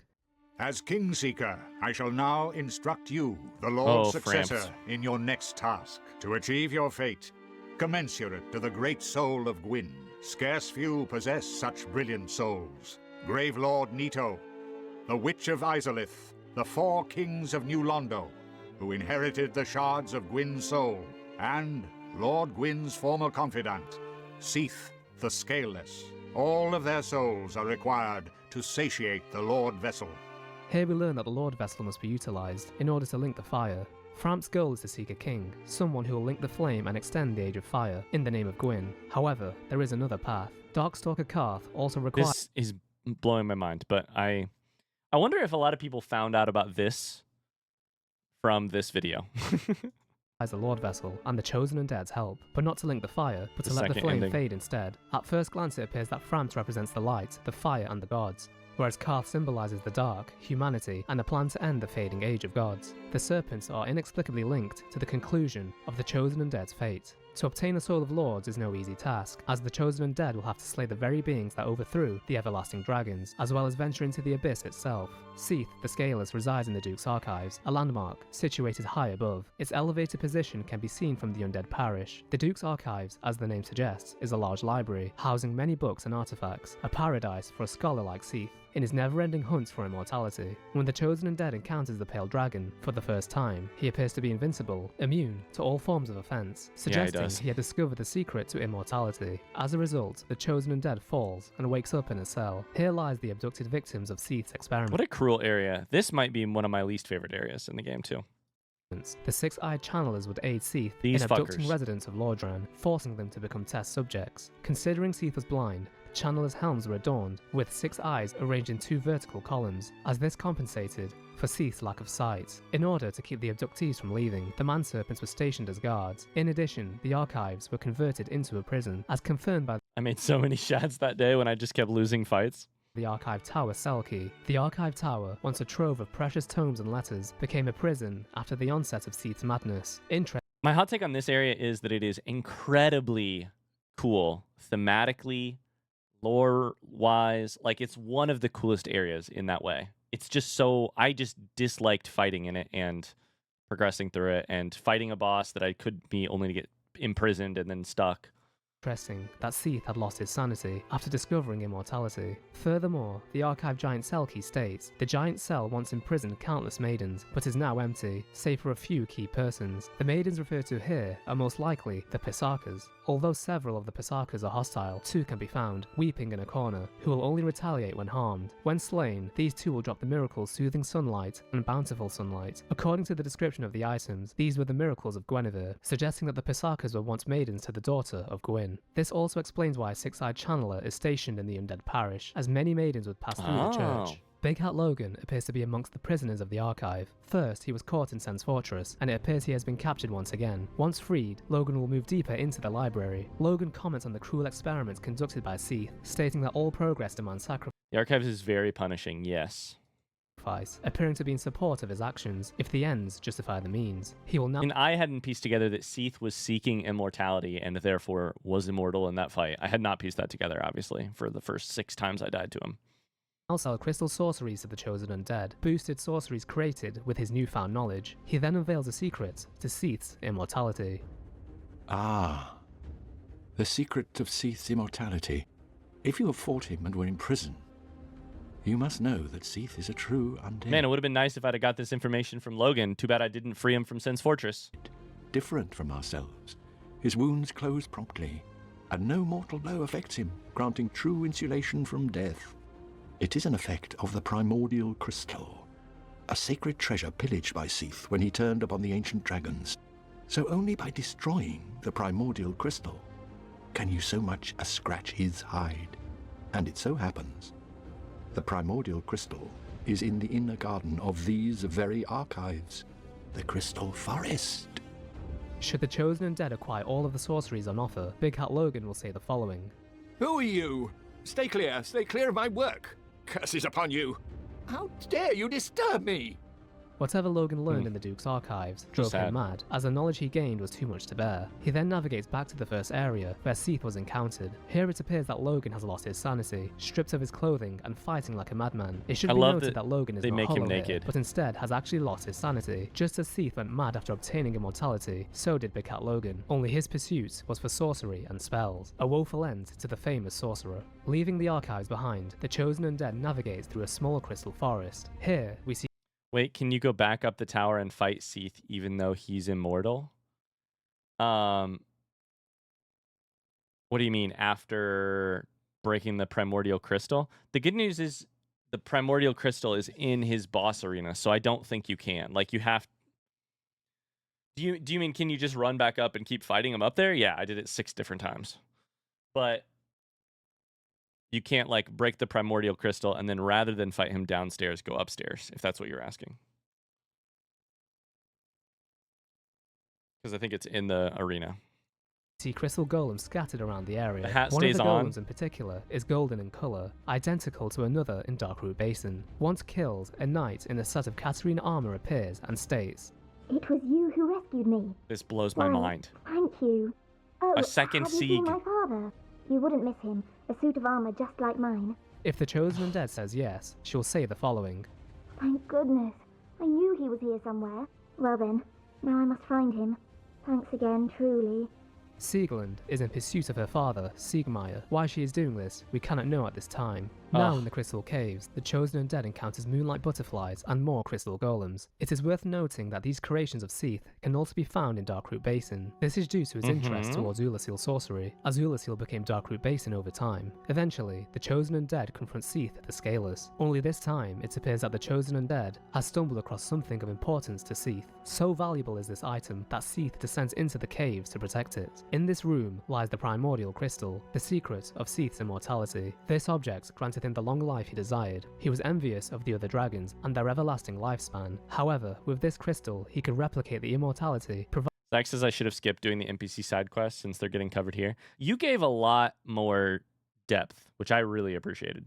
Provided by the Stone Dragon scales. Using the knowledge obtained from Big Hat Logan, the Chosen Undead shatters the Primordial Crystal, turning Seath into a mortal. Should the Chosen Undead sever the tail of the beast, the Moonlight Greatsword will fall into their possession. The description of the sword notes that Seath is the grandfather of sorcery, making it clear as to why Big Hat Logan had a particular interest in Seath. It is also worth mentioning that sorceries, such as the Soul Arrow spell, are particularly effective against the stone scales of dragons, hinting that Seath pioneered sorcery to aid in the slaughter of his own kind. No wonder the scholar sorcerers of Vinheim named their dragon school of sorcery the Vinheim Dragon School. The Chosen Undead then slays the Pale Dragon, and obtains the bequeathed Lord Soul Shard given to The Chosen Undead then slays the dragon? Do I? Or do I die? Oh, I don't know. 9 times, then do it. Him by Gwyn. We now move to New Londo Ruins to acquire the next Lord Soul. Before crossing the bridge, a hollow in chainmail armor can be seen. This hollow is the crestfallen warrior from Firelink Shrine. Silver morph suit. As he was sick of the smell produced by the serpent's framps. It seems that during his investigation to uncover the source of the smell, he turned hollow. Ironic that once he had somewhat a purpose, he lost his will to live. Moreover, several hollows can be seen worshipping something. Upon closer inspection, we can see that they are kneeling before the sunlight. Havel's set is dragon scales? I don't think that's true. I think Havel's set is made of rock, right? But his weapon is a dragon's tooth. Is that correct? Emanating from a small crevice above, potentially signifying their devotion to the light, to Lord Gwyn. Exploring deeper in New Londo Ruins, the Chosen Undead discovers ghosts haunting the area. These ghosts can only be engaged when consuming a transient curse, as the only way to fight back against ghosts, who are cursed beings, is to become cursed yourself. Has anyone figured out why Mossbag has this strange accent all of a sudden? This is what waiting for Silksong will do to a motherfucker. Some of these ghosts can be seen holding babies and can cast lightning, miracles similar to Gwyn's bolts. Eventually, the Chosen Undead will come across a sealer known as Ingrid. Ingrid! New Londo was sacrificed to contain my favorite voice acting in the game, probably. The Dark Wraiths. Mark my words, the Dark Wraiths are the enemies of man and any living thing that has a soul. They were never meant to roam again. The Four Kings slumber. The Chosen Undead then goes around to every other place in Lordran and only comes back to Seath when there's nothing else left to do. Because he figures, well, I guess the way forward must be over here. In the deepest chamber of the ruins, use this key to break the seal. The Chosen Undead dies to gravity. The Chosen Undead dies to gravity again. The Chosen Undead somehow still dies to gravity. And open the floodgates. Oh, and do not forget, the Dark Wraiths reside in a dark void called the Abyss. But the Abyss is no place for ordinary mortals. Although, long ago, the Knight Artorius traversed the Abyss. If you can find him and learn from him, the Abyss may prove surmountable. Which points you to the ring that you get from Ingrid seems to think that Artorius is alive, a testament to how his true fate was erased from history. His dialogue also brings much needed clarity to the state of New Londo. But what exactly caused the city and its residents to descend into the dark? Ingrid answers this also. When an evil serpent dangled the art of life drain before them, they were unable to resist and became pawns of evil. Inspired by Anor Londo, the city was a home for the undead. Interestingly, the inhabitants of the city appear to respect the goddess of sin, Velka, as seen with the statues and items found throughout the ruins. Strange that the Four Kings may have potentially worshipped Velka, a goddess who was shunned by the other gods, whose mention was mostly confined to the painted world. Nevertheless, the city was ruled by the Four Kings who fell to the dark. It seems that the Four Kings were accepting of the power bestowed upon them by Gwyn. Gwyn most likely did not provide the four kings a piece of the Lord Soul out of generosity, but as a means to turn them to his side. Perhaps he knew of the rebellion brewing, how the four kings may have wanted to rid the world of gods by utilizing the dark. Luckily, it was possible to flood New Londo entirely, should an uprising need to be quelled. Or perhaps it wasn't luck at all, and Gwyn had this purposely installed. It is doubtful that New Londo was created without Gwyn's consent. It was inspired by his city after all. Despite having received the bequeathed Lord Soul shard, the kings were still tempted by the power of the dark. The spread of the dark gave rise to the Dark Wraiths, warriors who were once the knights of the four kings. Their armor appears to have crow feathers interwoven, another symbol of Velka. As always, when the Abyss and the Dark are mentioned, Karth is never far behind. The four kings and their knights were enticed by the words of the Darkstalker. How could they not be? After all, New Londo was a city of humans, living under the gods in an age which was rightfully theirs. Harnessing the power of the Dark Soul, the Dark Wraiths use the Life Drain ability to consume humanity from their enemies. Every Dark Wraith is part of a covenant of the same name, led by none other than the Darkstalker Karth. The power of Life Drain was feared by the gods, as evidenced by crossbreed Priscilla, who's locked away in the Painted World. This ability was taught to the Dark Wraiths and the Four Kings by Karth. It is possible that he learnt this power from Priscilla. Posing a significant threat, Ingrid and the other sealers flooded New Londo ruins, killing everyone within, including civilians. The aim was to submerge the Dark Wraiths and the Four Londo ruins, killing everyone. What an absolutely cursed background this is. Jesus Christ. Within, including civilians. The aim was to submerge the Dark Wraiths and the Four Kings underwater, as they were too dangerous to confront. Thousands of corpses can be seen throughout the haunted ruins, indicating the devastation that took place. The Mask of the Sealer states, Mask of the sorcerers who flooded New Londo to seal away the Dark Wraiths and the Four Kings who descended into dark. It symbolizes their resolve to keep the seal shut forever and their atonements for all who were sacrificed. But two of the three forsook New Londo upon tiring of their duty. Interestingly, it appears that there were two additional sealers who abandoned their duties. One's attire can be found in Blighttown, the other can be seen in background. No, that's the flooring. Yeah, that like texture being like spread out over the entire floor. Accompanying Lordran in Anor Londo, the abandonment of their mask signifying their desertion. Ingrid will then provide the chosen undead with the key to the seal to open the floodgates and drain the city, gaining access to the Four Kings. The key states, the sealers flooded New Londo to banish the Dark Wraiths and the Four Kings. The agonizing decision was made with the realization that countless lives and the robust culture of the city would be lost. The victims now roam the ruins as ghosts. With the Covenant of Artorias in hand, the Chosen Undead descends into the Abyss, a familiar place. Here the Chosen Undead comes face to face with the Four Kings and defeats them. The once noble kings of New Londo are nothing but a memory. With the Four Kings bested, sorry, what did that say? And defeats them into the Abyss, a familiar place. Here the Chosen Undead comes face to face with the Four Kings and defeats them. Nope. Here the Chosen Undead comes face to face with the Four Kings, then spends an hour and a half arguing about whether or not bacon burgers are their own category of food, and then defeats them. Once noble kings of New Londo are nothing but a memory. With the Four Kings bested, Karth makes an appearance for the first time. He departs some wisdom unto the Chosen Undead. I can guide thee and illuminate the truth. Undead warrior, conqueror of the Four Kings, is this not your wish? To know the truth of men and the undead? The truth I shall share without sentiment. After the advent of fire, the ancient lords found the three souls, but your progenitor found a fourth, unique soul, the Dark Soul. Your ancestor claimed the Dark Soul and waited for fire to subside. And soon the flames did fade, and only dark remained. Thus began the Age of Men, the Age of Dark. However, Lord Gwyn trembled at the dark, clinging to his age of fire and in dire fear of humans, and the Dark Lord who would one day be born amongst them.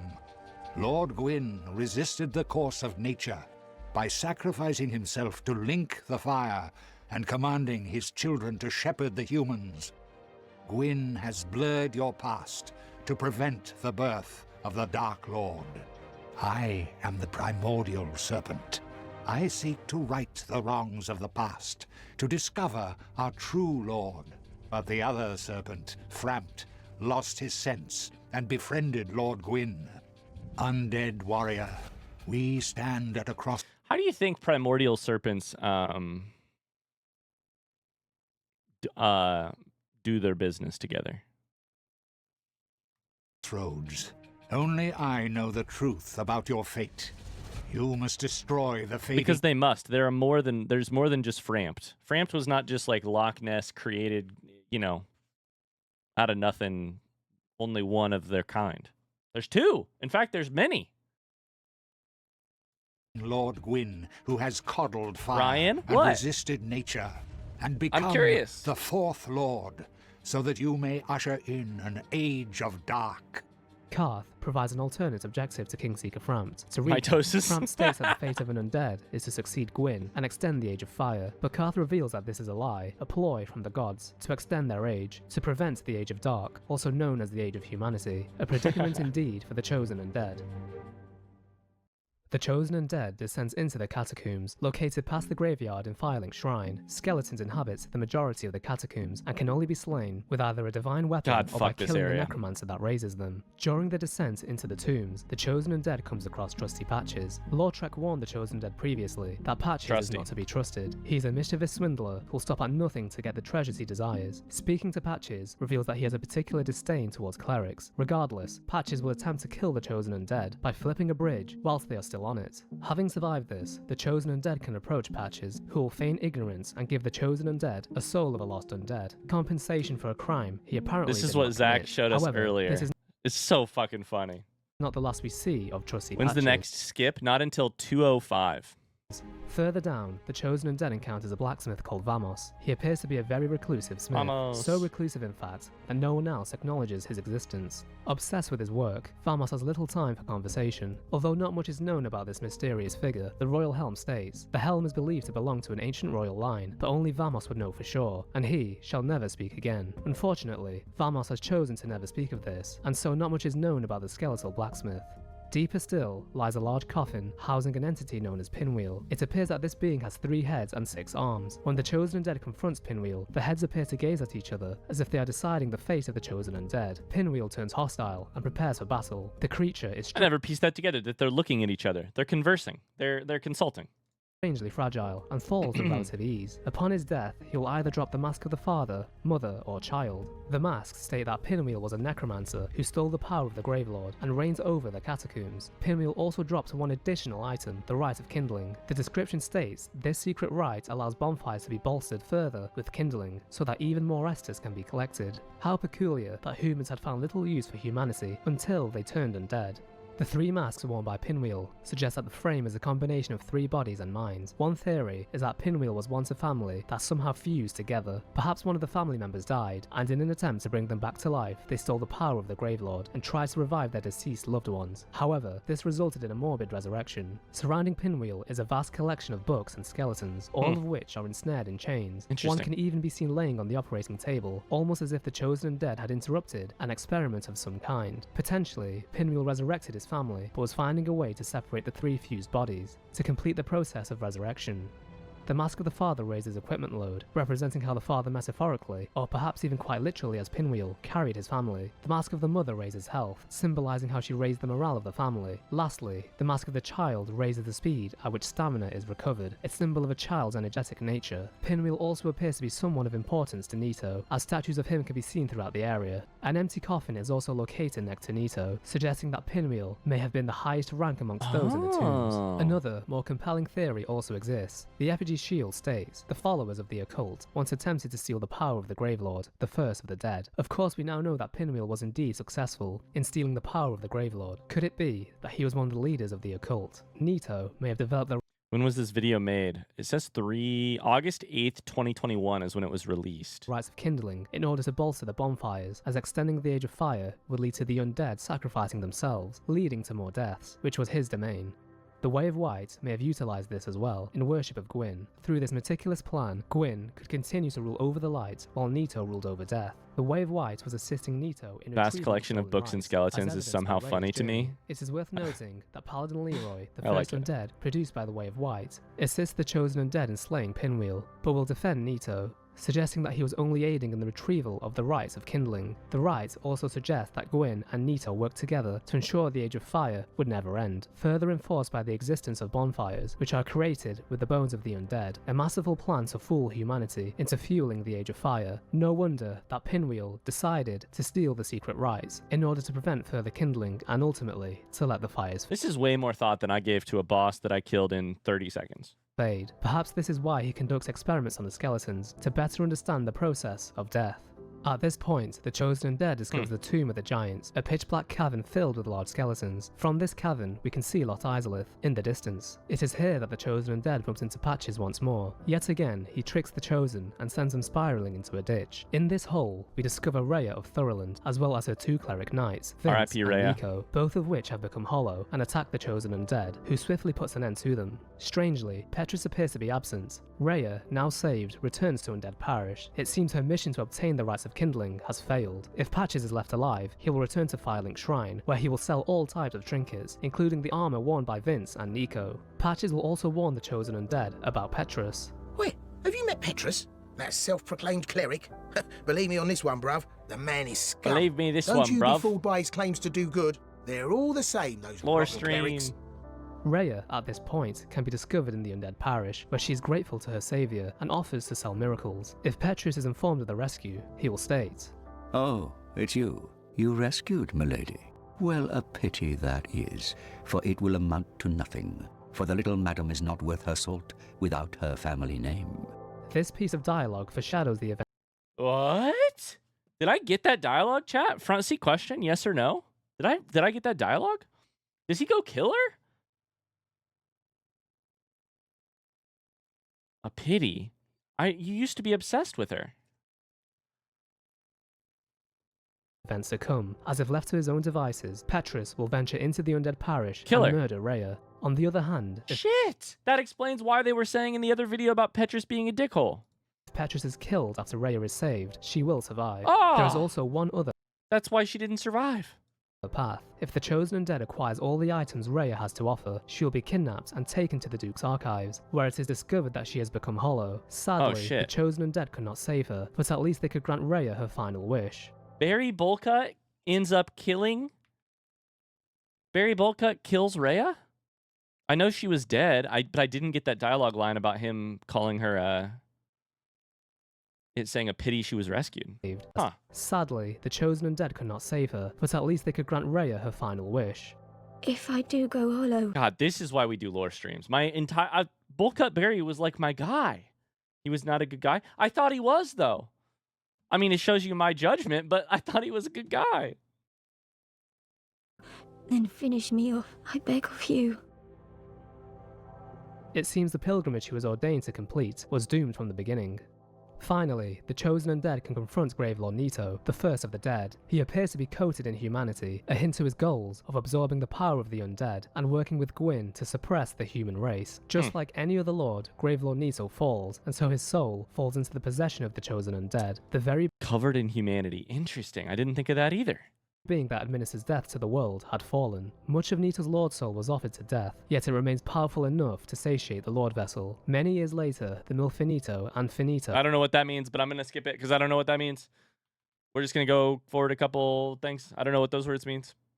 Just in case we might miss a little something. City was ruled by the Witch of Izalith, along with her Daughters of Chaos. As mentioned previously, Lost Izalith has now become the birthplace of demons, a result of the witch who in This her is the area you guys don't like? Lost Izalith?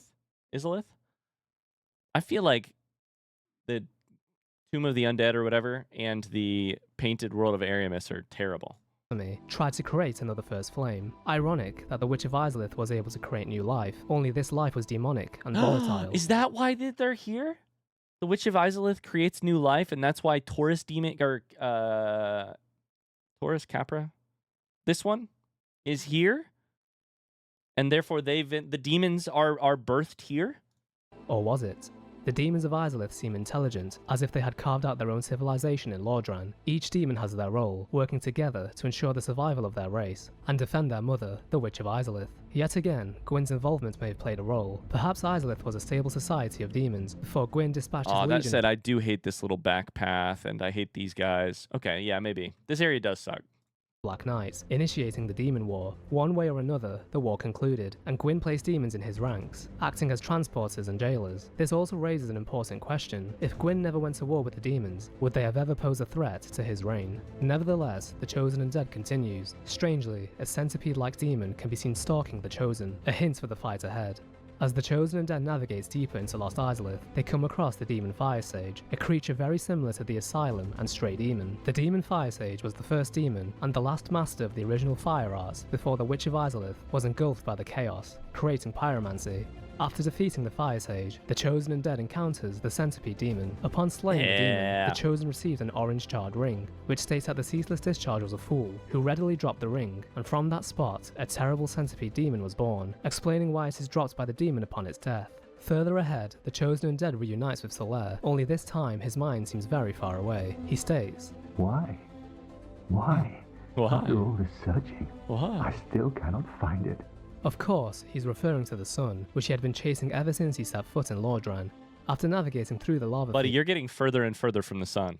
fields, we witness Solaire for the last time, with a parasitic organism embedded into his brain. He swings wildly, claiming that he had finally discovered his very own sun. It is really cool that you can save him. I have. My very own son. I am the sun. I've done it. I have.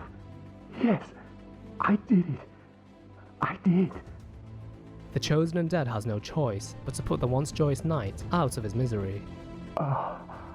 It's over. My son. It's setting. It's dark. So dark.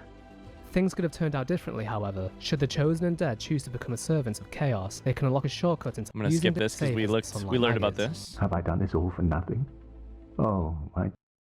Advancing further into Lost Izalith, the Chosen Undead encounters Siegmeyer. No, don't tell me. Okay. Those monsters making life This is probably how to save Siegmeyer. We also watched this. If you're watching this on YouTube, we already watched a video where we learned how to save Siegmeyer, so I'm probably going to skip this as well. You need not be ashamed. We're all in the same boat. I really have run up quite a debt to you. Perhaps the time has come.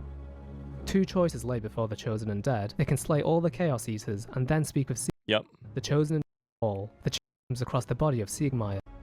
No trouble. Oh, I can't watch this again. It's going to make me cry. Ah! Oh, Father. Dear Father.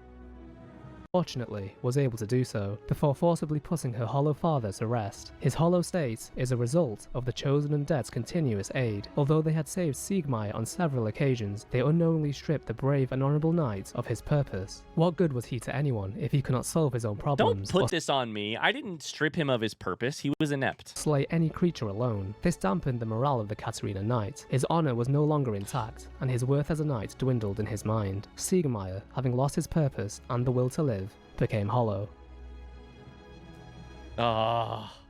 Returning to Izalith, the Chosen Undead edges closer to the witch. However, several obstacles remain. Firstly, a daughter of Chaos, utilizing devastating pyromancies, defends the entrance to her mother's lair. This individual is unveiled to be the eldest daughter of Chaos, revealed by her Chaos Fire Whip pyromancy, which states that it was So this is one of the 7? wielded by the eldest of the Daughters of Chaos. During this fight, the Knight of Thorns, Kirk, can also invade this realm. After quickly dispatching the daughter, the Chosen Undead then deals with the Knight. He first invaded in the depths, and then again in the Demon Ruins. This invader, who had plagued the Undead's journey, is slain for the last time. His final resting place lies I never saw any invaders. in Quilag's domain, near the Fair Lady. His armor reveals that Kirk was a notorious member of the I don't think, right?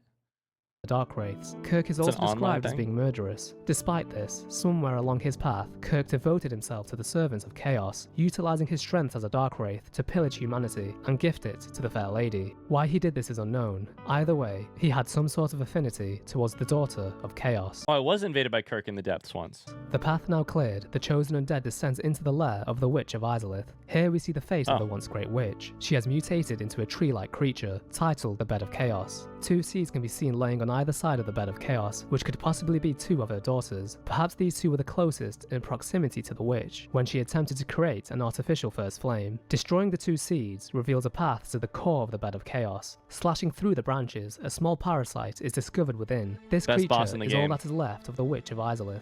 The Chosen Undead slays the creature with a single stroke, Best and boss chaos design. is unleashed. Chaos, which would spiral out of control and eventually go on to consume the Ivory King. That seems like something that I'm not supposed to look at. And with that, NPCs can invade you as well as players. Ulasil and the Abyss. DLC time. To tell the tale of the Abyss, we must first travel back in time, centuries ago, to a land called Ulasil, an ancient land of sorceries swallowed by the Abyss. The Enchanted Ember, a vestige of the lost land of Ulasil, suggests that the once great city had fallen. During the Chosen Undead's journey... Here's the other option. We could skip the DLC part. Oh...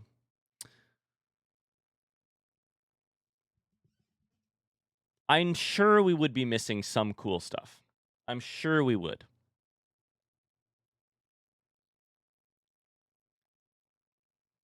I'm going to make an executive decision. You may not agree with it, and I apologize if you do.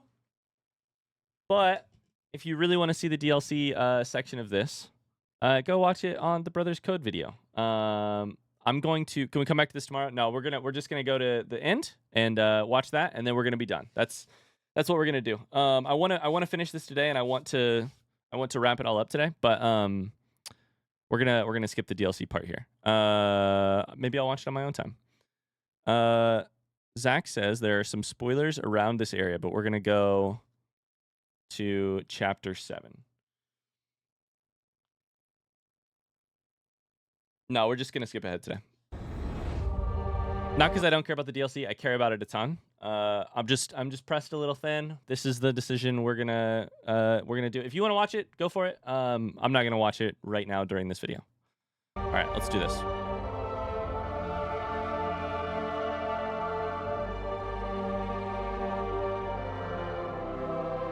The Chosen Undead's pilgrimage is... Next spoiler is at 2:05:27. It's a visual spoiler, so we're just going to scroll down. Close to its end. Offering the Lord Souls to the vessel results in the opening of a gateway. A blinding white light beckons the Chosen Undead. Here lies the final gauntlet. A myriad of phantom knights patrol the entrance, but pose no threat. The souls of those who are disembodied by the flame. Crossing this stairway leads to the kiln of the first flame, a wasteland coated in ash, evidence of the ferocity at which the flame once burnt. Black Knights defend the area, however, they pose little threat to the Chosen Undead, the slayer of lords. These knights were stationed to protect Gwyn as... I don't know, I think I died to a couple of them.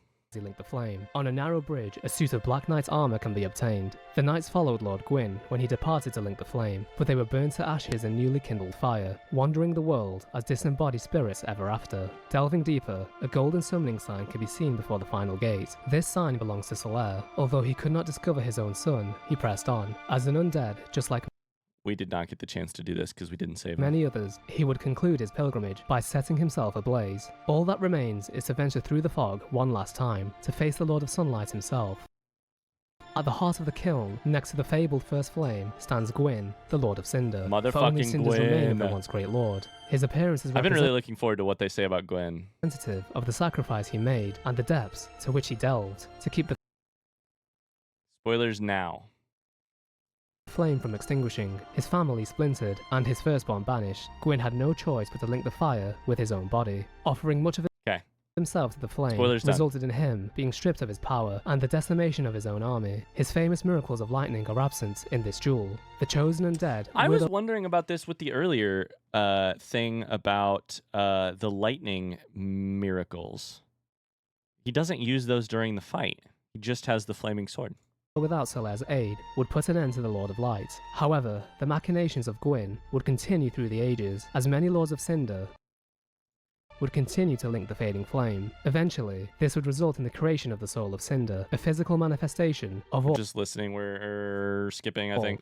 did to mankind, and allow the flame to fade. Should the fire be linked, the Chosen Undead is consumed by the Inferno, and their powerful soul fuels the fire for many ages hence. Should they choose to deviate from the Undead pilgrimage, they can walk away from the flame, where Become many the Dark primordial Lord. serpents have gathered to greet the Chosen Undead. Among these serpents is Karth and Frampt. Strangely, Frampt kneels before the Dark Lord and offers their service, suggesting the serpent had a change of heart. Or perhaps Karth and Frampt were never truly rivals, and regardless of the outcome, they would benefit from the struggle of those around them, as these imperfect dragons appear to have outlasted the everlasting dragons and the gods themselves. Nonetheless, the Chosen Undead now rules as a Dark Lord, reigning over the approaching age of...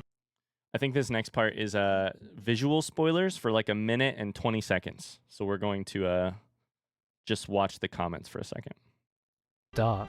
How did the fate of Lordran come to this? Gwyn refused to let the Age of Fire end, and as a result, committed the first sin. By linking the fire and denying the transition of the ages, Gwyn halted the undeniable course of nature. The Age of Fire should never have been extended, yet it was. Even if the chosen undead rules over an Age of Dark, embers will always remain, and those faithful to the Lords will forever embark on a pilgrimage to link the first flame, resulting in a paradox. The Age of Fire can never truly end, and the Age of Dark can never prosper. The two struggle to coexist. Yet how can there be light without dark?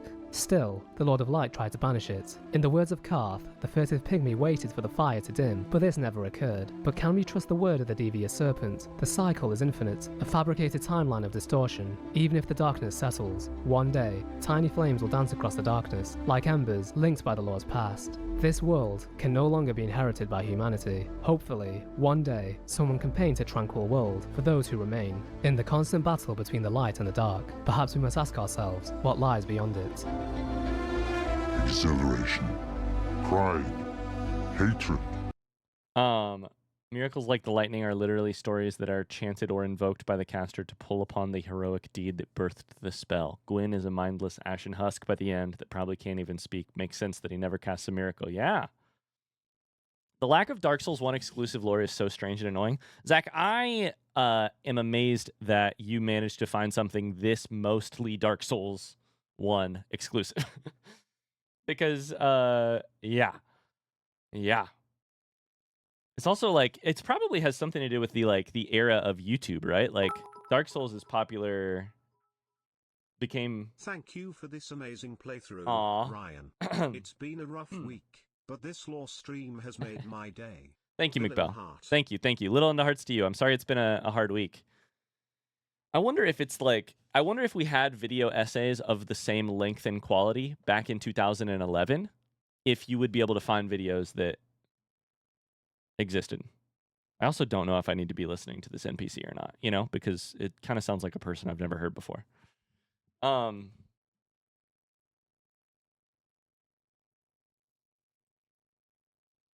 be prepared to unconsciously compare this game to everything you play moving forward.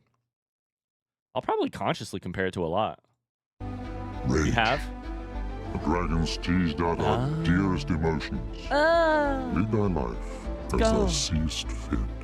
Farewell, human. Oh, I love that they choose that. I have failed in my mission, but perhaps you can keep the torch lit. Well, now you know. And I can die with hope in my heart. If you require rest, now is the time. That is, after all, what the bonfire is for. When I gave you that flame, I gave you a part of myself. Please take good care of it. Be safe, friend. Don't you dare go hollow. Don't you dare go hollow. Save us all. Please. Oh, it's over. Or in the middle of some really deep and emotional moments here, like really just like hitting us right, pulling our heartstrings, and then Solaire's out here coming at the sun. Did you hear that? Oh, it's over. My sun, it's setting. Bye, Danny. It's dark. So dark. Was it all a lie? Have I done this all for nothing? Well, you saved me once again. Dear me, what can I say? I have failed you. My daughter risked life and limb just to find me. Heavens, I never asked her to do that. Mother's ambitions were misguided, no doubt. But surely 1,000 years of atonement is enough. Farewell, my mother, my sisters. Please, sister, do not cry. I am happy, really. I have you, don't I? I beg of the spread of the abyss. It must be stopped. The breaking of curses is the territory of deities. What a journey, now Dark Souls 3. Excuse me, are you forgetting something? There's a number that comes after 1 before 3. You must be prepared to give some Ryan, of yourself. I didn't know it was spoilers. Beyond the gleam of light, beyond the reach of dark, all could possibly await us. And yet we seek it insatiably. Such is our fate.